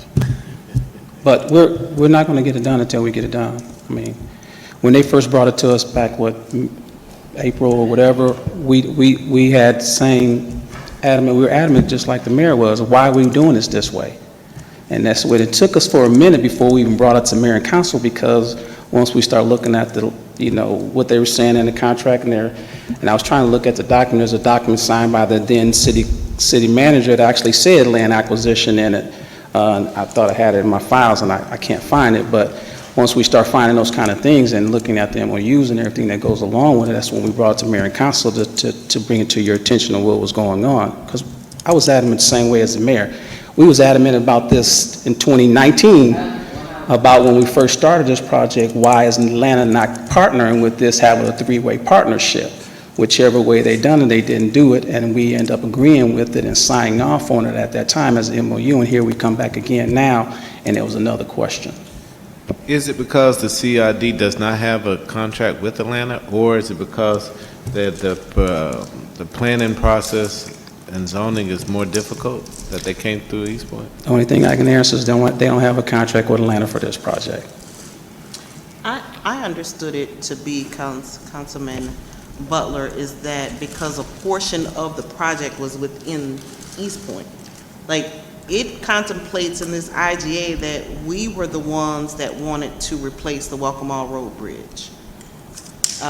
So, I mean, if it's more than that, certainly I yield, but the documents, whoever drafted this, I would imagine it was the CID folks, they indicate that we're the ones that initiated this. So I think, which is correct, the CID did initiate it, and when they came back and said that they initiated the project, but they couldn't get the funding from GDOT, without having an MOU with the municipality, which was what they were reaching out to us. So I don't know if they reached out to Atlanta or not. We asked them about that at that time, and this is what they came up with. So, let me just boil it down to the least common denominator. We know we need to change this traffic on Welcome On to Kelp Creek. And so, we come up and we put the initial funding and go through everything. But once we transfer that bridge asset to Atlanta, they become responsible for the maintenance and the upkeep of that. Is that where we are? Yes, sir. So we won't have to do that. Will No, the sir. CID have to do it? No, sir, Atlanta. So in that way, it looks like it benefits us. Yes. I mean, it benefits us because we don't have to spend any money. It's just the fact of going through this process of transferring and transferring back. That was, that's what probably everybody in here is probably saying, why we got to transfer when it's Atlanta, but Atlanta does not have an agreement with CID for this project. That's probably that's the main thing. They don't have an agreement in this project. Okay, thank you. Councilmember Martin, right? And thank you, and thanks for the dialogue on this. Is it possible, Madam City Attorney can just take the lead on this and work with you all on this and come back to us? Yes, ma'am. Like, since it's been, Yeah, I know you want to try to have it last month. We can put it on for Monday, but the city of East Point and the city of Atlanta have to talk. It Yeah. cannot be through the CID. The CID has their desire or that idea of how this project should work. And I get it, they're a regional convener. Legally, we have to make sure that we're doing what we legally can do in either city. You know what I'm saying? Like, it's not to stop, but I feel like I'm having a flashback literally to when former Councilmember Gordon was on council and we met with Gerald in the CID office when I was a council member and was asking the same question about this whole project. And we're here, so like the conversation I think needs to transition from CID to East Point and Atlanta talking through this, because as municipalities, local governments, there are things that we can and cannot do legally, and just trying to figure out how to make it work. Like, I'm not saying don't make it work, but we just need to make sure we're doing what we legally can do, regardless of desires. We agree. So, we can put it on for Monday, and if those legal conversations happen, and legal in Atlanta and legal in East Point have gone through this, and they can share with us how we can legally do these things, then maybe we get it done on Monday. But if they haven't, then put it on for such and such. I'm not trying to play it, I just want to make sure we're good and decent order. So 35 is going to consent, and this one is just going for agenda. Yes, ma'am. We're good.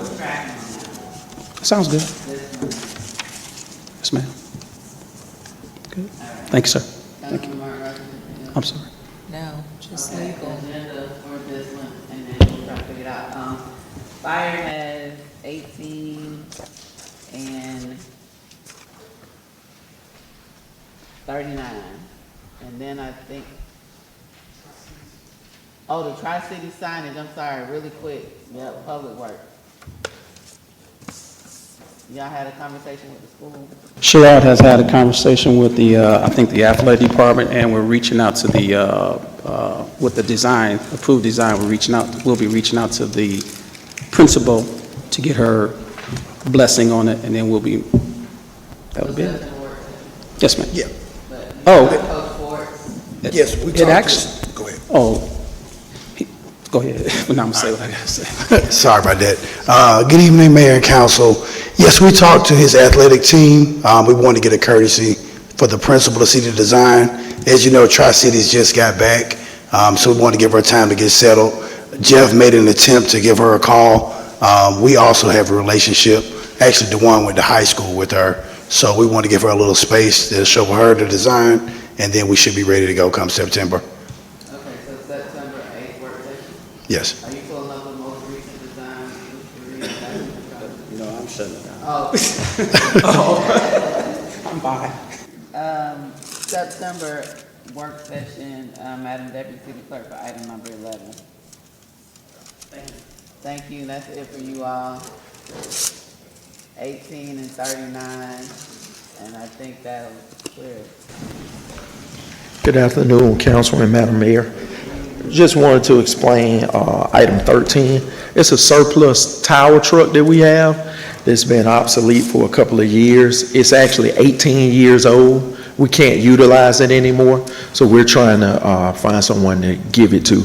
The thing about it is we're in a situation now where either we have to crush it or give it away because it can't. I'm sorry. Go ahead, I got it. Oh, okay. We can't, actually the ladder, it's a 100-foot ladder. We can't put anybody on it because it hasn't passed the ladder test, and we're looking at about $200,000 just to repair that ladder. And that ladder, even if we repaired it at $200,000, that wouldn't cover the engine and the transmission, which is 18 years old. So the next item that we have is to replace that vehicle.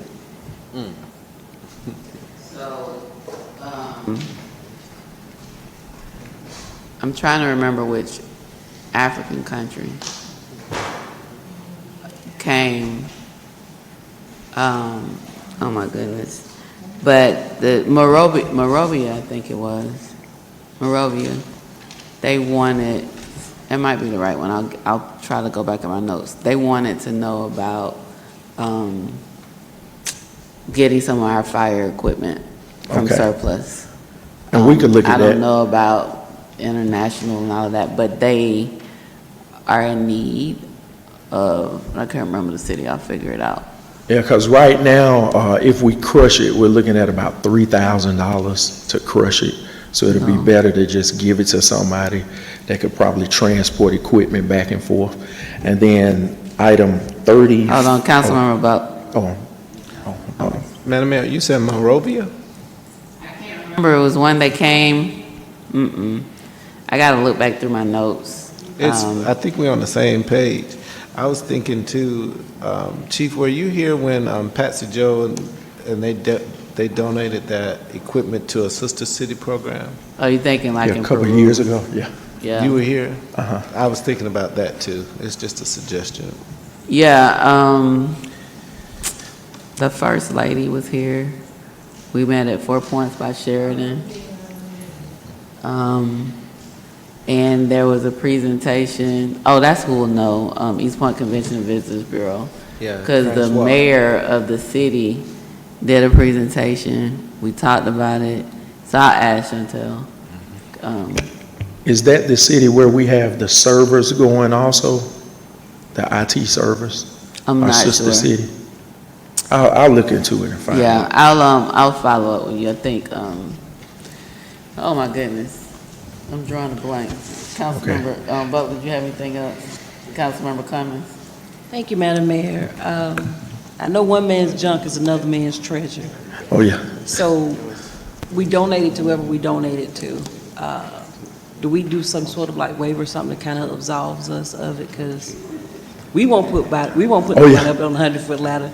I don't want them to throw nobody up there. And then Yeah, we'll definitely get with legal on it Okay. to see how we need to transition with it. Okay. It's just that, as you know, being in the fire service, once the ladder goes out of service, you can't put anybody on it, or it's a liability issue for us. So that's why we don't utilize it.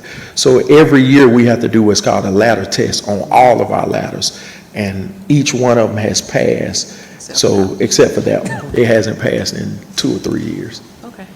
So it's time to get rid of it. And the next one, which is item 35, is to actually replace that ladder. Now, it's a total of $1.4 million, but we're not paying that up front. We're actually doing a lease purchase to finance it. It'll be $300,000 down, and I think we have a 5% interest rate on it. And we did it over, we're looking at doing it over 10 years, and we'll get that contract to the attorney once we get it. But this was approved in our capital budget for 1.4 to replace that ladder. Now, the wait time on an engine is 2 years, and the wait time on a ladder is 3 years to build it. And we have one that we've already identified, and it's ready to go. All we have to do is put down the down payment. of $300,000. And when I put that in the capital for this year, so it's actually, I'm asking you all permission to actually get it. 39. Oh, I'm sorry, I said 35, I apologize. No, I missed the number. I'm just saying you're talking about the other item. Yes, ma'am. Yes, Okay. On 18, you just need us to authorize the surplus of it? Yes, ma'am. And then you can decide, like, it is Monrovia Okay, in Liberia. gotcha. And then, so we can, any objection to consent on 18? And 39, 1.4 mil? Yes, ma'am. It's not CIP a, budget? so the 1.4 mil, and that, believe it or not, that's a great rate. That's why we jumped on it. So a ladder truck is 2.5 for a basic. Now, the one that we have now, which is ladder 1, it's a 100-foot ladder, but it's a 2015, which by NFPA code, it says that a ladder truck or engine should be in service for 10 years. And then on a ladder, you can go 5 years as a backup. So that's 15 years. So this one here, the 2007, is 18 years old. Yeah. So I need to replace that one. That's what I'm looking to No replace. objection, I just want to make sure you got the Oh. money. You said it's in your CIP? capital? Yes, ma'am, it's in the CIP. Okay, and are you piggybacking? on Yes, this? ma'am. Okay. Cooperative agreement, NPP. Yes. Okay. Any objection to 39 on consent? Okay, all right. Thank you, Madam Thank Mayor y'all. and Council. Oh, I'm so sorry. And very quick. Councilmember Martin. Thank right? you, very quick, while we have you here, Chief, can you just give us a brief update on fire stations 3 and 5? Yes, so fire station, All right, I'm sorry. I promise I'll be. It's okay. So fire station Don't 3 do- is don't complete. It's completed, and I provided to the city manager in the city manager's report. Fire station 5, we actually got out of plan review, and we actually started construction on Monday. So Monday, they started construction, tearing out the walls to redo everything. So that started as of Monday. And I'll have the schedule, we have a meeting, is it Wednesday? We have a meeting this Wednesday, and I'll be able to give you a timeline on it. But the construction started Monday. Yes, ma'am.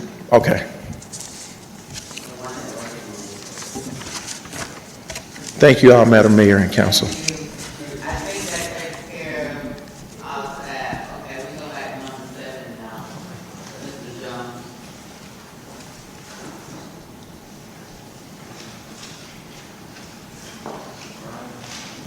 I find my paperwork here. Okay. So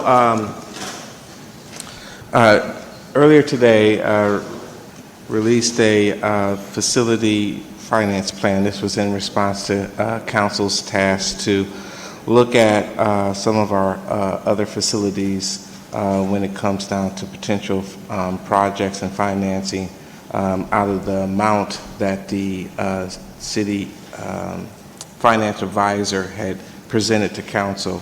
And just to recap, to maintain our AA bond rating, our advisor identified a cap of $70 million. $70 million, yep, as to fuel whatever projects that we would identify. And so I think there were some consensus on looking at the old City Hall, the city's auditorium, and then obviously the recreation center. So with that, those projects in mind, I kind of took a kind of detailed approach, looking in one. This is like a 20-page document, so I'm just going over it real quickly. We can certainly double back should council want to study this more often, more in more detail, since I know you're just now getting it today. But to cover those items that the advisor talked about, there were a number of different finance strategies, and we can take a couple of different approaches. We could look at one finance, and I will call it kind of like the backbone finance strategy for a grouping all these projects into one big 70 million, 65 million, whatever it comes out to be approach. utilizing the things that we had talked about, any of the general obligation, the intergovernmental revenue bonds, the public-private partnerships, all those things still yet to be determined. But then once you have that established, then there's other mechanisms that are really focused on revenue, that are really focused on debt service, the revenue required to actually service those debts. So that could be handled in a number of different ways internally, much like we have enterprise funds that are established within our city that basically operate in like a business activity, and that's why we separated out from normal general fund type of activities. With that in mind, as I kind of go through some of these projects, I just want to kind of give you that kind of background. I think the fourth one was the library.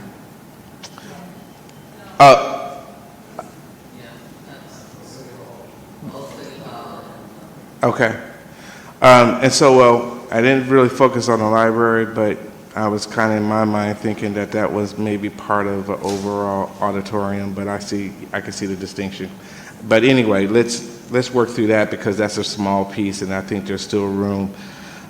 So on my page 3, and there's a little amortization table. It's super general, but it insinuates that we should be somewhere around $5.5 million in debt service, given that we have somewhere around a 5% interest rate, looking at a term of around 30 years. Now that is also, there's tons of variables. Obviously, that's at a AA rating. So give you an idea of, say, the example of the difference between a AA rating versus maybe a single A+ rating, estimated at somewhere around $1.2 or $3 million a difference between just having that rating difference over a 30-year period.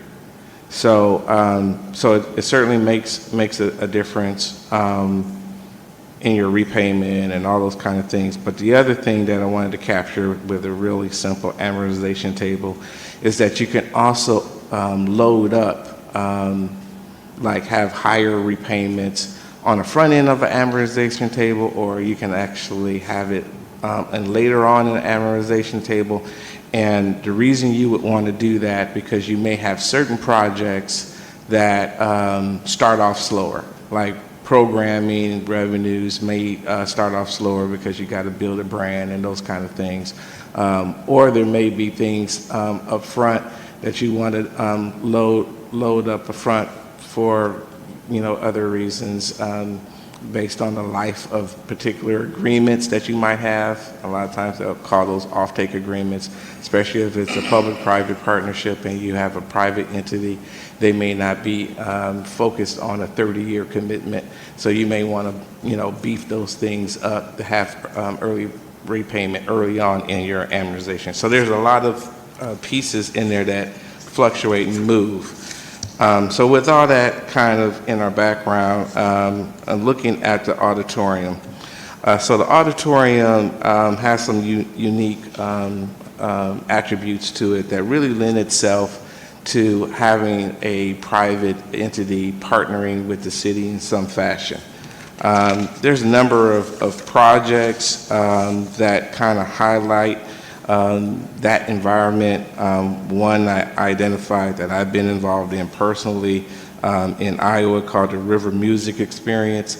That project was an old warehouse downtown that had language for a period of time. It also had some historic architecture. It wasn't a historic building, but it had some uniqueness that resonates, that reminds me of what our auditorium brings. In that project, we wound up having a museum that was based on the history and the river, Mississippi River, all that kind of thing.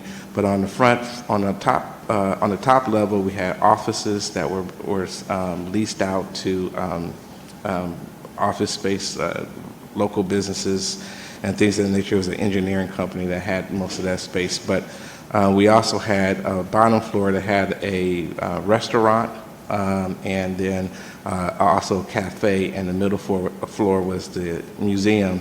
Ultimately, we renovated the basement, which turned into sound studios.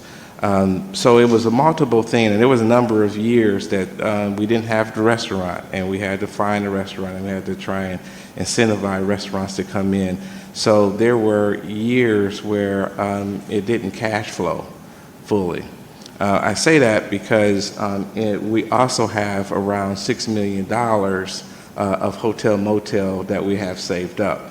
And I think our proposals, or the proposals I'm recommending, is that we don't actually build that into or use that for the actual initial capital or the revenue repayment. We actually save that for tight years, or gapping, if we're right there, we're real close, gap financing.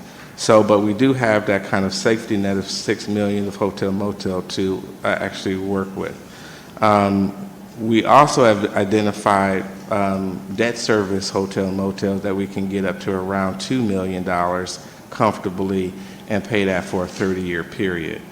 So if we have $6 million that we hold for those special moments, and we have $2 million to play for debt service, that leaves us about $2 million short.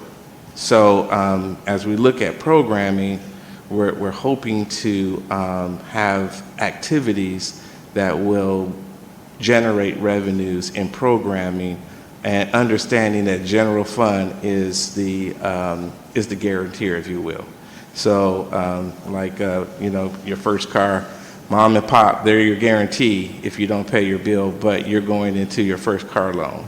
And we're kind of looking at each one of these entities that we set up, the auditorium, Old City Hall, and the rec center, as kind of like those children entities that we're really focused on trying to help them become self-sufficient, with the hotel motel kind of being the anchor to start them off.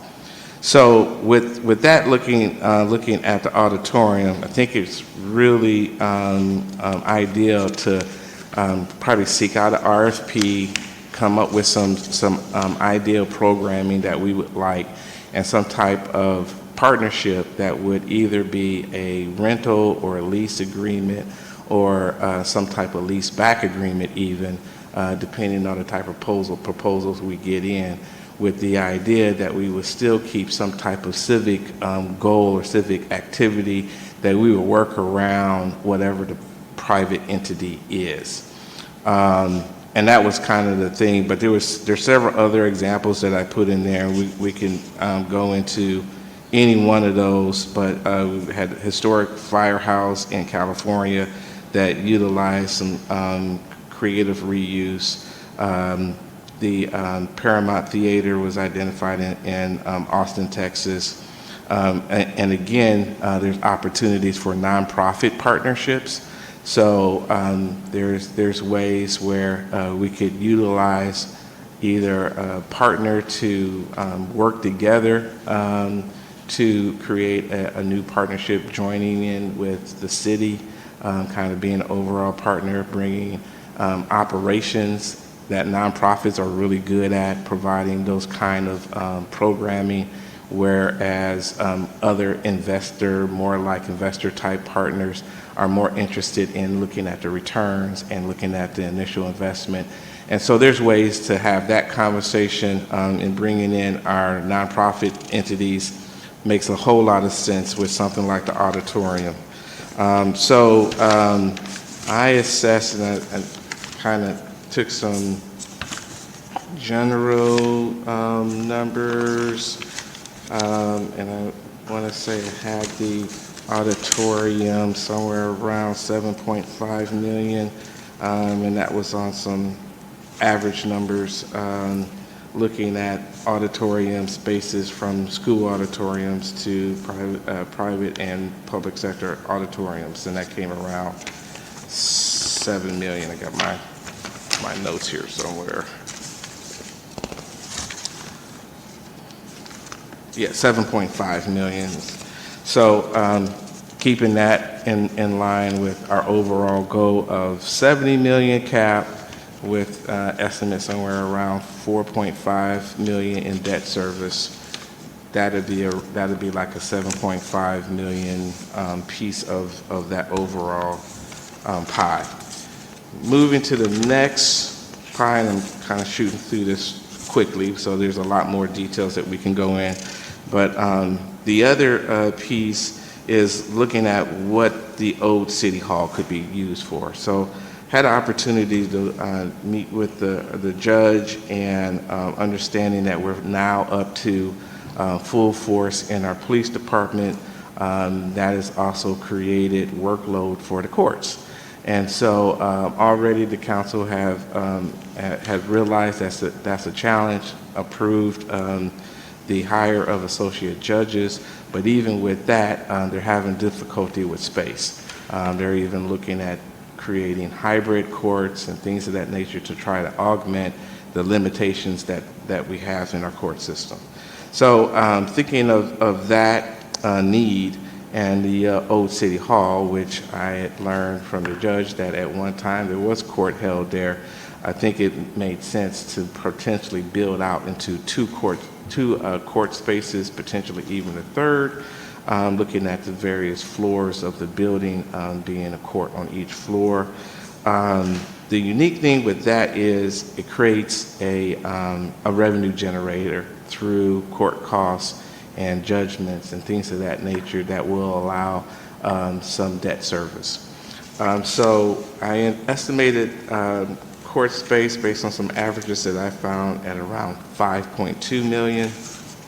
The other unique thing, and I also had the opportunity to run all this through our financial advisor, and although rare, there are some opportunities for financing that comes uniquely with courts that could also provide some ability for us to use. And that might be even a little more friendlier than a typical GO or intergovernmental government agreement approach. But that's an opportunity. It creates some cash flow to help come in and have some estimates on what that could look like. And so that was the idea with Old City Hall. Now going to the big one, the Recreation Center. Obviously, we've talked about the design work that's going on. That's at 33 million. And then there's work looking at pool options or aquatics options. And you can build those things to be as inexpensive as a pool that might be in someone's backyard to an Olympic style pool that could be, $20 million. So I had got some national numbers of leisure and competitive rated pools together. There's some economics of scale, if you will, where that kind of range from anywhere from $10 to $22 million, having all three of those type of venues in some type of overall venue. So the unique thing with the Recreation Center being the size that we're looking at, there's opportunities to look at a number of different things, ranging from a TAD to a CID. A TAD obviously only makes sense if there's private sector involvement for those tax incentives. And there's certainly ways to have space within our space that is commercial, commercial or privately operated within our public space. Things like a hotel. So obviously a lot of the conversation into the space is really opening up opportunities for tournaments. So having a one-stop shop, if you will, especially if it happens to have leisure pool or whatever, and the families that come in for tournaments can come to one place, stay at a boutique type of hotel, enjoy leisure water services, and then participate in the tournaments itself. Sounds appealing, sounds secure, sounds like it could be a regional location. So that's a thought. We've also played with ideas of having some of other regional needs. Actually, I have to give a lot of credit to my wife with this idea because she's a big WNBA fan. But we understand that the Atlanta Dream is looking for a place to practice or even play. And so there might be an opportunity where we could have practice facilities within our public facility, but the square footage be private. That would take advantage of a TAD, say, for example.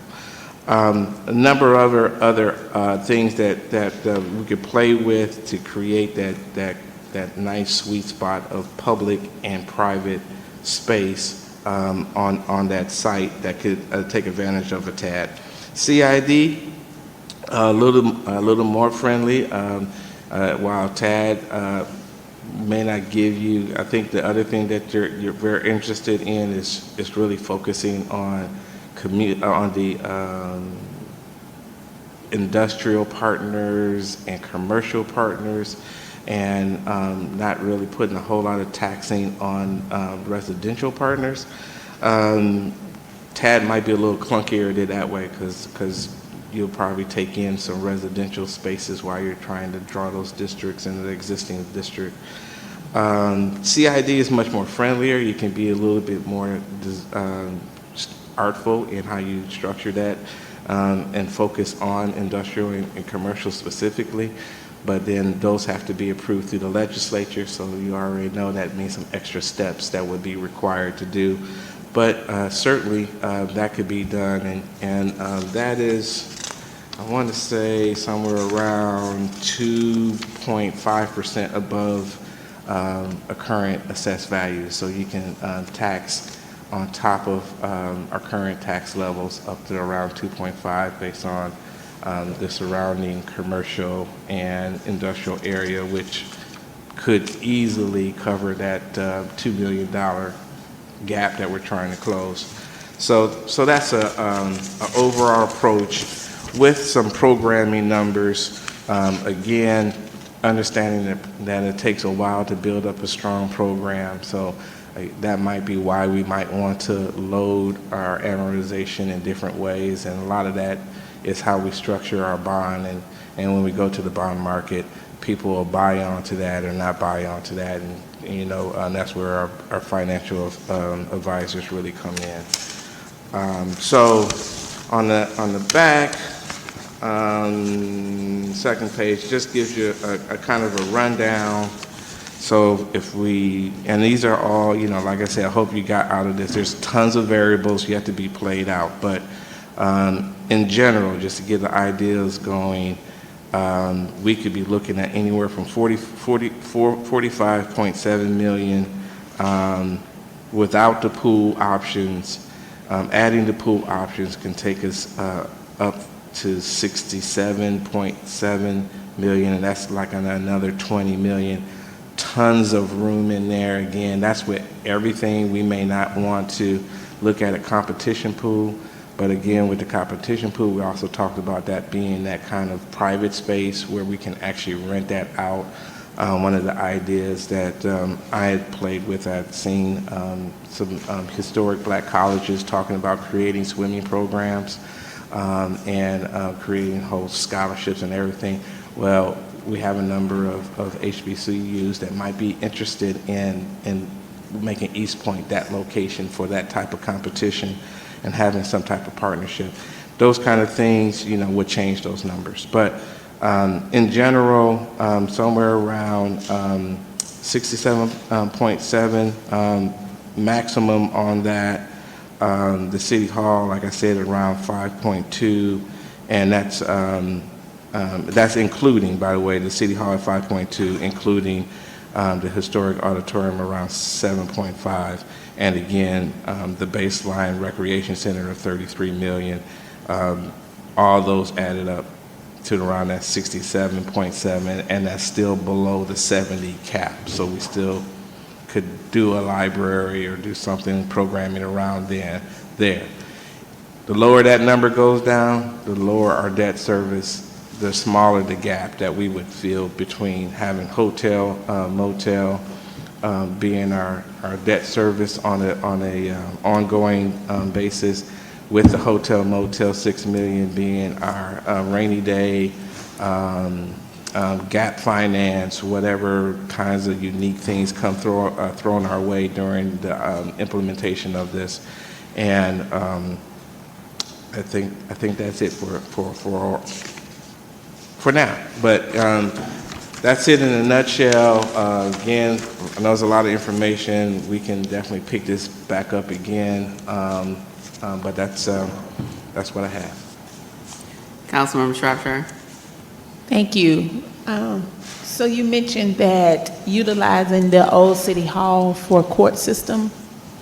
So you would basically gut the building out, restructure the building, because that building is in, I know the downstairs part is in pretty bad shape, but I do know that there is a courtroom upstairs on a higher level, because before there was ever City Hall, the auditorium that used to hold council meeting up there many, many years ago, so there is a chambers upstairs.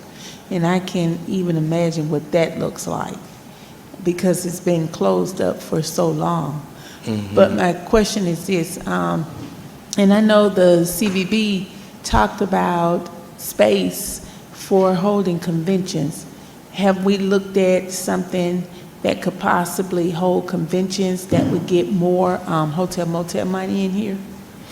Well, I think that could be a great option, particularly connected to the recreation center project, especially if I really like the idea of having a hotel associated with that.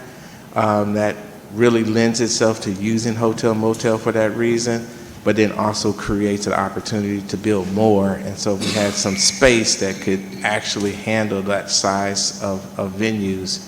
That makes it even better of an opportunity. And what about the auditorium? I know that at the time, I forgot what it hold, maybe 300-500 people. So is that an option as well? It potentially could. I know with the space, I've been trying to track down how much square footage we got to work with, because I was trying to use that in the number estimates. And I couldn't get a real clear spot from the documents I was looking at, but I'm not sure it's really big for the type of venues that I had been hearing that CVB has been hoping to get or hoping to look into. So that space may not. But one of the things I was thinking that if the library is right there, maybe that's like the green room for big acts or bigger type of activity that happens, and we just have like some type of connection, because the backs of the stage wall is right there, kind of library. So maybe there's a connecting piece, and just bring that space into an overall type of venue or something.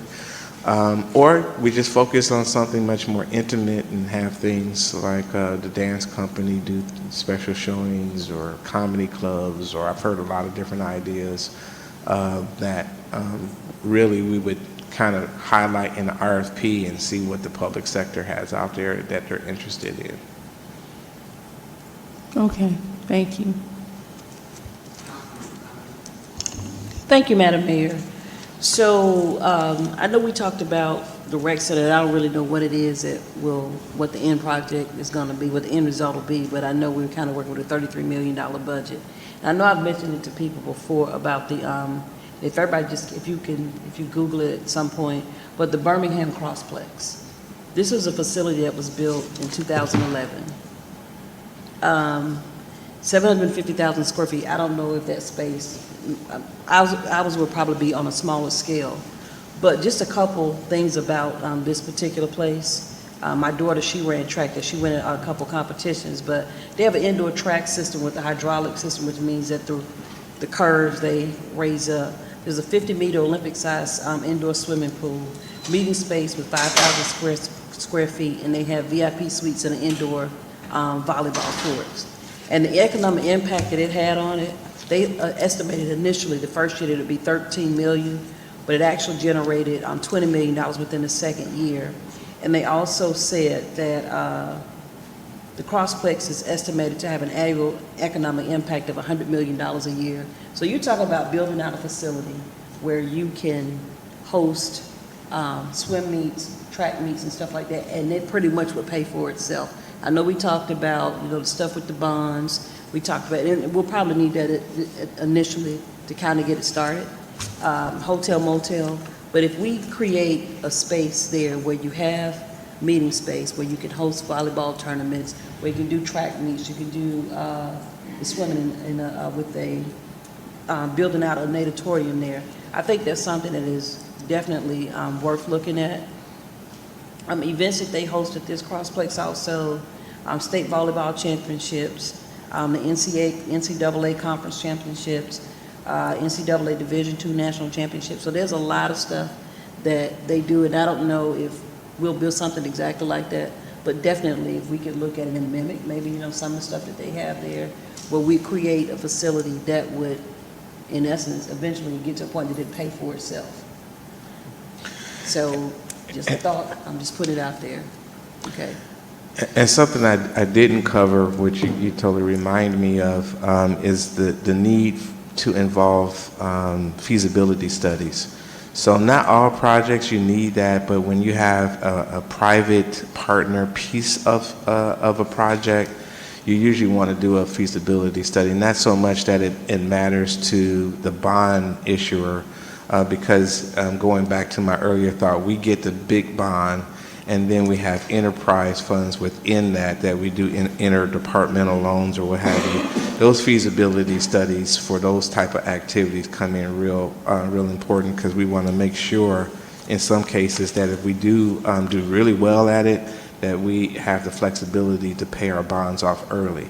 Because sometimes those are structured that you actually pay penalties for. You might get a good rate early on, but then if you want to get out of it, you're kind of stuck with it over the whole 30-year period.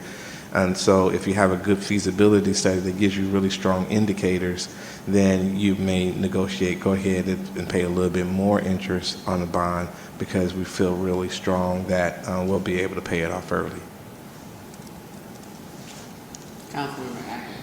Yes, my question is really around the debt service number. I thought I heard you say two different numbers. One, at the AA rating, did you say 4.5 million annual or 5.5?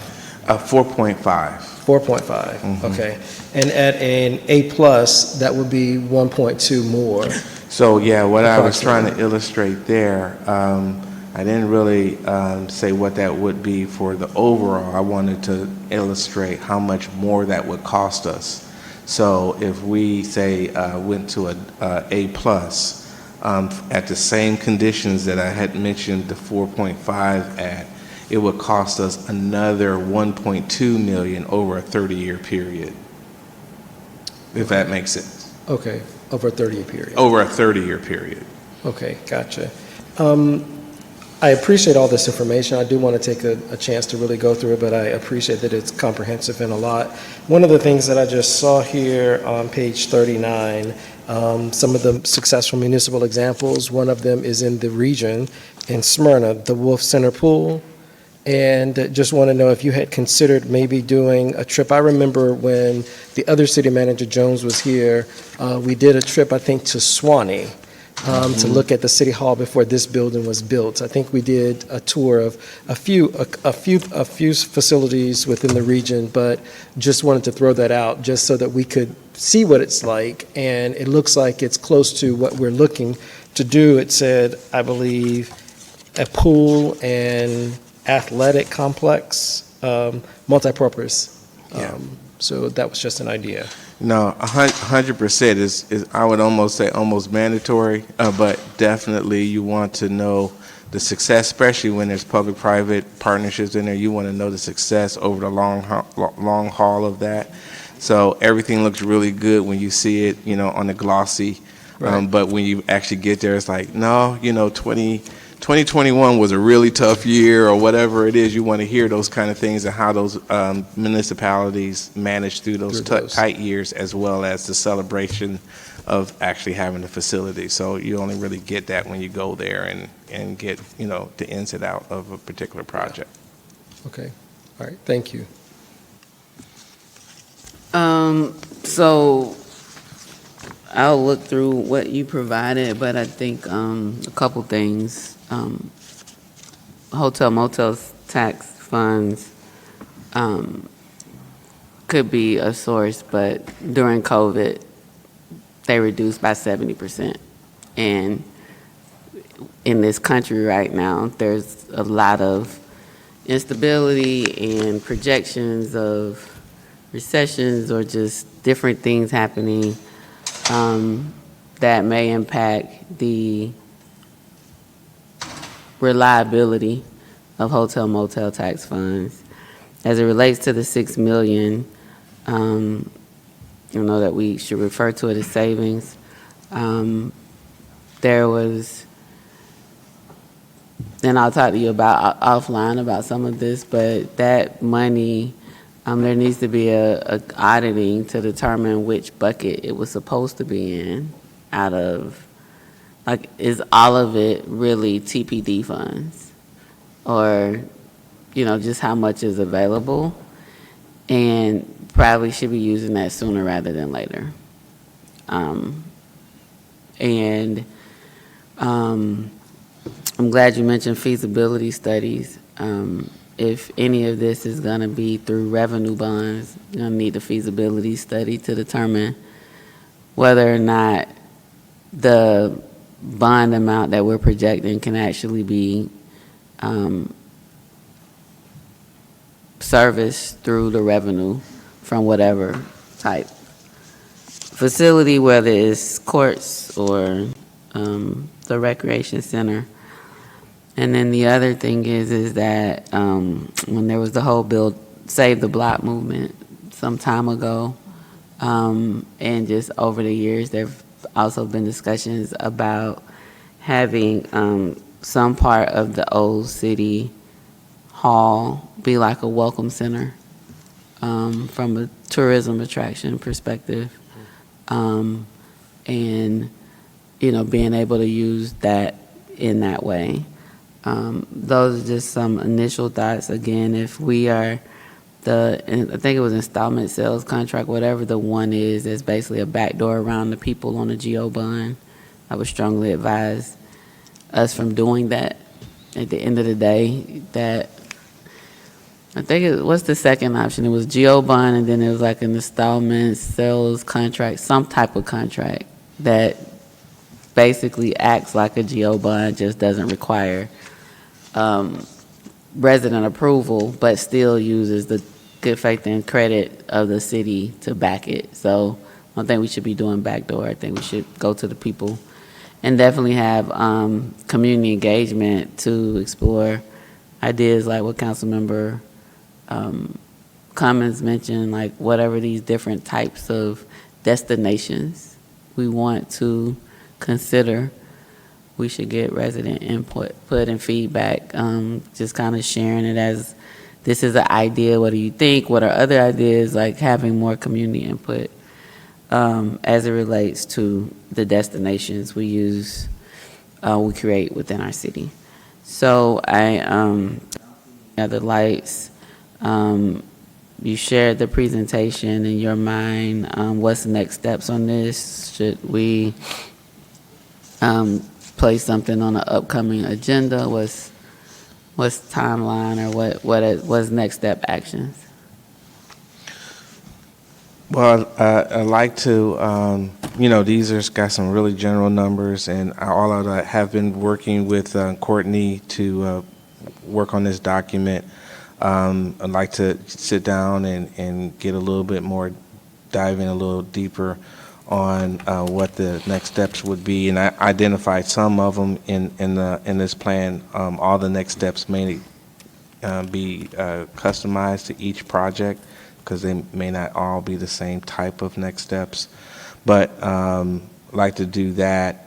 We're also getting close to getting having some heavier conversations with our design with the recreation center, and Parks Director has asked me to begin to sit in on the weekly meetings that they have there on that design as that gets a little more refined.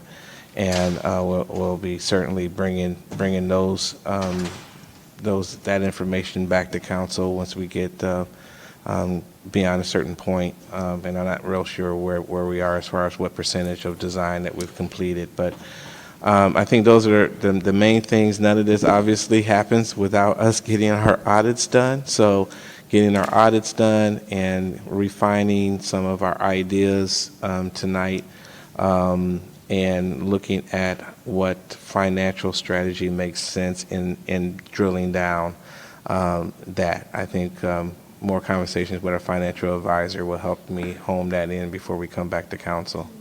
So you want to come back at the September work session or October? That might be, I'll try the September, but October sounds like it might be a little bit more realistic. So October work session, that's October, my phone is about to die. October 13th. All right, next up is credit card policy and travel policy.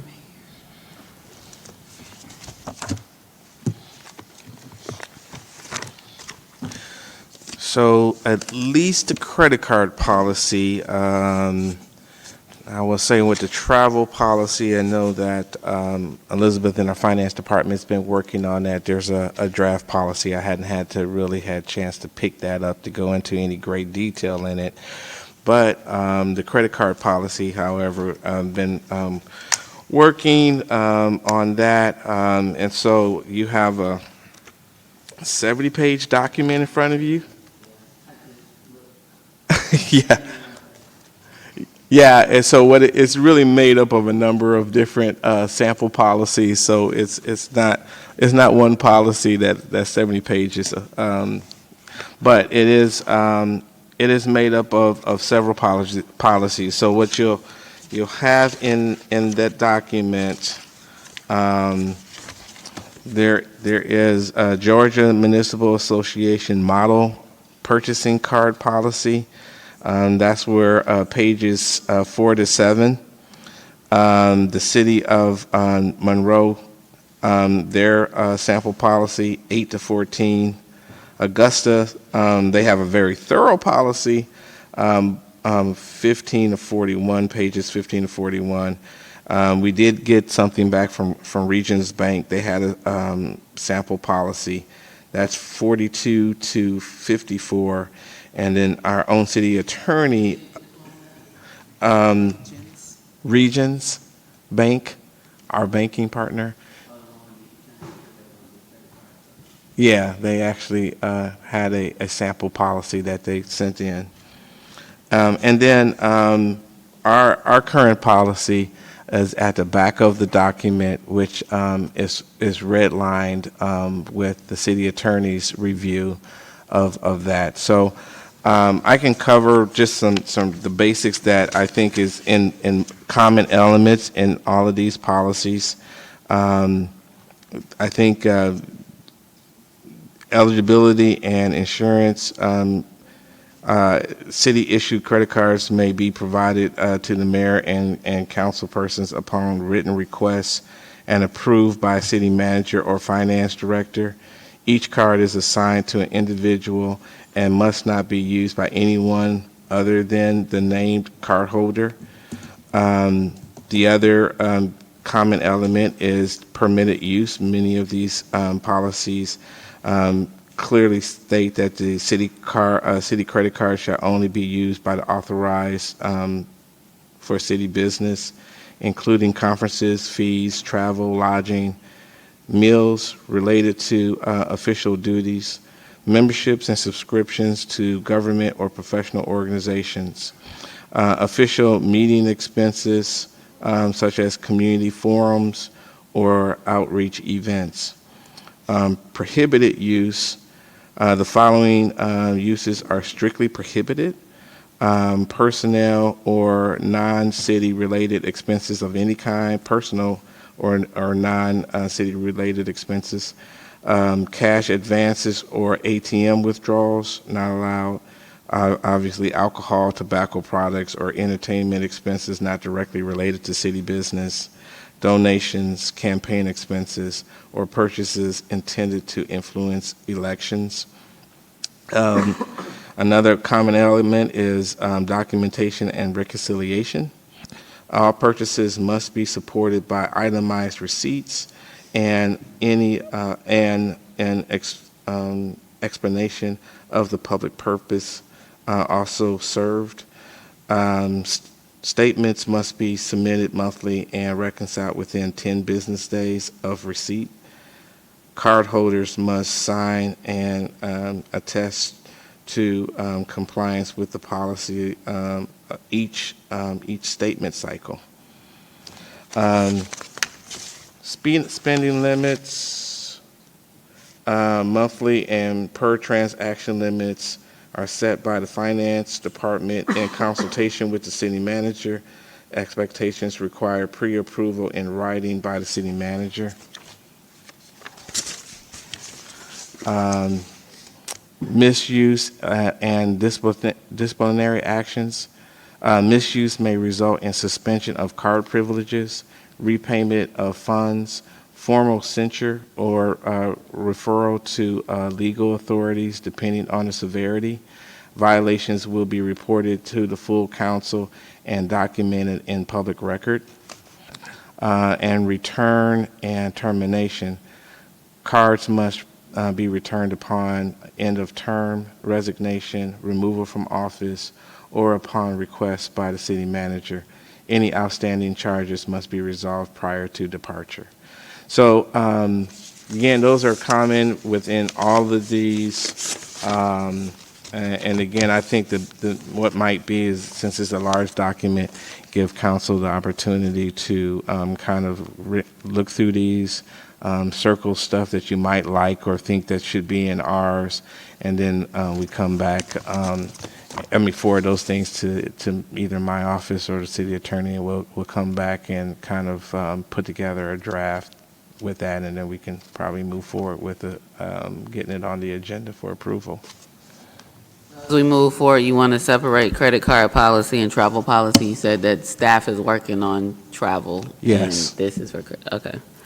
I don't see any September work session or October work session. I think we can, especially if council is really eager to get their feedback back into me, we can probably do that at September. All right, September 8th, work session, Madam Deputy City Clerk. Next up, Commission on Aging. Yes, I'd like to go ahead and move that to,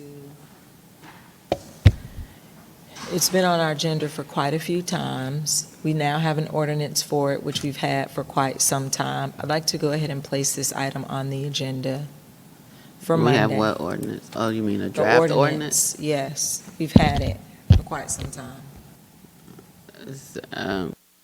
Have any questions on the ordinance?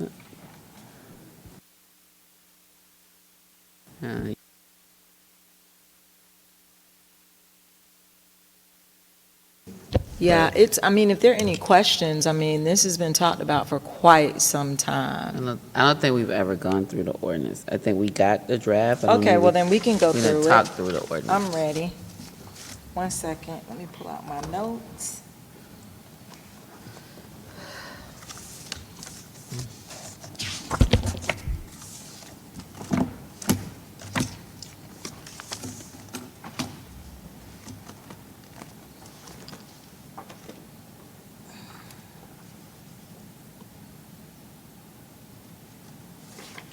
All right, it is a council discussion, possible action on the East Point Board and Commission on Aging. The request was solely based upon a Commission on Aging, which will be tasked with addressing the issues and concerns of the aging population in East Point. Members serve on an ongoing basis to address the special needs of the elderly as it relates to, but not limited to, traffic and transportation, pedestrian walks, traffic signals, etc., sanitation services, public safety issues, recreation services, housing, and social support services. It is made up of 10 voting members appointed in the following manner. 2 representatives will be appointed by the mayor, and 1 representative. That's not what's in this ordinance. It says, one by the mayor and 1 from each council member. One by the mayor, well, she has it was supposed to be modeled by this right here. I had You given usually it don't to- have an even number of members, you usually have an odd number. Okay. It's made up of 9 voting members appointed in the following manner. I'll have the correction to this, but 1 representative will be appointed by the mayor, and each council member will also appoint a member. The meeting schedule first Tuesday. Issue submission should be made electronically to the Board of Commission on Aging for discussion and possible action items, which will be optional. The role of the Commission on Aging is the need for comprehensive support structures for senior citizens has been never more critical. Central to this support system in many communities is the Commission on Aging, a pivotal entity dedicated to advocating for, supporting, and enriching the lives of the elderly. And our city attorney drafted the ordinance, which is found inside the packet on page 136.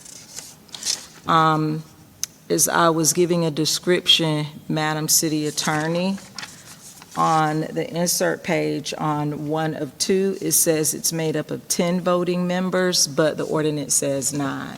So I don't know if we need to make that correction or not. 9. But it's inside the ordinance. The objectives and purpose are inside of the document, and membership, the terms in office. If a member decides to resign, officers and staff. Section 2, the vice president, secretary, or corresponding secretary, staff, and when meetings are held.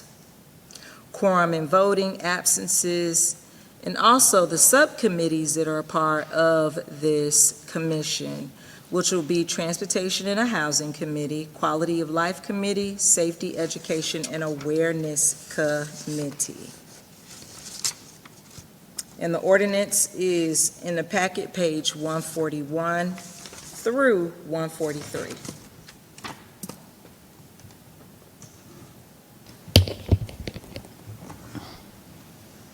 That's all I have, Mayor. Quick question, who's going to appoint the subcommittee? Why the committee can't do all of those things? They do it within the committee. No one appoints. So then it wouldn't be a subcommittee? Because they Well, can it's a address. committee inside the committee. Yeah, the so they members- can address those same issues Yes. without saying a subcommittee would be formed. I don't think that it says subcommittee, but it just talks about the issues that are going to be addressed. Okay. And if somebody resigns, then that council person has to replace that seat? Yes. Okay. So it's just going to be one committee, no subcommittees up under them? Okay, thank you.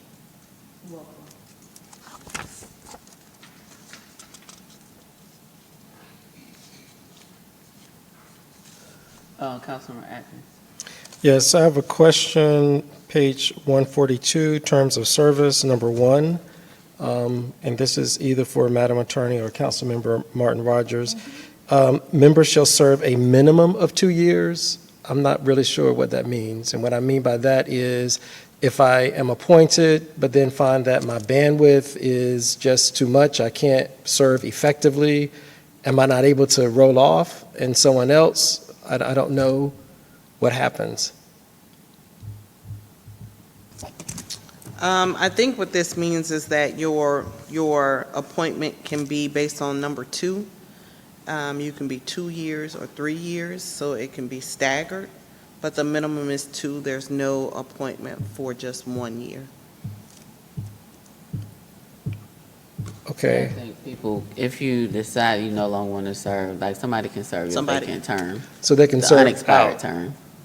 They can serve out that term of 2 Correct. years. Or if- they can resign during their term of 2 years, and then they would just need to be replaced for someone to serve the unexpired portion thereof. Okay. Okay, just the way that I read it, it was, a minimum of 2 years that you had to serve. It says members shall serve for a minimum of 2 years. So it should say the term should be a minimum of 2 years, as opposed to you have to serve 2 years. Yeah, so just language there. So that's just something that caught me. I haven't really gone over in great detail. But yeah, all right, thank you.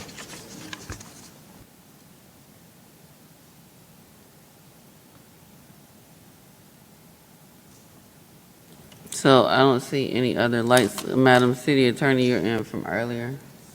Oh, I did not see where Councilwoman Martin Rogers was talking about 10 years. In the actual legislative document, it says 9. The other document I didn't draft, so I'm not sure where that came from. But on page 134, it says 10. So. One more time. On page 134, the description. It says 10, but in the legislative document, it says 9. Okay, Thank you. so I'm not sure where the page 134 came from. I didn't draft that, but I think the document that you need to get this approved is correct.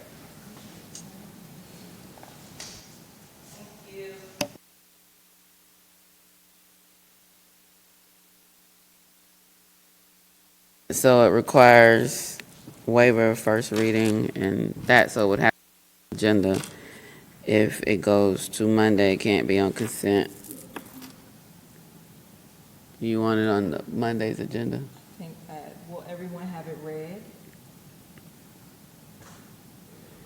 I mean, if not, if it doesn't pass, it's a 60-day wait, so. That's fine. 9, what's that, 18? No, 8:18. Agenda, madam, Thank you. and indicate waiver of first, like the ordinance stuff. Number 13, council discussion and possible action on Camp Creek TAD, Madam City Attorney. I think we only have about 3 more left. The Camp Creek TAD, as I understand it, in communication with Attorney Charles Johnson, So you want this one moved? who has been the city's TAD attorney for some time, indicated that TAD has been paid in full and is ripe for ending. In fact, I learned from him that closing out that TAD would reduce, what's the word he used? Reduce the amount of, thank you, tax allocation that we have out there. Is that the word you said, Mayor? Tax digest. that's Tax in the TAD. digest, thank you, that we have out there to potentially create a new TAD in a new area.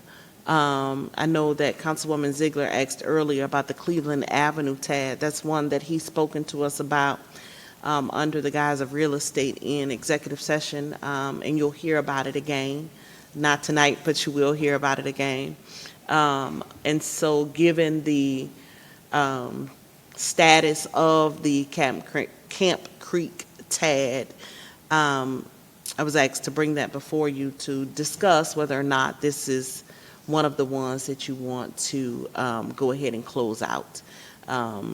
The issue of the county's participation is not going to be impacted because we still have the Cleveland Avenue TAD that is still alive, but it would, as I said earlier, reduce the tax digest, giving the city the ability to potentially start a new one. And the other thing I add is that the Attorney Johnson said that he shared a resolution with us previously to terminate the Camp Creek TAD, but it never got approved. So bringing it back for that, it's been retired, and all debts, all payments have been made, but it hasn't been terminated. And I reviewed that resolution, and it says exactly that. It's pretty self-explanatory, and I can certainly recirculate it if you guys don't still have it. The agenda for Monday, if council has no questions, I mean, we could either place the resolution on consent or place it on the agenda. Mr. Jones? Yes, I just wanted to state the obvious, that it would also create a boost in our assessed values in that area. And so we talked about some of the challenges earlier about having a deficit. That certainly will go a long way helping us close that gap. I don't see anyone's light on. Are there any objections to the resolution terminating the Camp Creek TAD going on the consent agenda? Okay, consent. That segues into continued discussion about the innovation district or tax allocation district. I think this idea is kind of like Camp Creek. When Camp Creek TAD was created, I wasn't here, but it's my understanding it was just trees and a really great opportunity for development. The area over at the gateway of Hapeville and East Point, where one catalytic site is the old Owen site, but that is not the TAD discussion or the TAD decision. I don't think should be based on the development. It came up by the developer, as well as the developer also inquired about city-initiated rezoning of property or that property in that area. And those questions gave rise to conversations around, if we create a new tax allocation district, clearly we're not going to incentivize industrial. And so the question by the developer about city-initiated rezoning, as we think through it, if we think through it logically, kind of makes sense, because if we are going to, if there's a desire to create a TAD in that area to, just like Camp Creek did, like, I mean, businesses in Camp Creek are like #1 in their chain. It's been a very big economic engine. There are concepts that have been shared with the community about what can be done on one of the properties over there, but the idea of the TAD is really trying to create a area and a district where, one, it will help provide increment and help with financing of developments and projects in that area, but also that they are projects that will be beneficial to the community and the types of projects that we want to incentivize. And so when we talked about city-initiated rezoning, the 2 new zoning districts we created after the industrial moratorium of mixed-use commercial, warehouse, industrial, there are the majority of properties over there outside the residential that is around these properties are industrial. There's some, I call it the concrete jungle, because there's like literally this piece of property that I always think about over there. There's probably about 5+ acres, and it's literally like a concrete slab on top of asphalt, leveled, and then a single-story concrete large building. But there are a lot of businesses over in that area that, as we think about adaptive reuse and innovation around energy creation and generation, that is much needed around, just the different types of uses that have been shared on that particular site, but others in that area. This discussion about the creation of a new tax allocation district to spur innovation.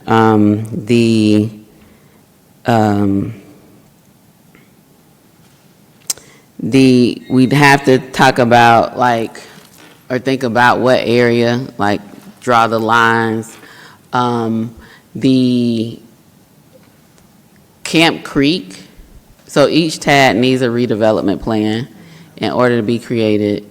The other thing about this conversation is also timing.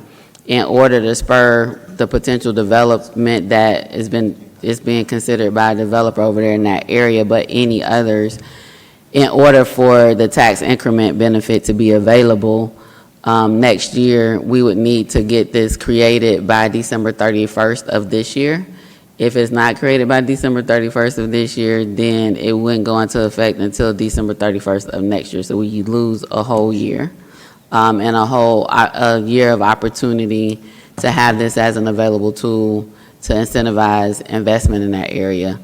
What was shared by Mr. Johnson is that the Camp Creek redevelopment plan for the Camp Creek TAD was actually done by the developer. The redevelopment plan for the Corridors TAD was done by the city through the city attorney's office, who engaged professional to do the study. We have the Willingham Corridor study that's already been done, and a substantial portion of this area is already in that study, so that study could be a springboard for a redevelopment plan. It cannot be used as the actual redevelopment plan, but there's a lot of work that was done within it that could help accelerate the development of a redevelopment plan. Mr. Johnson said he spoke with the company who did the one for the Corridors TAD, and they're available for a redevelopment plan to provide services for a redevelopment plan in this area. So I think the discussions, again, the timing of them and the timing of the creation will impact the city's ability to incentivize or attract development in that area, provide some financing tool around tax increment that will be able to be used. That area definitely is an area that, I don't know if we call it blighted, but an area where generally you want to spur redevelopment and adaptive reuse, and make sure that the zonings are in place to be able to attract development in the area that we like to see versus the zonings that are there. And so bringing this back to council for further discussion, they're kind of like two tracks. There is the establishment of the TAD, but there's also the rezoning of the property within whatever defined boundary. So we have to define like the boundary area, to consider city-initiated rezoning of parcels, and then creation of the tax allocation district, which in order to help with projects that are currently being discussed, it would be very beneficial if this is done before December 31st of this year, because that increment would be available for any developments within the TAD area. Councilmember Butler. Madam Mayor, this is an excellent idea. I have a couple of questions that may not be answered tonight, but things that we should consider. The first thing is the property on Sylvan Road and that area is in the opportunity zone. So this may be a way for us to enhance that tax allocation district too, because there are benefits from the federal government also. And then the other question I have, how does this affect, or how does it work with the TAD where on Cleveland Avenue? I did ask Mr. Johnson about that. This property isn't in that area. So each TAD has the geographic boundaries.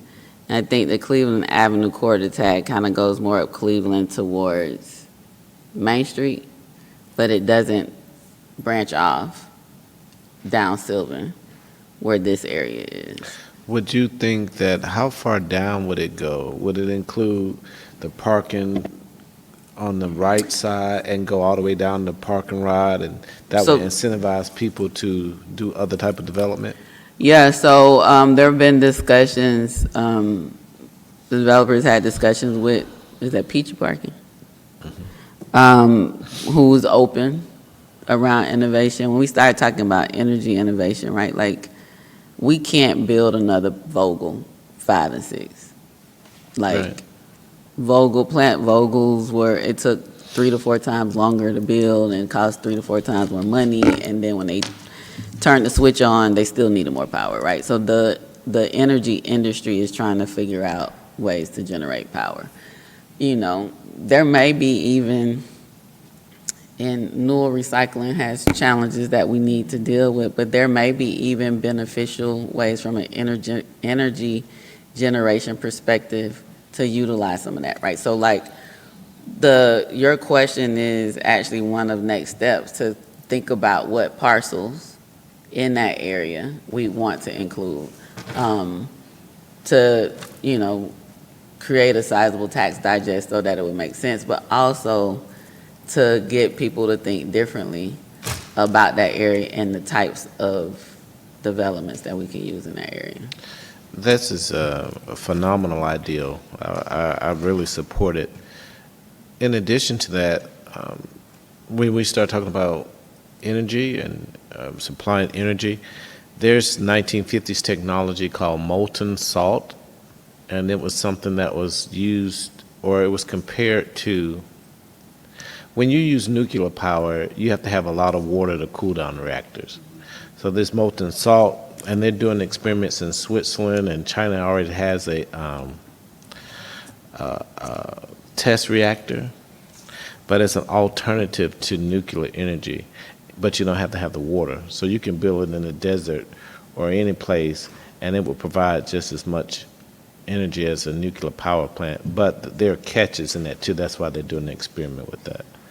And then I guess we could do solar and things like that, but one of the drawbacks, though, is something that you mentioned, is a battery farm.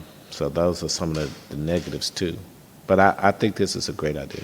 Yeah, they talked about that, so like to the point of Peachy Park and other places around there where there might be solar panels, but what is a more environmentally friendly, negative impact on residents around it way to store energy from solar than a battery storage where if it catches on fire, you just gotta let it burn for days till it burn out. So that's the kind of thinking that, and Mikey came and presented to you all kind of like an update, right? So like, that's the kind of thinking around the potential opportunity for this site, along with mixed use.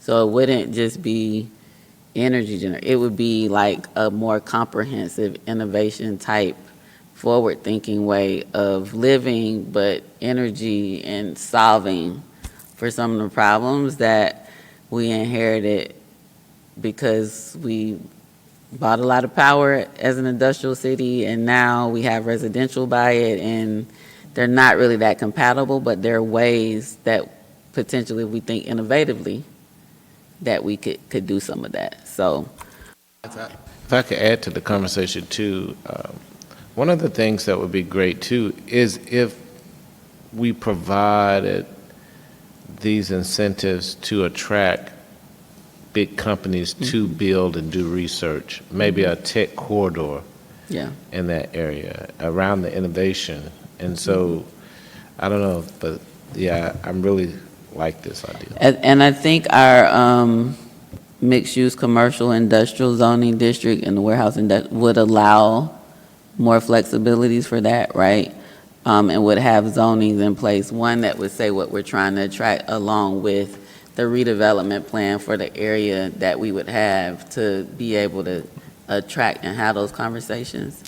But again, we need to do it before December 31st. And we already have the Willingham Corridor study that has a substantial portion of this that if we, get consultants started now working on the plan, like they should be able to hopefully get it to us in a timely manner. But there's that piece and there's the city-initiated rezoning that we like to dual track so that when we create the TAD, we can't, I mean, we'd be hard pressed to say we want to incentivize an area that's zoned industrial. But if we incentivize an area that has a more compatible zoning district around it, right? So those are the, like, we need to identify the parcels. We need to, after identifying them, initiate city-initiated rezoning. At the same time, the ask would be to allow the legal department to do as they did with the corridors TAD, engage the consultant to do the redevelopment plan, and they could use the Willingham corridor study for that. And then we do the resolution establishing the TAD. And what's been shared with us is we can create it ourselves and then get the consents of Fulton County and the school district later, because those are more project focused, but we as a city can establish the TAD. I guess some of the questions I would have is, by us rezoning or initiating those rezonings, I would like to know what the legal ease about that is. And like, so I'm guessing, I don't have the answer. It's okay, if we're rezoning these properties, then we're incentivizing you to go ahead with the rezoning and change to use. So like they have a storage space there, but we're going to rezone it, but you're grandfathered in, but now you have a benefit to redevelop because you have this incentive. I think that's what it. And they don't have to go through the rezoning themselves, right? And think about it.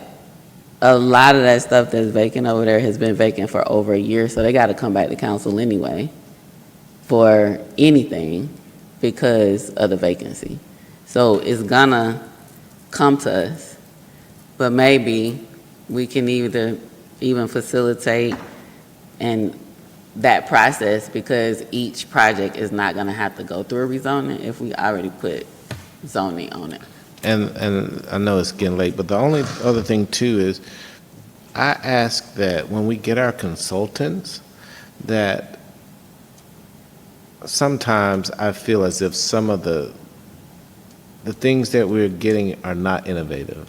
I don't think they really delve deep, right, into what we need and how we need it, or even our economic plan. There's no third thought or a deeper dive is, okay, how do we start to change the economic mix of the people here? Does that involve education? How do we partner with other partners to re-educate the electorate or our constituents here in order to be? And that's my only ask with that too. But thank you for bringing this to council. Thank you, Councilmember Martin Rogers, Councilmember Ziegler, and Councilmember Atkins. And I too also want to say just thank you for bringing this before council.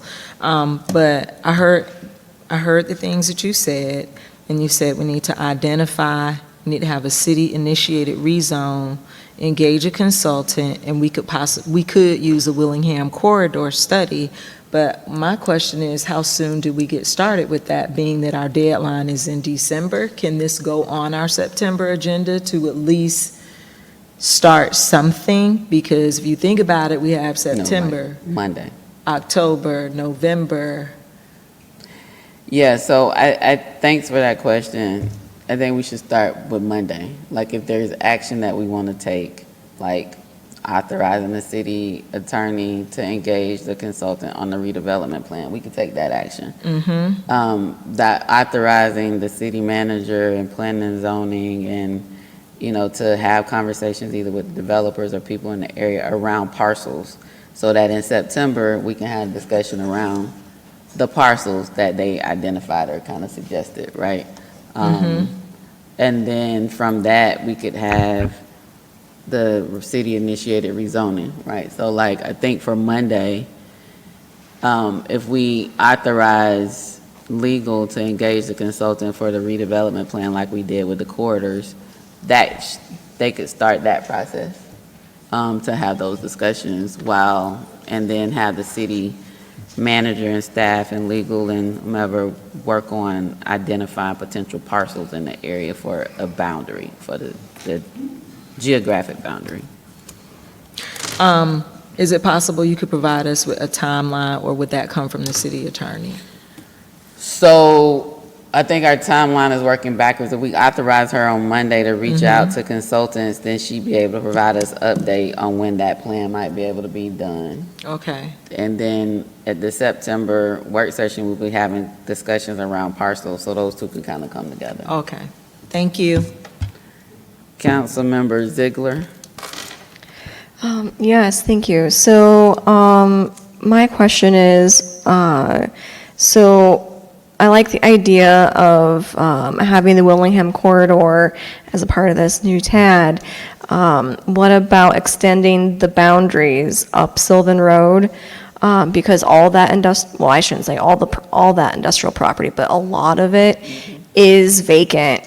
And it's not just vacant, but it's completely empty land.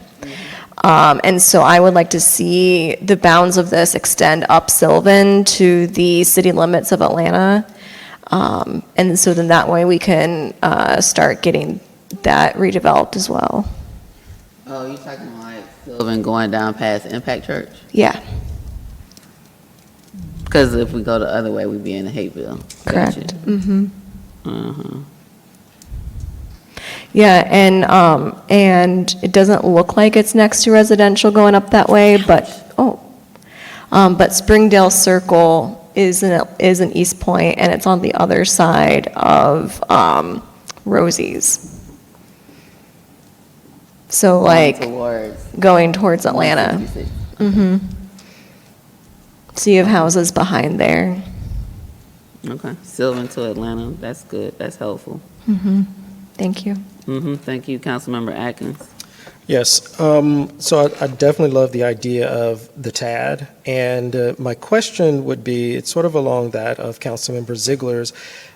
I would like for us to look at sort of the city overall in terms of, if we're going to close out the Camp Creek TAD, we're talking about an innovation TAD like along Sylvan Road and Willingham and all of those places, but from a larger economic development perspective, if we could get from our consultant, what are the areas that we should focus on and what types of economic development tools we should be looking at to pursue. Some of them could be TAD, some of them could be some other things, but it'll give us an opportunity to comprehensively look at how do we get development and attract investment in our city versus just focusing on just this one TAD.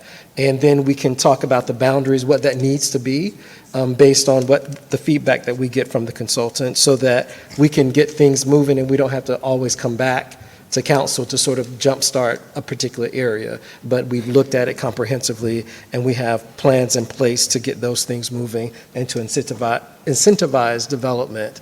And so that is just the ask that I would have.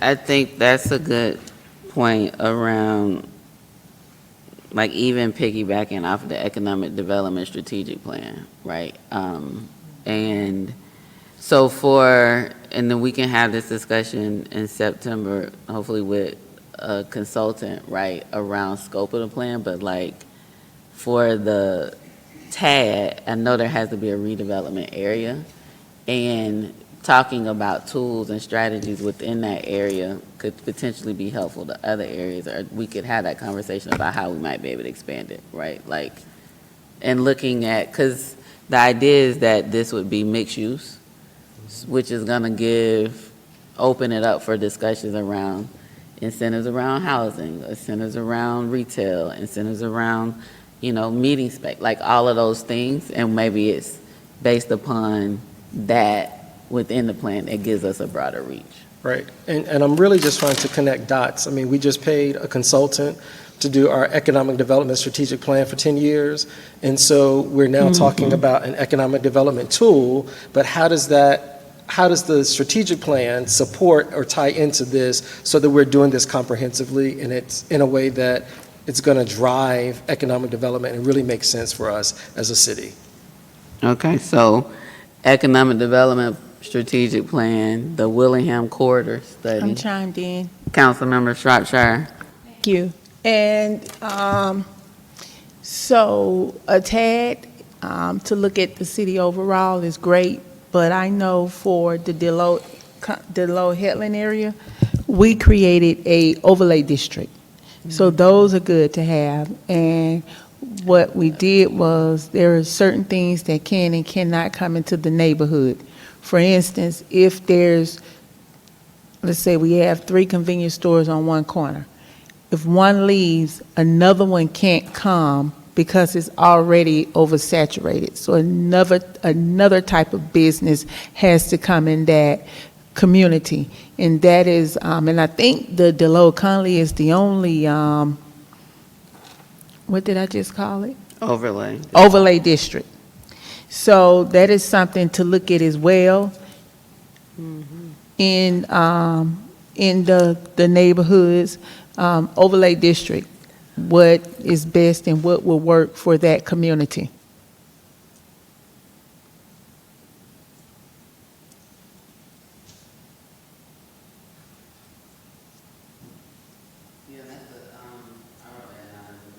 Because overlay districts,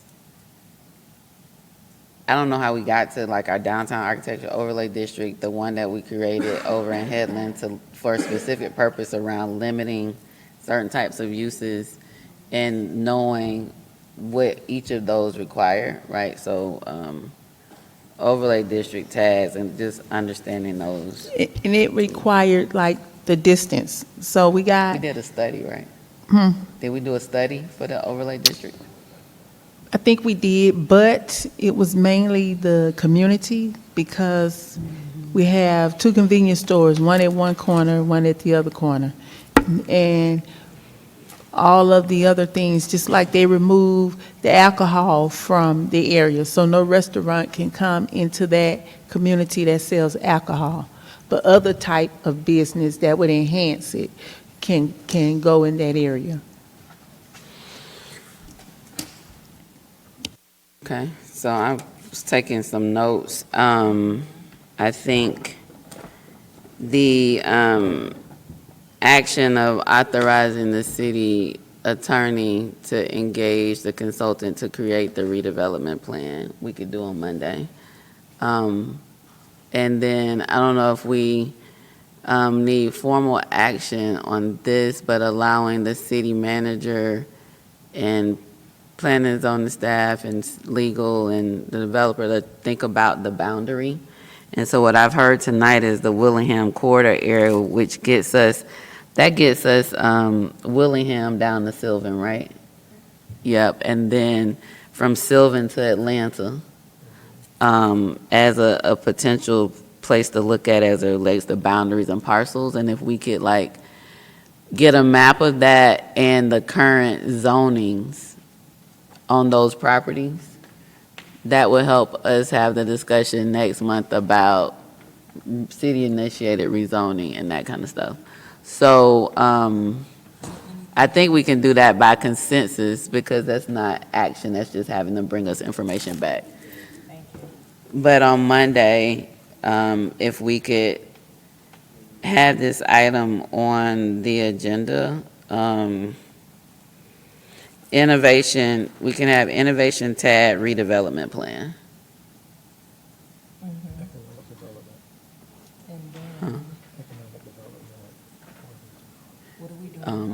Attorney Johnson said it's called a redevelopment plan. Yeah, that'll come on the work session. And then for the September 8th work session, we can have this back on and we'll discuss those maps and city-initiated rezoning within the district. Okay, perfect. Thank you all. Any objection to putting I guess we'd have to make sure that the agenda item specifically said, council approval of city attorney engaging consultant to create the redevelopment plan for the innovation TAD, and we could put it on consent. Anybody object to that? Okay, so we'll work on the language for consent for the redevelopment. All right, that's 8. So it's 8:18 and 9:08. All right, I think we only have two more, y'all. Cultivating community health in unity, Councilmember Butler, and then you said 42, you want to talk about that tonight or September? So this is our last one, Councilmember Butler, we had a discussion We just needed last week, we needed to find the 5,000, and I think the city attorney came This- up with a, resolution instead of a motion because, MOU, because the MOU would have to be signed by both sides, so.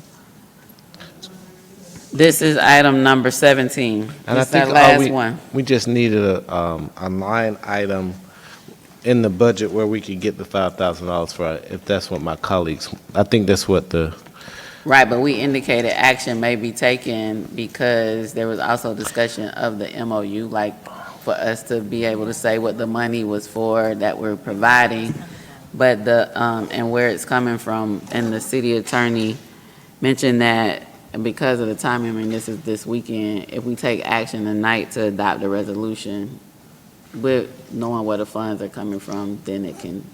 Madam Mayor, I'd like to open the floor for discussion and possible action on the agenda item. So moved. Is there a second? Second. It's been moved and properly seconded. Any discussion? All those in favor? Aye. All those opposed? Motion carries. Madam Mayor, I would like to ask that the city manager, if he's able to provide a line item in the budget for which we could draw the $5,000. Mr. Jones. Yes, we can use 1599, a non-departmental contingency account line. That's in our general fund for $5,000. $500. $5,000. You're right. Not 500,000. Hopefully you was just gonna say 500. It is late. Yes, you're Okay. right. $5,000.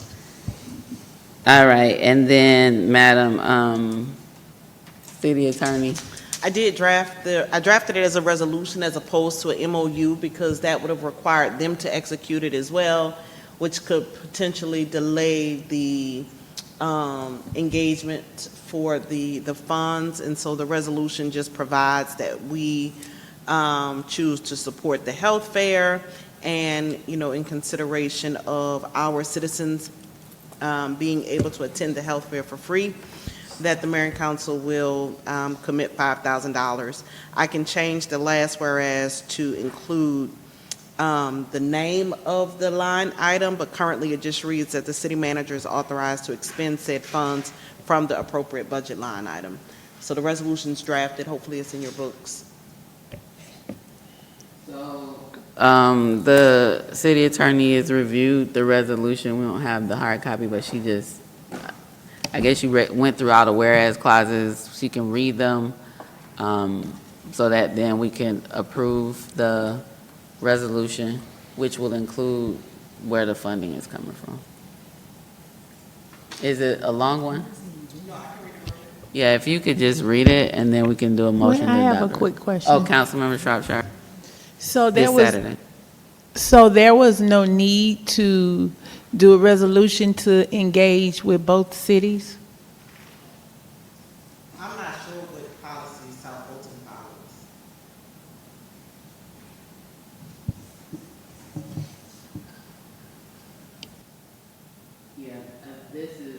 We talked about the MOU, which would be between both cities, but we could adopt a resolution reflecting our intent. And while we're sharing the see, you got me, the $5,000 towards the event, and then make the donation and move forward. So they don't have to sign it? Not the resolution. If we did an MOU, they have to do the MOU, but to cover us around why we are providing $5,000 and making sure that it indicates that it's not a gratuity, the resolution would allow for that. Madam City Attorney, if you could read the resolution and then we can take the motion. Whereas the mayor and council are the governing body of the city of East Point, whereas the city periodically partners with sponsors of programs that provide services for the citizens of East Point, whereas the city of South Fulton is planning and hosting a community health fair to be held on August 16th, 2025, And whereas supporters of the health fair include governmental entities. And whereas the city was asked to support the health fair by providing monetary support in the amount of $5,000. And whereas the city's support will allow city residents to attend the health fair free of charge. And whereas the mayor and council consider it in the best interest of the city to support the City of South Fulton's Community Health Fair in the amount of $5,000.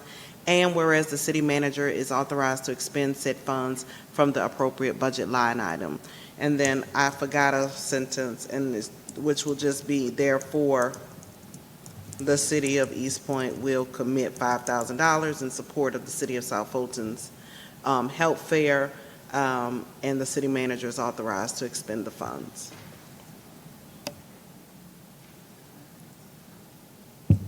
Did you say my resolution?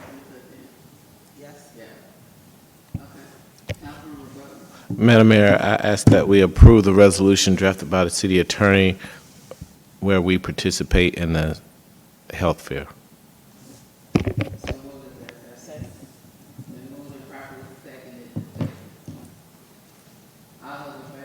Aye.